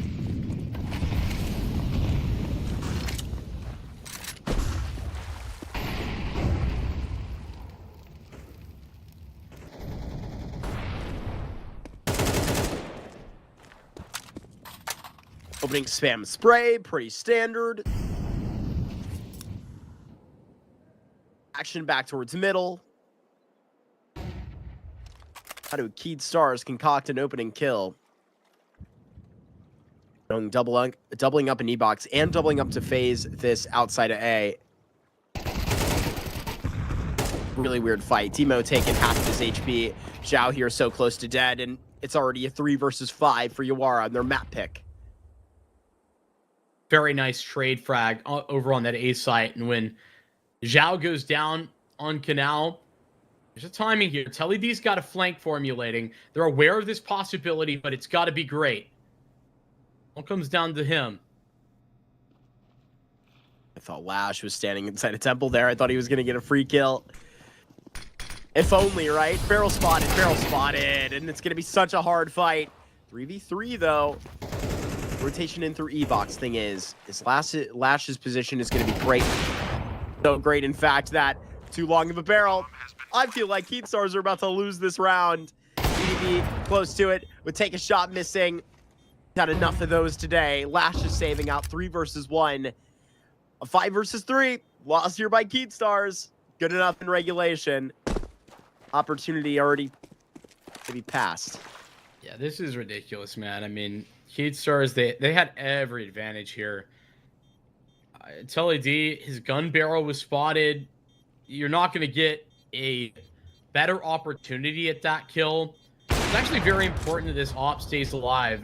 I don't think you can really afford it to go down. Seems like Lash has bought enough time with that single kill. So his $7,000, so necessary. When he can save his gun, he should be able to drop 2 rifles Zareba and Zede desperately need. So this becomes a very reasonably strong buy. Man, that's devastating. Talking about Keyed Stars doing everything right at the beginning of the round. 5-on-4, or rather 4-on-3. And they just lose out multiple advantage fights that they don't come up with.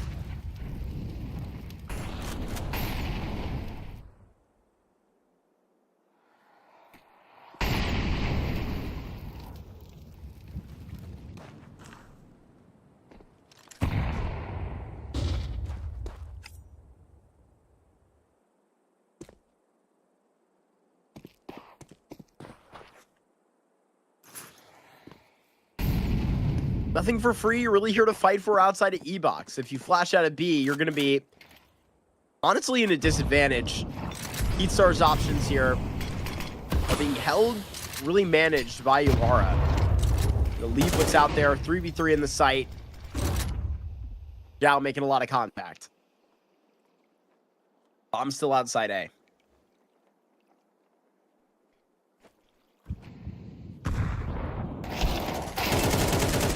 Oh no. Trading 1 for 1. Does maybe end up on Yawara's time a little bit worse. CK can't find the bomb. Yeah, but I don't think that's a big deal. Seems like this very clearly still wants to go towards A, though the bomb being in middle with these 3 players gives them options. Contact back. Smoke up to it. Zareba on to Telly. Low HP Zhao. They all might line up. Wreck here not going to be left with a lot either. Got to make the distance, and there is a Lash. Gmail 1 versus 3. Good damn luck going up against Lash, who had 30 frags here on the first map. Finishes 2-0 for Keyed Stars in this series. They move up to the top of Group B. They do, but I mean, tight game, really. I mean, Yawara absolutely could have won this. It's slow starts in a couple of key halves, slow starts in the second half, and a relatively slow start in the first half of Ancient. That's that's the two issues that I think were the biggest problems. They had some big rounds, and truth be told, I think they could have won this map, and in fact, they could have won this series if they were to get towards a Mirage. It would have been the decider, but unfortunately, not so much. I think Yawara played a pretty good game. Keemstars looking good, even without, Cuts Moretz, and looking to kind of bed CK Zhao in. They've had some time, and I think they've done well. Yeah, again, it's still funny not to know who's calling on this roster. Like, we've been casting all 5 of these players for so long. It's, kind of rare that we're not able to, like, pin the point. But for whoever it is, I feel like they played a pretty decently great game in a lot of those retrospects to, make those calls. But I think these Keemstars players are also ones that are popping up with a lot of those plays like that pretty often, right? I mean, we get to see it back. Maybe it wasn't, like, the greatest Zayday, performance of all time, but this is where, gosh, I mean, Lash is kind of putting that into a tone in the first map. That was great. We even got an overtime there, but the thing was about that is exactly what you're saying, right? In a couple of these different circumstances, a couple different duels, this would literally be 2-0 for Yawara, and that's something that's also nice to know as they go down to the lower bracket.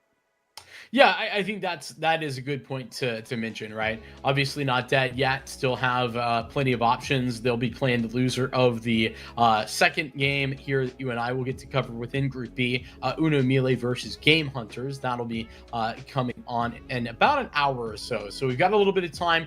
Make sure you stay tuned, but we shall be back with more from Thunderpick South America in about an hour. We'll see you then.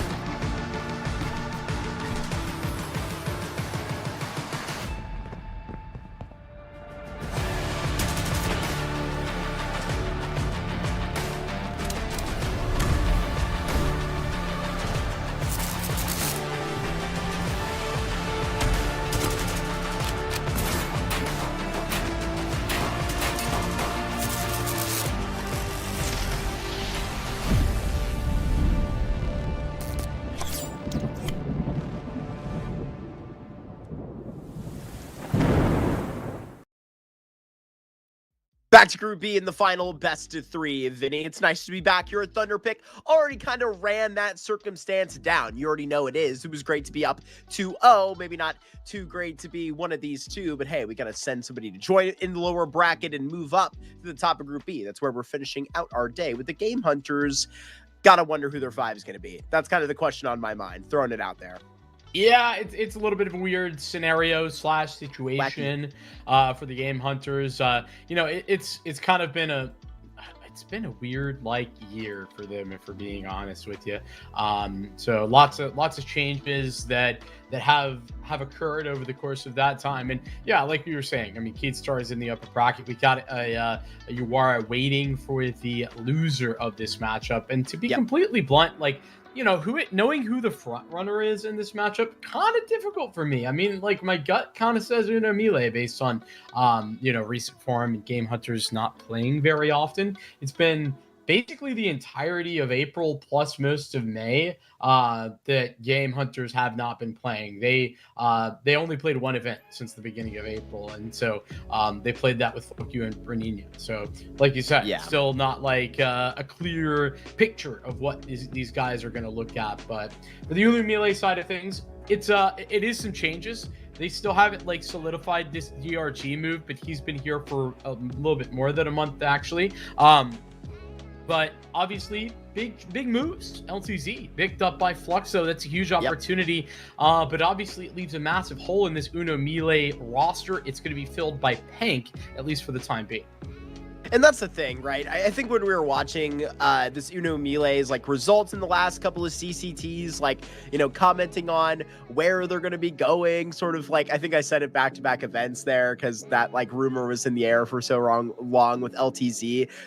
When was this last dance going to be, so to speak? But they played in Series 1 and Series 2 with him, I know. And I got to say, you have really good runs here, but when it comes to sort of the end of them is when things get a little concerning. Obviously, you get into longer series here, and I think just against that just natural step up of competition, MILLE without LTZ just simply don't have the firepower to tackle these teams. And so that's sort of where the problem is. You replace him with Pank, who is a guy that honestly been kind of waiting for this dude to get signed. He was benched on Audic, played for some other mixed teams, kind of waiting for somebody to call, and now is sort of back within the mixed roster scenario, keeping things fresh, right? You can respect that. And DRG's been doing some, you know, good time after leaving galleries. I think he was actually the in-game leader over there for a couple of seconds before, you know, swapping back, getting a real opera over there. Finally, it's interesting. That's what I've been waiting for, baby, is BK1. He's back.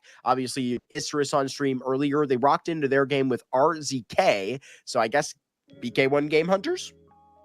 Guess so. I mean, that's definitely a move. I think that it's interesting for BK1, who was an in-game leader when he was on ShindeN, and has been an in-game leader in the past. But after that, he said, hey, I want to move away from that. I just want to be like a rifler. I think he takes on some of the more entry roles, or at least that was what he was doing on Isurus. And I got to assume that it's going to be something similar here on GameHunters. But I think it's interesting. Like I was saying, I don't know that he was necessarily the biggest problem on Isurus. I think that they very clearly have had a firepower issue. And I think BK1 was maybe one of the easiest guys to target in that in the solving of that problem. But Bernino, I'm I don't know if I'm in or out on him right now, because I want to be in. I think Bernino has really nice heights. He can definitely deliver. And I think for a team of the caliber of GameHunters, he's certainly a guy who's an upgrade from where they were at before. I mean, I was really, really quite critical of the PRT B and C version of this team. I definitely didn't love that. So I'm a big fan of Bernino coming in here. As for whether or not GameHunters are going to look super competitive today, I think that more depends on how long they've had to bet him. Yeah, I really agree. I think where his ratings are a little questionable coming off the beginning of this roster, you just kind of have to give it that sort of question, right? sort of the same thing we were asking of Yawara and Keed Stars with sort of their roster moves as well. How much of this player break they had taken to, you know, actually go and take a break from Counter-Strike from the long years that they've had, or actually, you know, sort of get these reps in practice, see which of these signings they're going to make concrete, right? DRG still up in the air as well. You're talking about Bernino on this roster, BK1 as well. Roll into a veto where we're rolling up into a GameHunters Classic, Vincent, right? If we're going to be reaching back all the way to Season 3 or something like that back in 2025, you would see them come up into a Dust 2 all the time. Been a little bit worse for them recently. But when you've been looking at, like, the picks recently for Uno MILLE, they pick this like, so often. So this is a little wild for me. Yeah, it's crazy when this is the map that Uno MILLE picks 50% of the time. That GameHunters kind of gave that to them on a silver platter. Seems a little bit crazy indeed. And then you tag into an Inferno, that's the other 50% of their map picks on average. And so it's a map that GameHunters have not played but one time. And that was all the way back in March against 9Z. Like, that was a close game, but dude, that's not a relevant result. This is like 3 different players. This is not the same. Actually, not 3 different players, but it's 2 sets of roster moves. The same 2 slots being traded out. You get the point. You get what I'm saying. Yeah. And ultimately, it's just not ideal. Into a nuke that feels a little bit better for GameHunters, but dude, it's just not great. This is not a great veto for GameHunters at all, and it's hard for them to have a quote good veto when they haven't played since April. But I can't say I'm impressed with this. This feels very Uno MILLE sided. Yeah, and I mean, Uno MILLE got to play like deep into May. They even like popped up to a LAN there. We forgot to mention that, you know, Yawara like won at the end of that like Odyssey Cup Brazil tournament there in best of 5, which is nice. You even got to like run through that Dust 2. It was the only map that Uno MILLE beat in that best of 5 versus Yawara. So it is what it is. That would be the first step in this series. But before we get there, a little bit of a break. I think Uno MILLE experiencing a tech issue, throwing that out there, complete guess before we actually know. Bit of a break.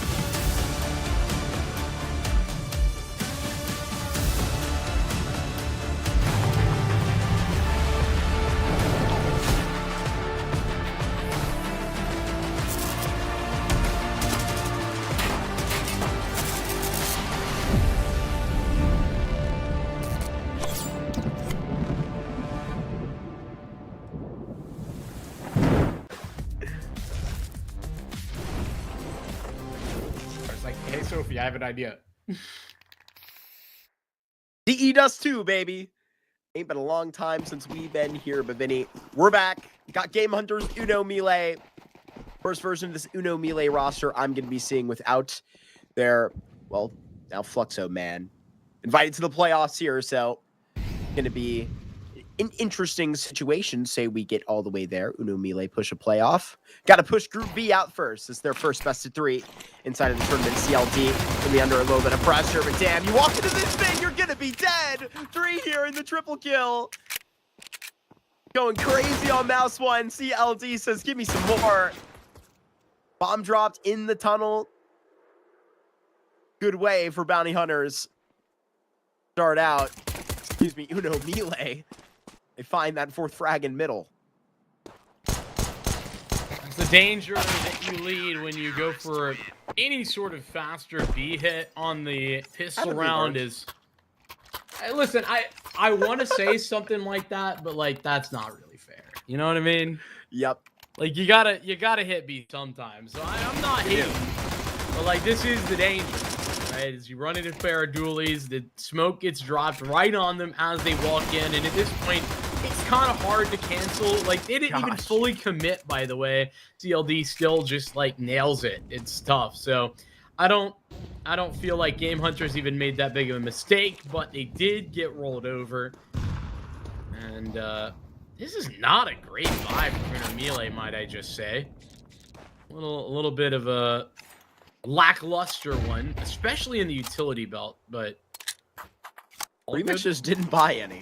I know, Which, yeah. You know, go off, King, with your Yeah, that's because he's sprinting with the UMP. That's a method. Holy old picture for DRG. You know what jersey that is, right? I actually don't. Sorry, I didn't. Go Oh back? my gosh. That's a Sharks jersey. Yeah, it sure is. That's going back years. Ali with double kill. Cat. Renino making something of this UMP real quick. That's $600 reduced, by the way. What if he gets his bomb plant now on B? Holy, he literally he's gonna will. Get it. Sprint, This is gonna be hard. Run.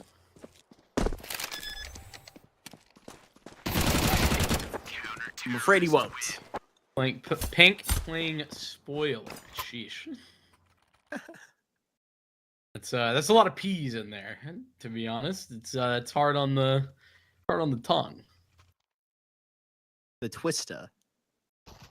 Hey, Remix Exactly. worked out. It's an AWP financed. Yeah, Nice measure. it really is. Maybe you just got to put that on buy now, pay later. Right.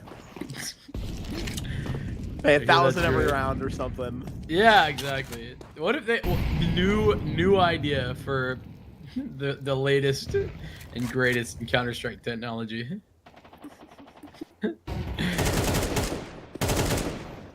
Not so great, but don't worry about it. Oh, my nade! gosh. Right in the face of Pank.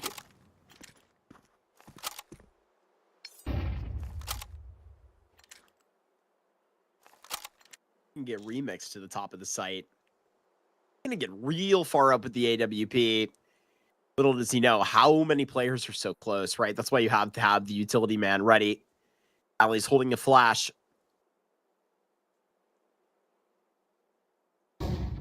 And he's second now. Seeing that ankle is actually going to cause a little bit of concern.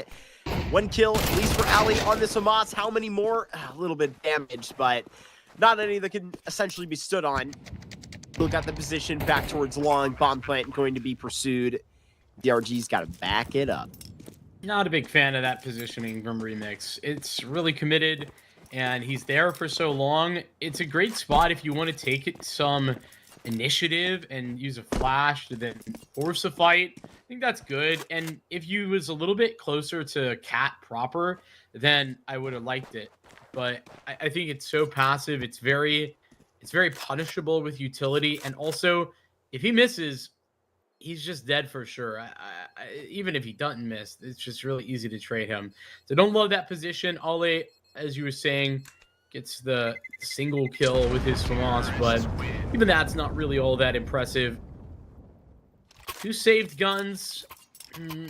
Honest and truthfully, it's like that doesn't really give them a ton of money either, but we actually managed to do really well with it. I think I've spoken too soon. A good array of utility. The biggest lack is maybe kits, but they do have 2 of them. One on A, one on B, I believe. Yes.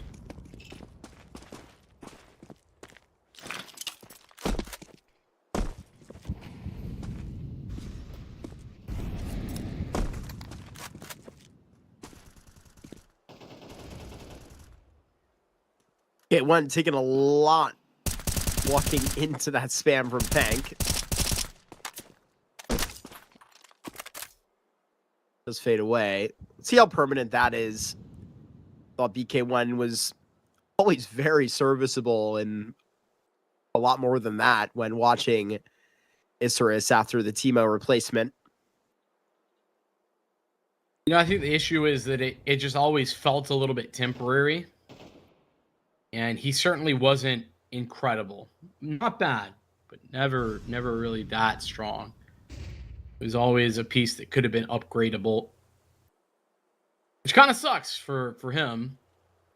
And I'm with you. Pretty excited for what he could bring to GameHunters. Also, probably a pretty active guy in communication, I'd imagine. Bring new and different ideas. Keep things varied. Out mid to B for GameHunters. Ali gonna connect on the Nizen. DRG trying to help more over the top. And this is Uno MILLE that's going to stand and really take this fight. I mean, CLD will spray in the backside. A double kill for CLD. Pushing up a catwalk. You know, having that connection rather from long doors, excuse me. That's a remix. And also, it took a lot of space on his FAMAS. Really good collapse for Uno MILLE mid-round. Nino is just going to have to wait, but not very long. 5 seconds, and he'll be good. Everybody pretty far.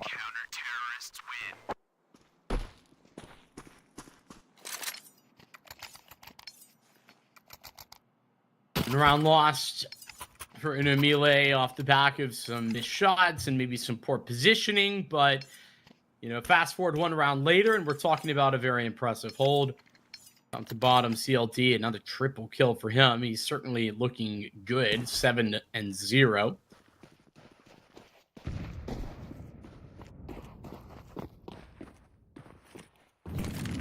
By somewhat limited utility-wise, but rifles for the majority. BSB yet to get his hand on a big green, but who needs that? Pank, he's been toying with that spray through the smoke in middle, and he's getting punished for it.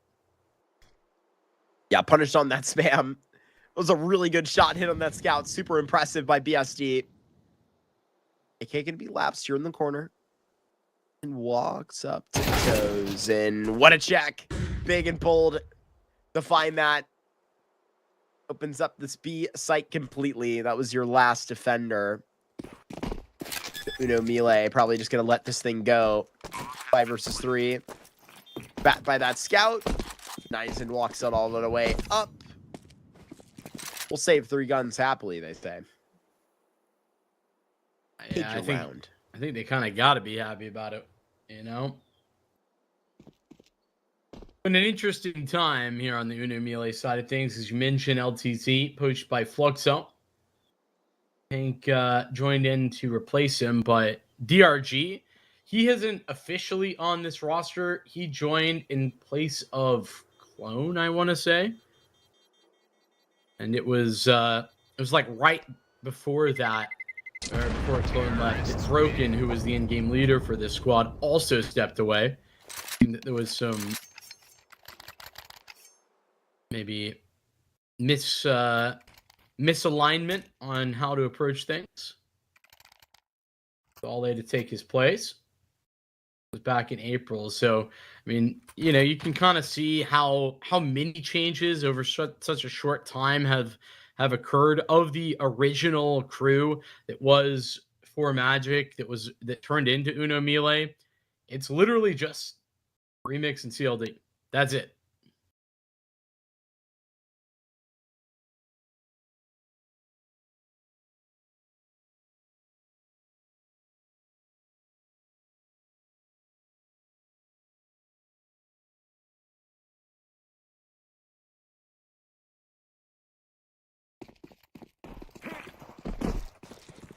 Attack pause by the Uno MILLE side of things, and we're going to get the next gun round going. This time, Remix is taking the fight. No spam through the smoke. It's just straight up. Sort of been waiting for him to get going on it up. First opening frag. Collected back out, and Nizen, I mean, does survive. PBR confirms the kill. Collection of Uno MILLE back towards middle. Way they can move. Remix posted up to the top of the site. Feed to this back. GameHunters also say that they're going to be leaving this. Got to tell that there's maybe nothing back. I don't know if they have that much information. DRG holds this It'll be such a good off angle, but he is worried about it. K1 gonna step into tow. Nizen gonna be so low here. ABR will have to have the trade, and he does. Man disadvantage though, and now it's all gonna be on ABR. He had that opening kill. Now he has half of his health taken away on that next spray. Left to a 20. Ali should be able to confirm the round. ABR gonna walk through the left side of that smoke and get spammed down. That is Uno MILLE that survived with 3. Pretty nice round from Remix. A grand start to it. The AWP swinging middle. Not in love with the way CLD's playing long. Very exposed. The flash catches him, and he's essentially useless in that moment. Can't deliver much of anything because he's so blinded. Recovery is wonderful. Double kill for DRG as he gets on the board. PSG back to this eternal scout, it would seem. So many long flashes. Just used all but 2 of their flashes, GameHunters, to get out long. All 5 of them are there.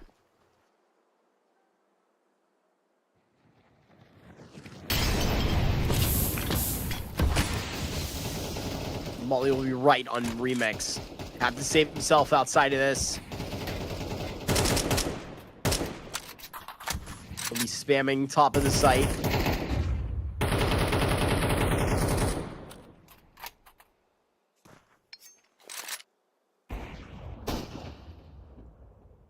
But Scout always will scrape one off the top, and let alone, it's that op that he wins the duel against.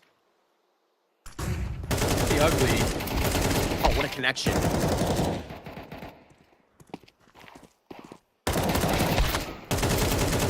Fieldy stands for a second there. Ollie stabs over the top.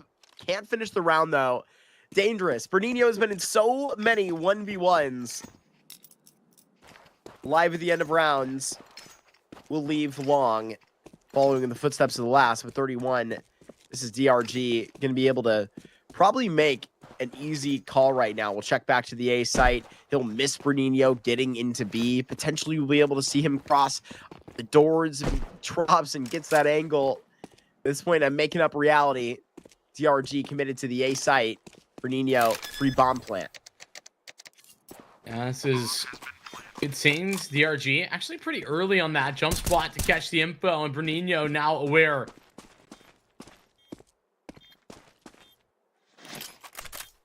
This nade that comes through. Now DRG in the 1v1 that Bernino will stand against. Excellent time for GameHunters to have their individuals posting up for them, let alone the individuals that we need to see earn a roster spot onto this squad. And really stand there and prove why this is happening. Panking a DC from our server. Pretty frustrated with Uno MILLE, if I'm being honest. I mean, that was played so poorly. They basically gave GameHunters as many opportunities as they could wish because Uno MILLE just kept taking individual fights. They kept fighting alone. And it was just fight, trade, fight, trade, fight, trade until it was a 1v1. And Bernino, props to him. I mean, he's given 2 different 1v1s and he wins them both. Obviously, got to be very happy with that. So it's a little bit of a devastating one. I think with that DC, as you said, he's an interesting character, Pank. Obviously, some situations back in the day with regard to him, but prior to that, or rather after that, I'd like to have that stint on Bestia. I feel like that just didn't work out at all. And that wasn't because he was bad individually. It just kind of felt like it wasn't a culture fit. And I know that's maybe a little bit of a cop-out. You know, the one Brazilian guy on an Argentinian team, kind of a duh moment if you're thinking about it that way. But same situation with that version of Audic that had Code Zero on it, where it was just not quite working. Quite some good numbers, so I think should be an interesting discussion here for him. He's still AFK, guys. God. That what just happened? What'd you say? CLD is still AFK. Whoopsie. We got a game to play. No, he's buying. All good. Yeah, so I don't know. Maybe it's a vibes thing. Kind of Putting up the those numbers. kind of the thing that could make sense to me.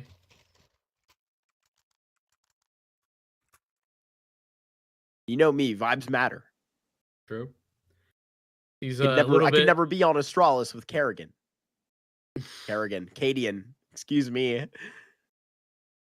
Speaking of Astralis, not at the time that they were called TSM. Rather heroic as well. With Kerrigan.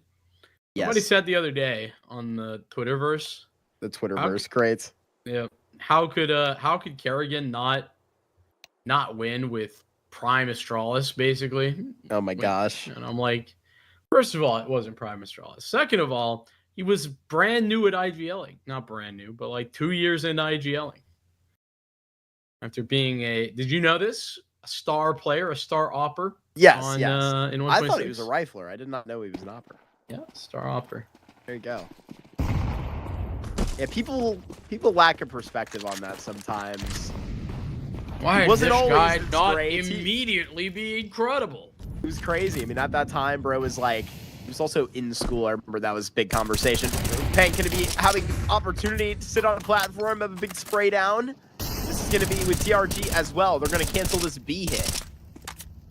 Yeah, they canceled it pretty early, but truthfully, I think that they've only survived this much because of how quickly they called the cancel button on that. And as if it's not going to get worse, right into Remix's op. Fresh kill for him. K1 will hit the deck. The bomb now dropped, and it's a 2v5.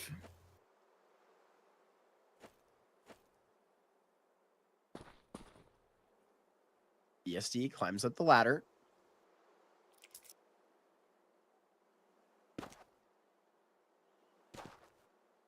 This ain't going up cat. I'm really probably going to be on the side of the fence of assuming it's not going to go anywhere. Yeah, there's not a next best option. Mid to B is certainly not in the cards. You can see the setup. High low. Jay chillin'. Yeah.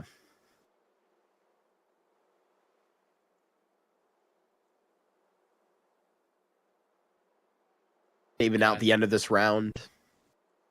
I don't know if I love that. You know, saving as the T side always going to feel questionable, especially when it's a Galil, one flash, and then an M4A1S, one molly that you're saving.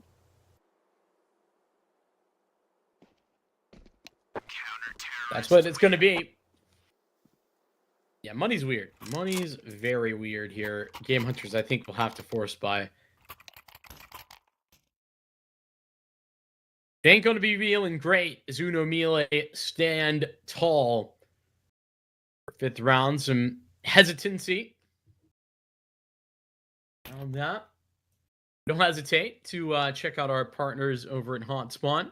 Hotspawn.com, one of our presenting partners, and you can check out everything there. A bunch of news and information. The latest from the Thunderpick World Championship. I got some crazy news, Vincent. Hit me with the news. Little birdie Straight has from flown Hotspawn.com? into my room.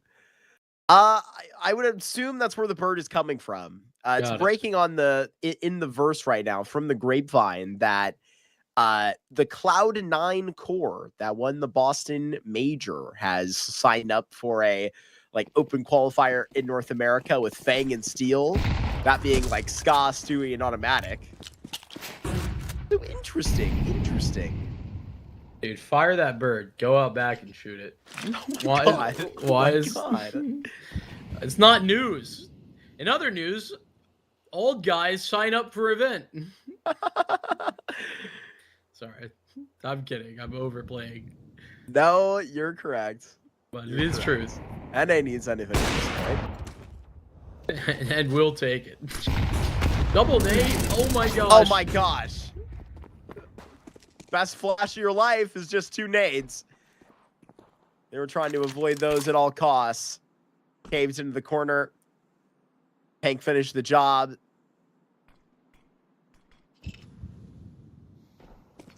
Fades back to the B site.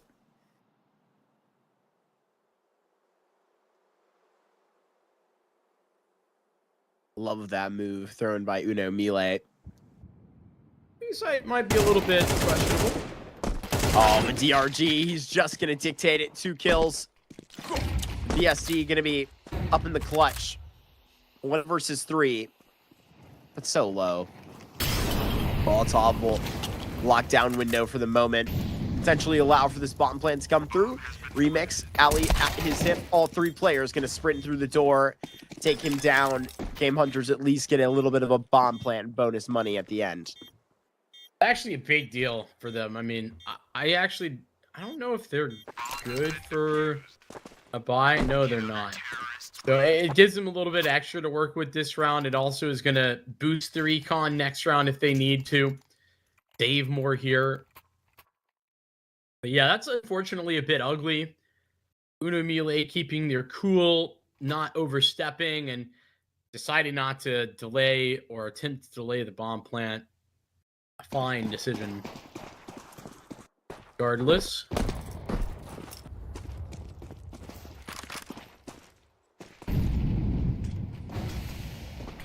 Sprint.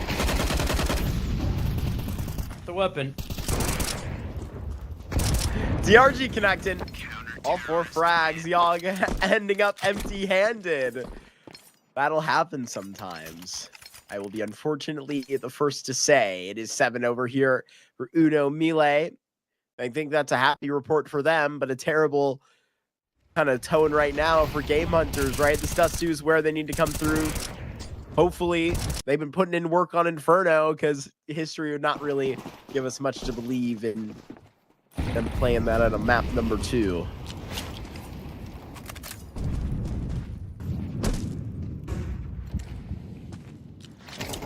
Gun round's got to be it. Unfortunately, that's not the strong start they'd hoped for. Remix gonna back away after taking a peek. It's Ale who opens the door. Proceedings early, looking good for the Uno MILLE side.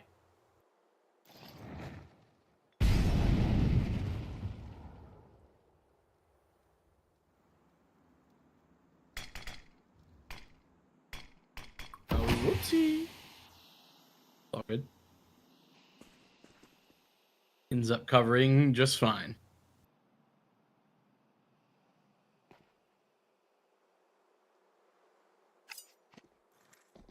GameHunters rolling this thing slow.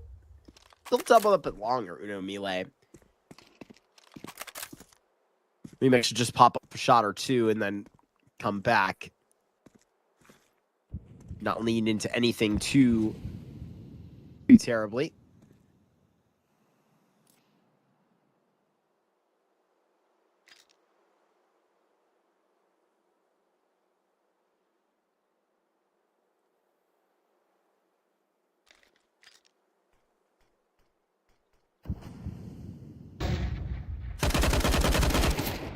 There's that look. On delivery now. Oh my good God. 3 at the top of it. He's like a turret, that DRG. Just taking it to him. Last 2 rounds in the B site. 7 frags. Uno MILLE up to 8. The other round, not the spot for the AUG. This round, definitely the spot for the AUG. In a long range, popping the head up over those boxes, scoped in, deep. Love it. Absolutely everything. And yeah, dude, he is playing out of his mind. They won't give Remix a chance. Double up indeed is up. How is he not dead? How is he alive? Remix just surviving 2 health. So close.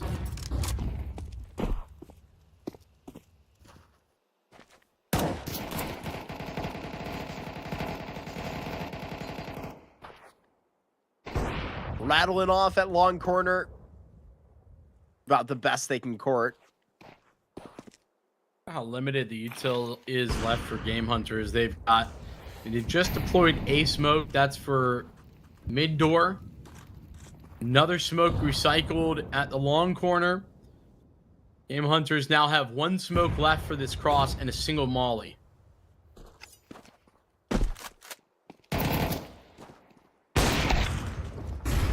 Hop shot goes there between the feet, but CLT, how is he finding 2? DRG next up to bat in the AUG, and we'll find that right around the corner with Pank to finish it out. Uno MILLE, they just want to go faster. An impressive series thus far for Uno MILLE as they stand tall after the first half. I mean, sort of expected the way this goes down because of the amount of flashbangs that the CT side had. Uno MILLE just pop, pop, pop. Get some chances. Remix, he missed a bunch of shots, but fortunately for him, the rest of his team's got his back. PLD 12-3, and we already talked about DRG. Ollie's 9-2.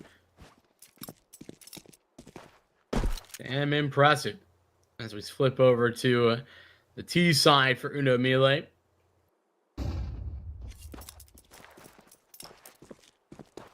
GameHunters. Better CT side team in general, but obviously new faces. Aizen connects to DRG. Pistol like this would help GameHunters' cause. Oh, so much. Block is going to connect over the top. Ale very nicely timed, and it is just going to be ugly for CT side. ABR, Bernino with dualies. Post plant, though, activated.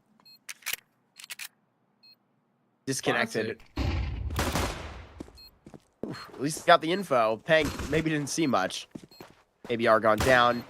Bernino, good luck connecting these over the top. Does some damage, but won't get it. It's going to be that 10th round up to tally for Uno MILLE.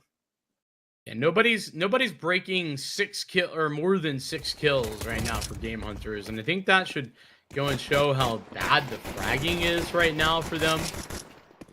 Like, so many opportunities as well. Like, this was not some incredible, unstoppable pistol round strategy, nor shooting from Uno MILLE, but they just get given a bunch of opportunities, and eventually they succeed. Another force buy for GameHunters. They're not going to give this up without a fight. ESD. Oh my gosh. He might have So more kills crazy. with the scout through smoke than he does any other weapon. In fact, I'm certain he does. I'm afraid you're right. Just keep scouting. Just Maybe keep we'll shooting get through somewhere. smoke. Every shot through smoke is an opportunity to hit a clip. Nino gonna try and get a little bit more space in tunnel. Ali will open that smoke. See a man with a pistol, and there's the B site snapped away. GameHunters are gonna likely try and keep up these 3 kits, judging by the distance they give. Yeah, it might have looked good early on with the BSD kill, scout tag onto Pank, but Ole handles the situation there in tunnels pretty nicely. Pank gets his kill out mid, and the B site falls with no true troubles. I just want to, give a quick reminder because you may be unsure. GameHunters picked us too.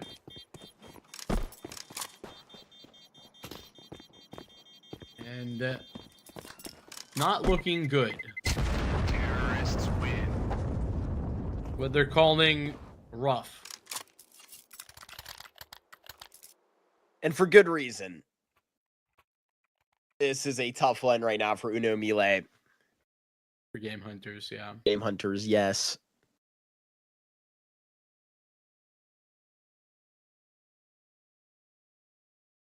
Interesting decision here.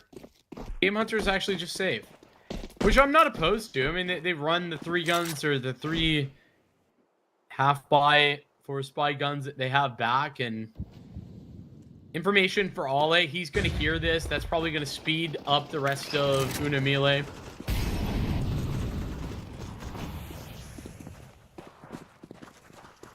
Reno with that P250.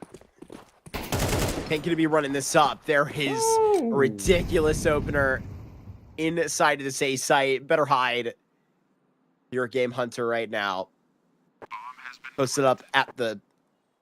Well, I thought peering into middle. Posted up at the window, no less. But waiting to be 12 posted here by Uno MILLE. They're just going to wait it out. Nice kill for Bernino. Pluck a man from the mid fight. We want to grab that weapon. Fortunately, in that endeavor, I think they're in trouble. And in fact, Bernino now under threat. He will be dispatched of. Plenty of money, though, for this full buy, but it's GameHunters up against Map Point. 9 chances for Uno MILLE to close this thing out. First gun round of the half. That shot from Pank. Brutal.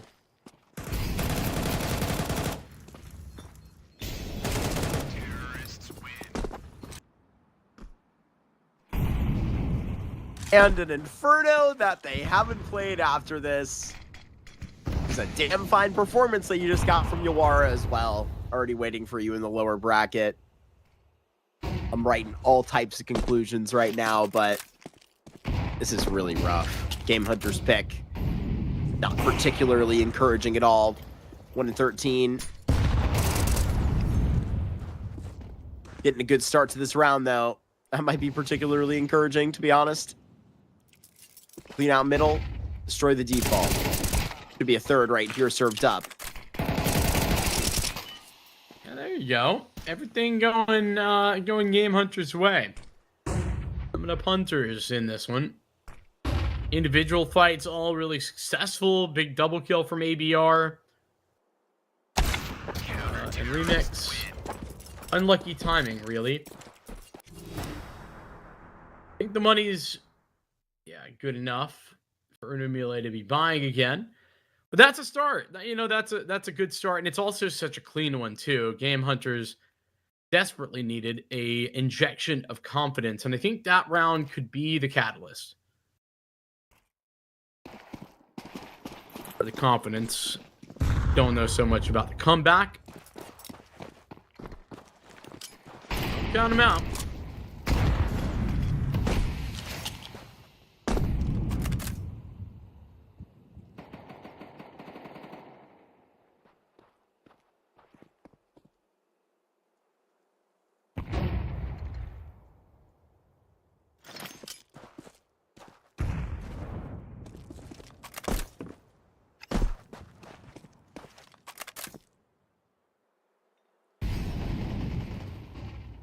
GameHunters leave Cat alone.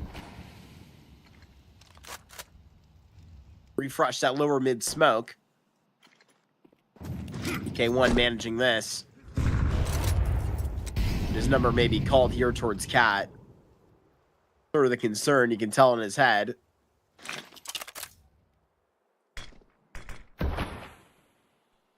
MILLE may come back longer though. Up gonna fire off. May have second thoughts about that now. Yeah, it's nice, dude, that BSD still had a smoke. I mean, under the minute mark, like at 45 seconds, it's pretty rare for your long player to be sitting on a smoke like that. So it's enough to, as you said, turn Uno MILLE right back around, group up Cat, 30 seconds.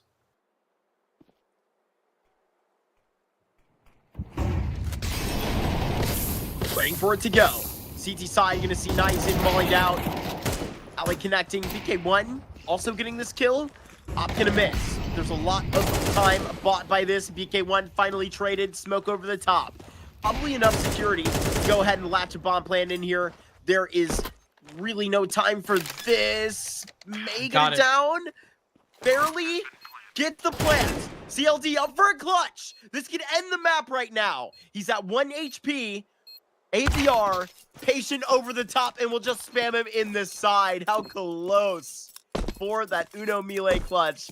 The GameHunters will post 2 in a row here at the beginning of the second half. What's happened to CLD right there? I mean, as the smoke fades, he's just exposed, right? Like that. I saw that, right? Correct? You did. That's just very odd. I don't really understand what he's thinking, what his thought process is. Clearly just didn't anticipate for the last man to be catwalk, but I mean, one of the possibilities, certainly. Yeah, a little ugly there at the end for CLD. MILLE taking attack. I like how early this tack pause is, though. Kingy on the mic. Discuss the options.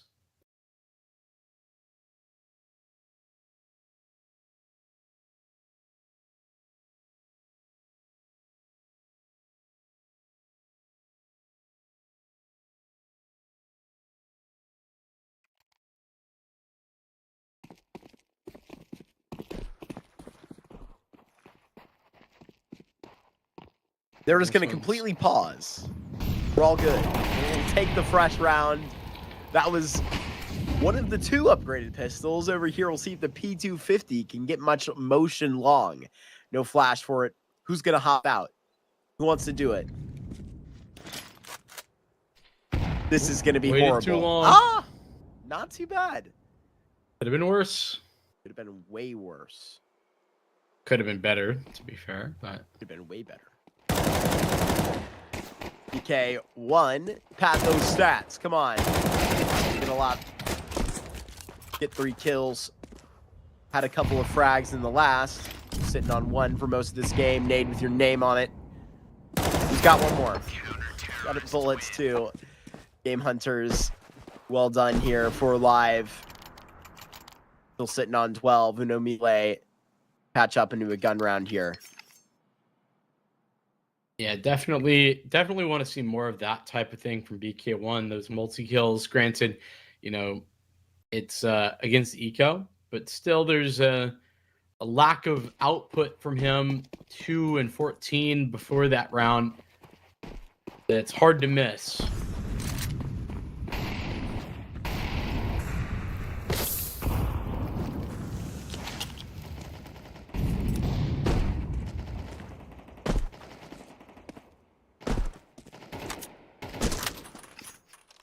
MILLE kind of leaning towards B at the beginning of this round. They had 3 players in tunnels to start. The bomb heading back down lower. It's the plan, it would seem, for MILLE.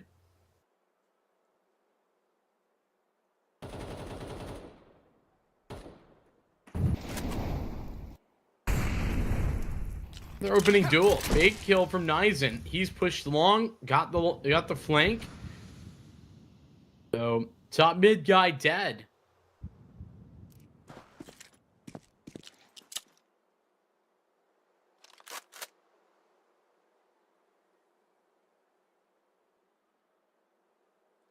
Catwalk hit to try and clean this finally out. Clear this final round. MILLE, they could just be along in this series onto an Inferno that they're going to be so comfortable to grab. Molly back into Goose, and this did disturb last time. BK1 not getting the luck, actually getting 1 frag off of it, so you can kind of call it that. MILLE got to be prioritizing this bomb plant, moving the site for security, and now DRG will punch in the digits. Pass the Molly and CT, but only one of the 2 players. Can't reach for it with the AWP because it's going to be very difficult. That's the example why. I think they might be cooked here. There's 2 kits at least, but this Crossfire's tough. Crossfire's so tough, and Bernino will get that first shot. All of a sudden, a 2v1. Manageable for Nizen. Doesn't have smoke, though. DRG gonna be heads up on the bomb, seeing it, spraying it down. Remix, there's no trade. Taps the bomb. HE don't go through, swings too wide, and he has it. Nizen has it. 7 rounds extended on this Dust 2. Shouldn't have been losable from that position. Overstep in the last moment.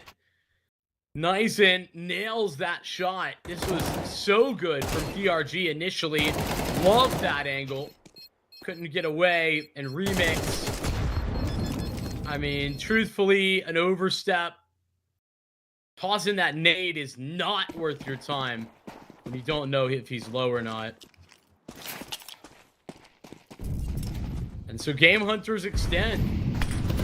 Keep this thing going for as long as possible until it becomes a reality. Strong start for BSD. That's the op in play, and he's got more where that came from. Like genuinely a threat of a comeback at the moment. This is a decent pace. Nice start to every single one of these rounds very quickly. Yeah, and I mean, last round included, they were a man down, and they still were able to get into that 3-on-2, force the 1v2 clutch from Nizen. I'm with you. Shot on that AK. Already so little HP behind him, and should be a transfer. MIBR having to work for it over the top. Ali with that Tech 9. 3 versus 1 from this point forward. We'll be able to secure a plant. Everybody going to be gunning from the doors, from the window. Can't take the fight comfortably from the fire, and connecting a lot of shots over the top. This would be impressive, but 2 people swinging over the side. An 8 HP player used the math. That's 8 rounds for GameHunters. I mean, they're doing it. A valiant effort from MILLE there. Does a ton of damage. Really impressive, but there is no victory at the end of it. Pulled by the entire weight of MILLE coming down on GameHunters again. GameHunters go double up. Not like they have an untouchable amount of money. I mean, they're rich, but not crazy. Could be a risky adjustment if things go poorly. It's looking pretty genius right now. GameHunters gonna be pressured on B. Gotta keep pace with it, MIBR. That's why he's looking to set the next kill. Can't do it. What are you gonna swing through the smoke now? Gotta activate this post plant. Otherwise, GameHunters will have that much wiggle room to get aggressive 4v4. But that post plant now here. And CLT trying to pull a fast one, but BSD, he gets back and he has that op kill. Just realizing in my mind that this is a double op retake, Vincent. This is going to be impossible. And they got 2 more flashes too. Remix can throw those, but GameHunters gotta go. Gotta go. Time's a factor. Double scoped on the window. MIBR, that's where he will check. Putting his life up as sacrifice. DMG will get back to the site. And there it is. BSD will have a tight fight back towards the door, but there's no time. MILLE, they put a lock on this first map, 13-8. There's a force there right at the end from GameHunters, but it ain't going to be great enough. It'll have to be a way better in Inferno, a map they barely play. They're down 0-1 in the series. Yeah, the fact that this was their map pick, GameHunters, they were 12-3 down at one point. 5-round recovery, 5-round comeback for GameHunters. That's good. I mean, I think actually props to them. Second half was much better, but dude, that T side was just horrible. I mean, PK1 barely had an impact. Honestly, barely anyone had any impact, and that's the biggest issue. I think there is much to be desired from what GameHunters showed us on that dust too. Other than that scout on the T side, no impact at all. It was really egregious there. And you see how in tone they can get in that CT side. It's like bang, bang, they're back into a function like very, very quickly. So that's why it's a T side of dust too. It feels like they're really overcooking at a lot of metrics, but I was commenting on how fast a lot of those rounds felt, losing a lot of opening frags pretty quickly. There was, I mean, a lot that MILLE was putting into the process there. And to me, this is obviously the first time I'm getting to watch, the Pank DRG iteration of this unit. They actually look really good right now. I mean, LTZ used to put in a lot of emphasis to this roster. I don't think that was the tightest game to maybe get this tone and set for the team fully on our opinions, Vincent. But I feel like that's as good of a first map as you can get. They catch themselves falling at the end too, which I did have a little concern about, but they do it. Yeah, it did look like GameHunters were actually on for a little bit of a comeback. Don't get me wrong, that ends up being a map that GameHunters could have been able to bring back. But Inferno, I don't know if we're going to see that. Like you said, 1 map on record, that was all the way back in March. And for MILLE, 70% win rate on Inferno coming up after the break.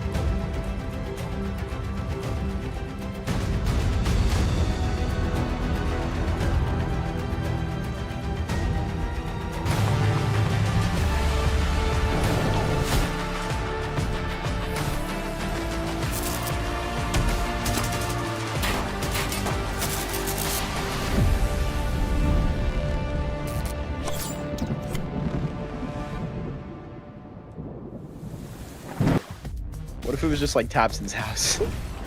It was.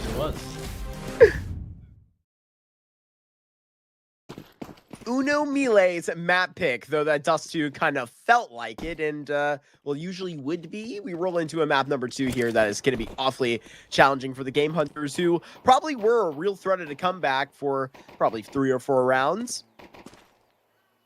Yeah, more like 4 or 5, but you know who's Oh. counting. you later. Sheesh. Nizen. I was counting on you for a couple of kills there. Unfortunately, not going to deliver. Uno Mille going to peel right into this B site. GameHunters on the way with some rotations. ERG activates a post plant. The smoke stands. Nobody going to be reaching for that boost. A little obvious nowadays. Nade that goes over the top. Flash over. Tank in the corner. Fernino going to put him down, but there's a Glock running straight back to it. I mean, Uno Mille are jumped so far deep in here that Molotov holds them back in their tone for another couple of moments. Sprinting to it. That spray even through the smoke. It's easy for Ale, and that same tone for Uno Mille. What a sick timing and also like moment to use the molly. Like, you bought a molly here for the execute, and you didn't use it for the execute, and so rather than waiting for the bomb, they just drop it in CT. It's such a great delay piece of utility for a pistol round that you just don't typically see used that way. So it's fun to see that Uno Mille pick up right where they left off, and well, a little bit of a disappointment from the GameHunters. Aizen not able to offer up anything. It's the A stack that falls away with nothing. Uno Mille get banana unopposed this time. Aizen just jiggling. Ooh, DRG, put the nade on him. Drop the nade on him, dude.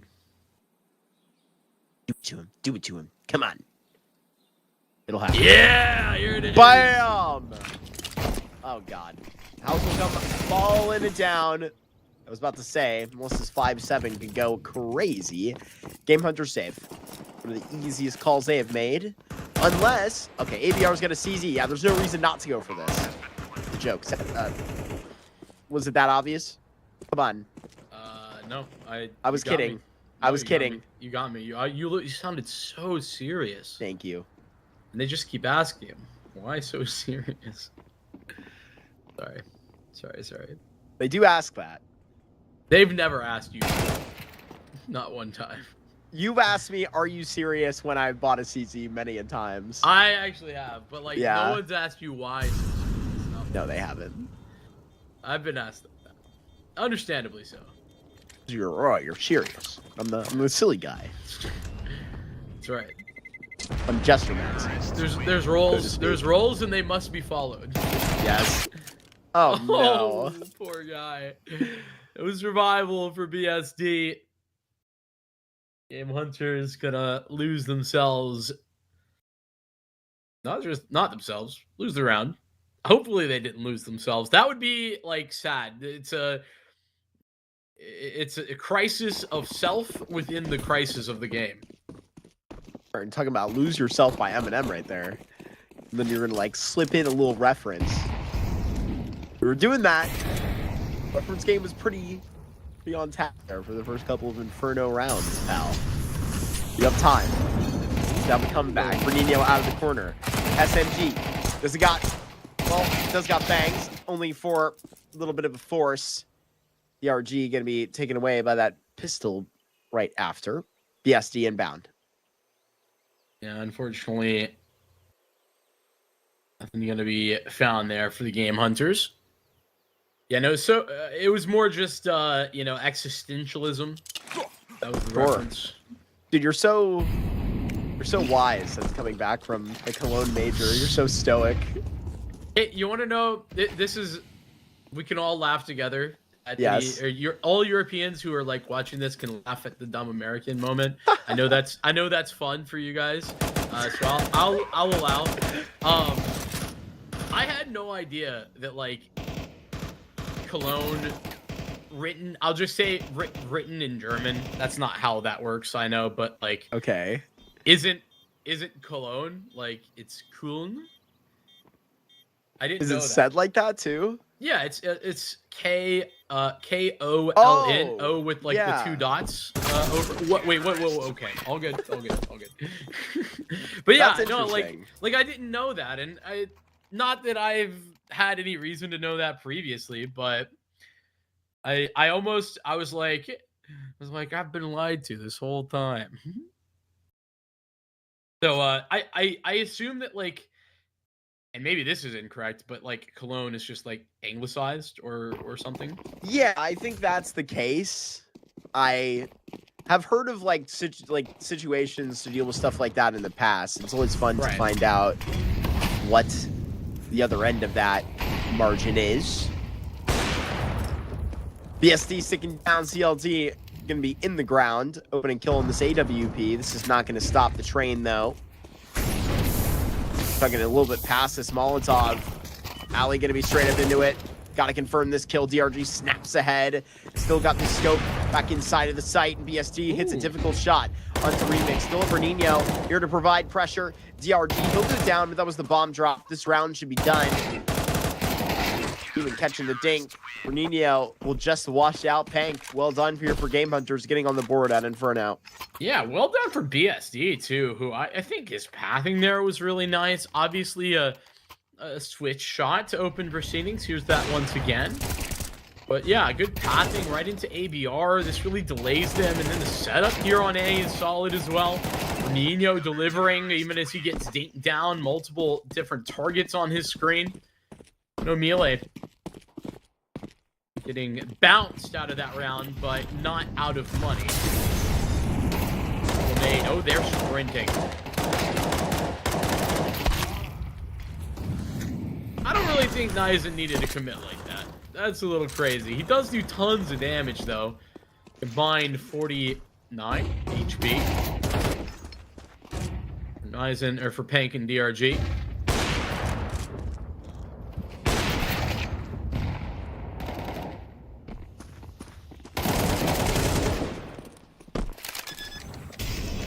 Trade frag onto the site, and so Pank, low health as we were highlighting, but still alive. 2-on-3, I don't know that you can really reasonably go for this. The HP might be the deciding factor for GameHunters to move in, but I speak too soon.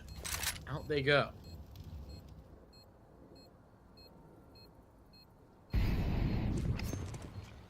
Well, it's all tossed. To keep him at bay. All good. GameHunters washed out after that round ricochets. But we're getting DRG up to a really good tone so far. Entry fragger DRG. The last 2 rounds there when he was pumping up. Got that first check onto Arch. That round was also really impressive. 4th passes by. Did Pank go down there? Did not notice. I'm guessing so, considering he had no gun.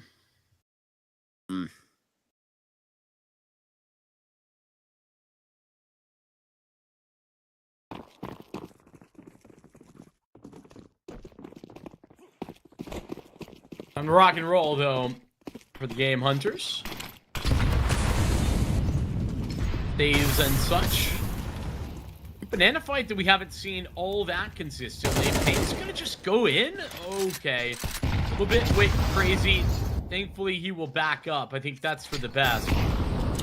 Eats a nade, though, on the retreat. It's an expensive way to get very little banana control at the start of a round.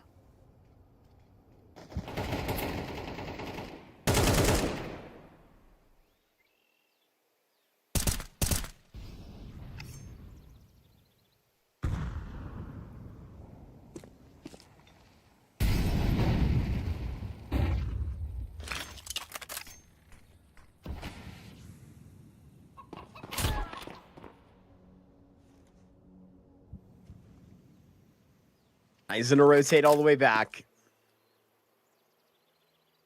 Flashes a chicken upon the way back to even a deeper setup. No MILLE. We're gonna witness a really nice rotation here by GameHunters.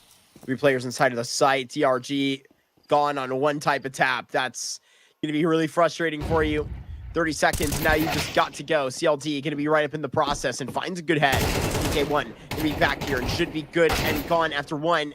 Nailed in the corner, going to be spammed out. Also waiting inside of that smoke is ABR. Going to get that kill. Double time for it. Ali had that onto BSD. So Bernino here makes it a 1v1. It's impossible.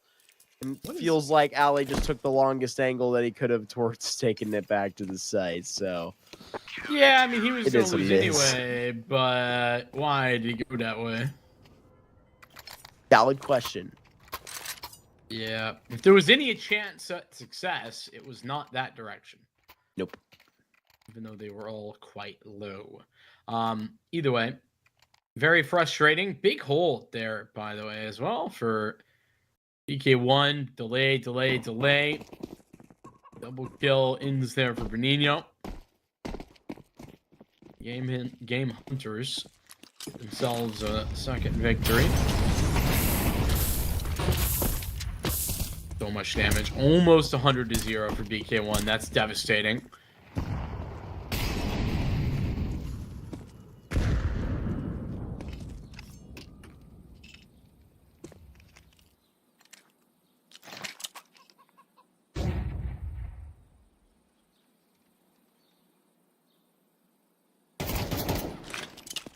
Contact back to Nightington. This is standard. Put Molotov down. It creates a very good angle here. Double CT smoke, and it's going to be a little bit panicked here for Uno MILLE.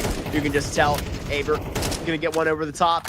Pank actually will have that back on ABR. Bot plan has got to be here soon. Oh. Nobody was looking for Nightington. Nobody looked for Nightington. Nobody who had a rifle and had something to say. It's going to be Game Hunters that stand on this. Ale, got to assume he's going to save. I think what happens is that was smoked and it just faded. A really inopportune moment for Uno MILLE where nobody was really worried about it. Nobody was really looking. And so Nizen just got a great view, was playing over the top of Coffin. Brilliant work from Nizen. Who, I mean, for all intents and purposes, I think he's a guy on this team that can really deliver. His stat line over the last 3 months is pretty ugly, but I think that's due more to the fact that, you know, Game Hunters have had an inconsistent lineup than him being bad. Yeah. Prior to this iteration of the team, he was basically the X factor. The most consistent man, to say the least. It was sort of a question of like, will BSD show up? Will BNC? Will PRT?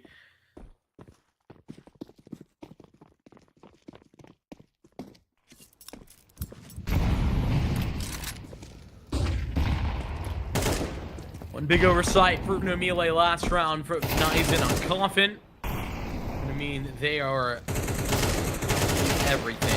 AK already dead. Let's retrieve it. DRT finds PK1. Flash to back them up. It's just going to naturally fade. Also, that angle to CT should be good. Smoke up. Glock's running in. AK's but with no armor. How? Remix going to be fighting for Nizen at the back of the site with the Glock. DSD keeping us honest. Spamming through the smoke is going to make this a non-issue. CLD going to be up here. We'll find one fight. But that might be frightening. Who is going to be appearing behind the CT smoke? But it's going to be both that do, essentially. Game Hunters here had a tied game back to it. But Game Hunters back on the same energy that we saw and witnessed at the end of Dust 2. Yeah, it's a nice recovery of sorts, 4-1 to 4-4. And Uno MILLE, I mean, their money's even a little bit weird. Shout out our presenting partner over at Hunspawn.com. Thank you to them. Check them out if you're interested. Hunters something different here. It's a 3A setup to begin with, and you're gonna go for the boost. That 3-man setup all on the porch side. I haven't seen a ton of bracket hits. I think that's something that Uno MILLE are going to look to do here.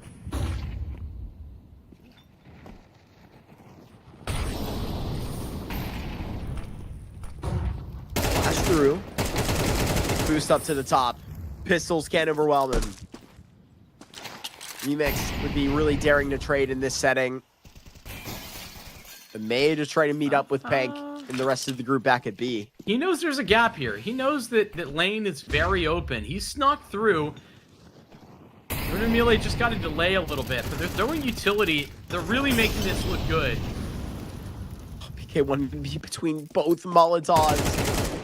Can't assume that that's going to be clear, but there is a frag back towards the A site. So Remix sprinting this way. He's the one that's going to be caught now. Uno MILLE, I'm sure they would prefer to probably go B, but to this point, Bernino, he's going to be in a 1v1 fight here and taking it aggressively. Right now, DRG Pank, they're not going to be so close to trade, but DRG, the entry I was calling him in earlier, access to the A site at a default plan. NineZen just right around the corner and is just gone within a flash. BK1 as quickly to answer. And now seen back into Moto, staring back at Pank. Gotta win this fight. Standing inside of the pit, BK1 with his flash is just gonna be boxed out. A couple of taps, Vincent, and that's just gonna be Uno MILLE right back on top. Dude, I mean, that's the kind of confident fights that you get Pank on your team for. I mean, he is so clean with it. Lovely tap. Can't hate on that. I will hate and can hate on the decision making there for Remix. I don't know why he's assuming that there's only one guy on A. You know, they saw two players, or at minimum, they heard somebody burn, killed one, and then got refragged by another. So I just think it seemed likely that there should be another player A. Regardless of that mixed moment, it's Remix's chaos that does allow for Uno MILLE to have a chance at that round. Lovely clear, and then the 1v1 clutch, or rather lovely clear from DRG, and then the 1v1 clutch from Pank. Timeout here, but GameHunters, money's awful inconvenient. The haves and the have-nots are pretty widespread across this GameHunter team. There's 2 pistols, but an op and a couple of M4s as well.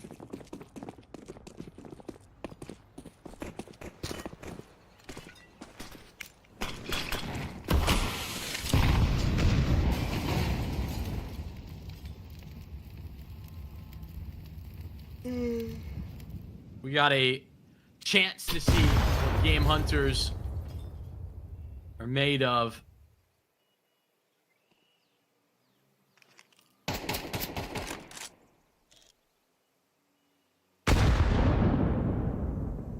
Yes, D.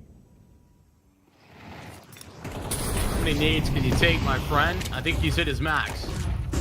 You saw DRG even holding the HE right there. I was hoping it would come. NineZen will get that. Still posted up that they've got their kill. They're happy with what they've got. Drops a bomb back towards the bottom banana. I thought they would just leave and go back to brackets. Don't really need, potentially, them to take it. Kind of just that natural next step of what's happening at A. Same time, Bernino found. So the only action is going to be here towards the bottom of B, where guess what? The bomb is also down. So DRG just going to slip him and really get the hell out of there. Got out so quick and right around that corner. ABR might try and have that, but the op is saved. Going to be standard to do so. 6 here, Uno MILLE. See how much they get out. Remix is in CT. Oh, well, now he's not. Yeah, he used to be. There's a permanent fixture, though, now in CT as well. Permanent until the round starts next time. You know, it's an interesting philosophical question. Why we get to, like, reset time here in Counter-Strike? I would agree. I'm just hitting you with a lot of curveballs today. Things that are deep with the deep. I think that's what it Seeing- was called. Terrorists win. That's a great reference. Realize, realize, realize. What he said. What's the third one? Realize, Real eyes. eyes. Yeah. got it. realize. That's the third. There you go. Okay, I couldn't remember. There you go. Yeah. I think spiritually, the deep is very close to Johnny Drama.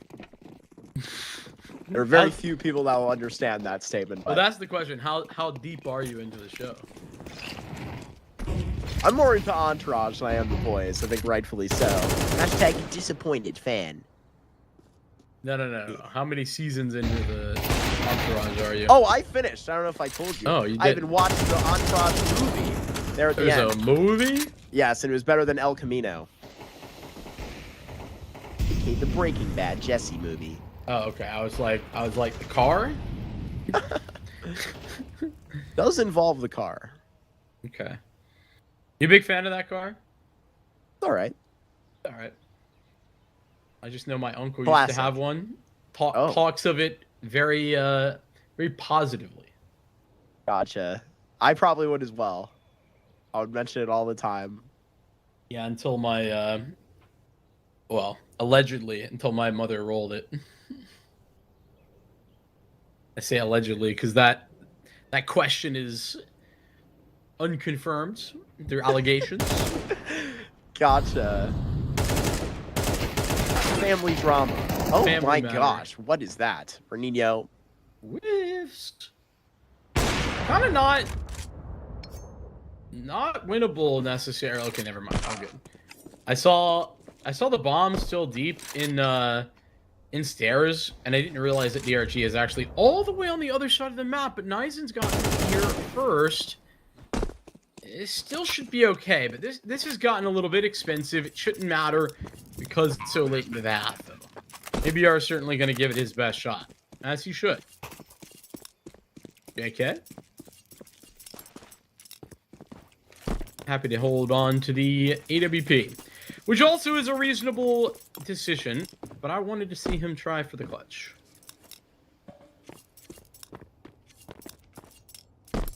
I would have appreciated it as well. All good, though. 7 will be struck up on the board. You wouldn't have really done much in the next round. Keep his AWP along. BSD would be so appreciative of that. Hopefully this can earn them a 5th. Standing on top of this AWP. And truth be Down told, on this Inferno. GameHunters kind of need this 5th round.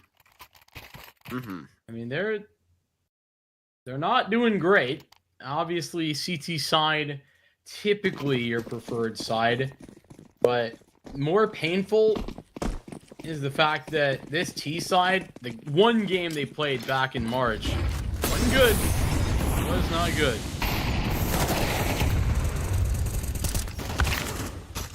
Like on a 9-stand, gonna get 2 through the smoke. So much for that AWP. Planning to make a difference here at the start of the round. It's just gonna be really depressing. I feel like if you're a game hunter, there's that op saved over. You had a reason to think let your spirits down. It would be this last round of the half. Vito's already really ugly for you. Penk getting pushed back. Could be the same difference here for DRG. And damn difficult to take a fight against this guy and come out alive. That's just another reason to doubt. DRG is shooting hard. Very impressive. He's another one of these guys kind of from the Sharks school. That- School. Terrorists win. The Coochie school, indeed. You know, it's a little bit sad, right? He's now 27 years old. Wrong with And that. he was nothing wrong. I'm kidding. I'm As kidding. a 27-year-old. But you know, he was touted for so long, right? When he joined that Sharks roster in 2022, he was the next up. He was part of that B4 team that was really, really interesting. for a minute there. And then he just kind of fizzled, right? Like, he's on that Sharks team for 2 years and hasn't really been able to make a splash since then. He had a good stint under Solid with Ole and as well, but just a little bit frustrating. Flash over the top, and Ollie's gonna fight. Disappearing with that opening kill now.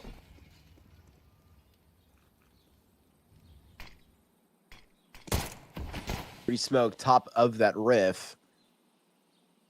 I don't think they GameHunters want to will go. drift away, yeah. Back over to A, where, granted, less defended of the two bomb sites. It's going to be CLD hanging on to a pair of dualies in this direction, and Remix. Not got any Kevlar, but he's in a nice defendable position. Absolutely is, and we'll feel it. Yeah, see, gonna be around the corner here. CLD will keep him tapped in. That is one better than he had on Dust 2. They're denying the play again through the pistol round. Such a good face with those dualies. CLD, that's how you will become one of my personal favorites. Yeah, this is some fantastic shooting. Man. All over the place. And truth be told, GameHunters spacing wasn't really all that bad. Could have been better, sure, but yeah, I'll say MVP of the round, CLD. MVP, absolutely fantastic. Double nade down mid. And Amelia attempting to disrupt any sort of speedy GameHunters attempts. But GameHunters, they aren't actually buying here. It is a clean sweep, fire burning 2. Where even was the fire? It looked to me like the fire should have been extinguished. That's ridiculous. But either way, fire burning 2, SMG grabbing all 3 others, and it's a cleanup. Fortunately, BK1 not really putting his best foot forward in this official. 2-11 right now. Pretty similar stat line at one point over on Dust. Yeah. That is quite disappointing. I feel like we're both BK1 enjoyers, and we're hoping to him in this like recent turn of, I guess, unannounced roster move that he may be off of that Isurus roster, and obviously you don't want him to leave a good team, hop onto another, and then play poorly.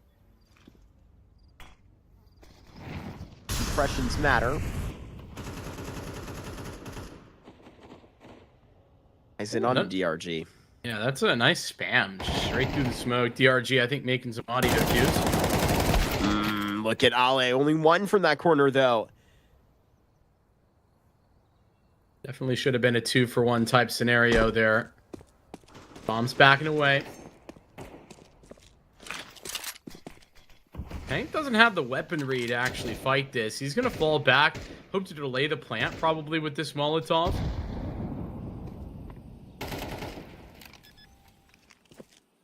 Go down. He'll try and put something on top of it. So he gets so unlucky.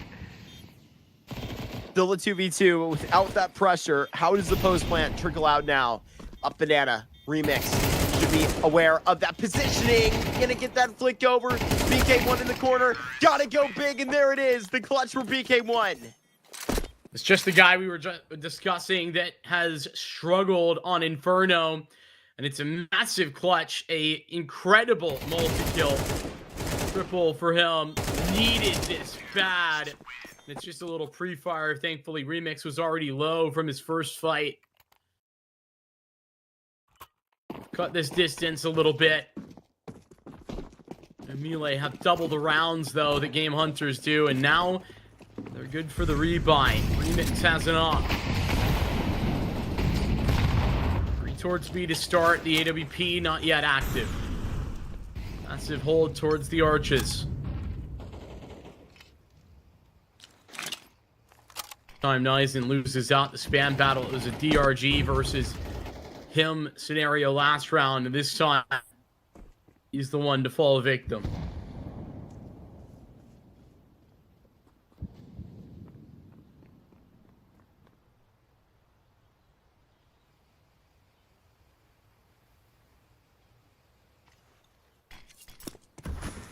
in a really good stance to go and throw this execute, you feel like, right now for GameHunters, though. Remix posted up at the worst spot to catch this lurk through halls. Knowing somebody's home, I'm going to go and sort of poke a stick at it. Why be in this posture like this if they're just not going to hit it? I feel like they've wasted so much time on the indecision.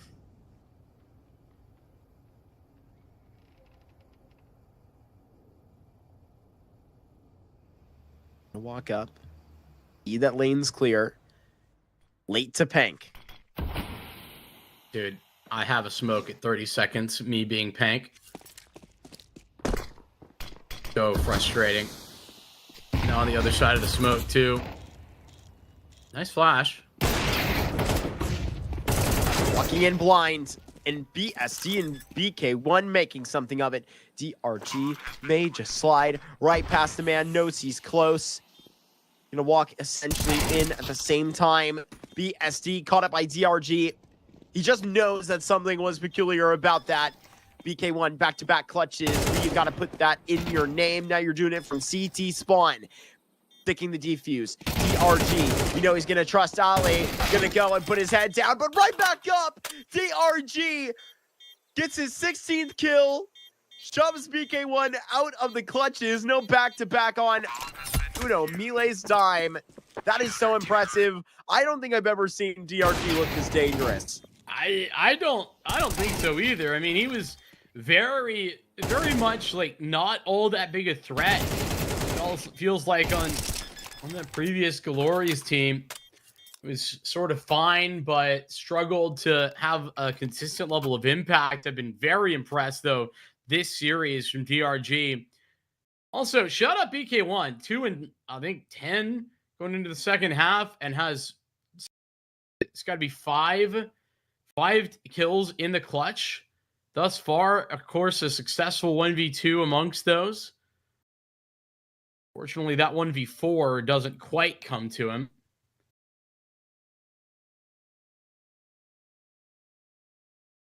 Hunters taking attack pause. Their money is just so brutal. Force bite is the only real option they have, but understand that they forced this round, and that means if they lose, they're going to be forcing again up against 12.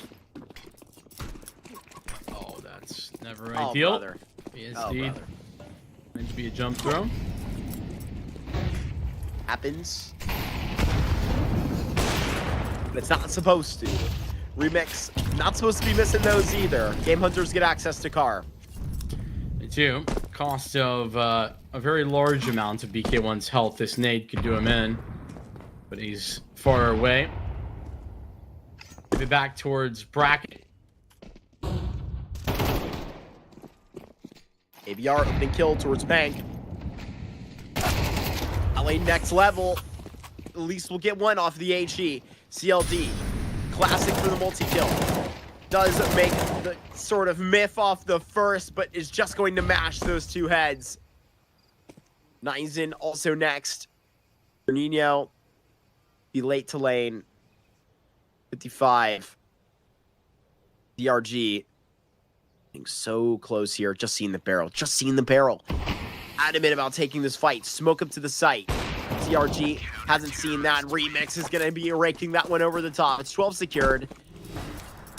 Series point here for Uno MILLE. What a stunning multi-kill there for CLT. I mean, he really has just saved that round. Both the bracket players take individual fights and don't really play off of one another. So a pretty brutal time. GameHunters, they were just about to lose out. Thankfully, the HE from the def ends up getting a kill, and then CLD shines for a triple. Nines again, as I said, the GameHunters, another force bite. Hank eating nades, drops another one, but doesn't get the same purchase. Remix is op that starts the round down middle. This is crazy.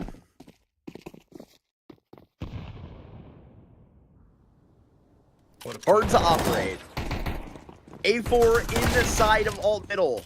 They'll catch up to him. Yeah, it's little overconfidence for sure. Remix. Just wanting to stuff to barrel with the AWP. Make it a bad moment for them. He can play shotgun up if you want to as well. BSC all alone in a 1 versus 3, and it's just not going to happen. Going to be joining Yawara in the lower bracket. That's how it goes. GameHunters, a bad showing here at the beginning of Group B. Yeah, and unfortunately, like, I just feel as if the same problem currently for GameHunters is there as it was in the previous iteration of this team, right? And it's sad because Nizen is like not having a good time, you know. And yeah, I'll give him more time probably to find his footing with this iteration of the project, but it's like they had a firepower issue before. They get rid of PRT and BNC in order to try and solve that. I think BSD is also like an inconsistent piece. For Nino, potentially like high output, but very inconsistent. And now Nizen is taking a step back. Like these are not good scenarios. And PK1, as much as I liked, I mentioned that I like the guy, it's just not a very good performance from him overall tonight. Very, very disappointing. Yeah, I love that you mentioned that because we were really cheering for him. I feel like coming off of that Isurus roster into today where we just had some question marks, we'll get to see him again, right? We'll get to see how this goes at the bottom of Group B and can only hope that it's up from here, as this was like probably one of the worst games that we've seen him play, right? I can't kind of sugarcoat that. That was, ugly for him at times, but also there were some like rounds where some ecos were really coming his way and his stat line like didn't look too terrible after. Wasn't too impressed, but yeah, I agree with you. I feel like we're going to be needing more. It's kind of a shame that like the rest of the team couldn't conform around BSD on that second map. Was clearly hitting some pretty impressive shots there with the AWP, but not tonight, not on this evening where we've come to an end, Vincent. I know I said, 4 out of 4 best of 3s of the day, but obviously we started with a forfeit win there for LP. Who was that against? MIBR Oh boy, Academy? now I look like a chud.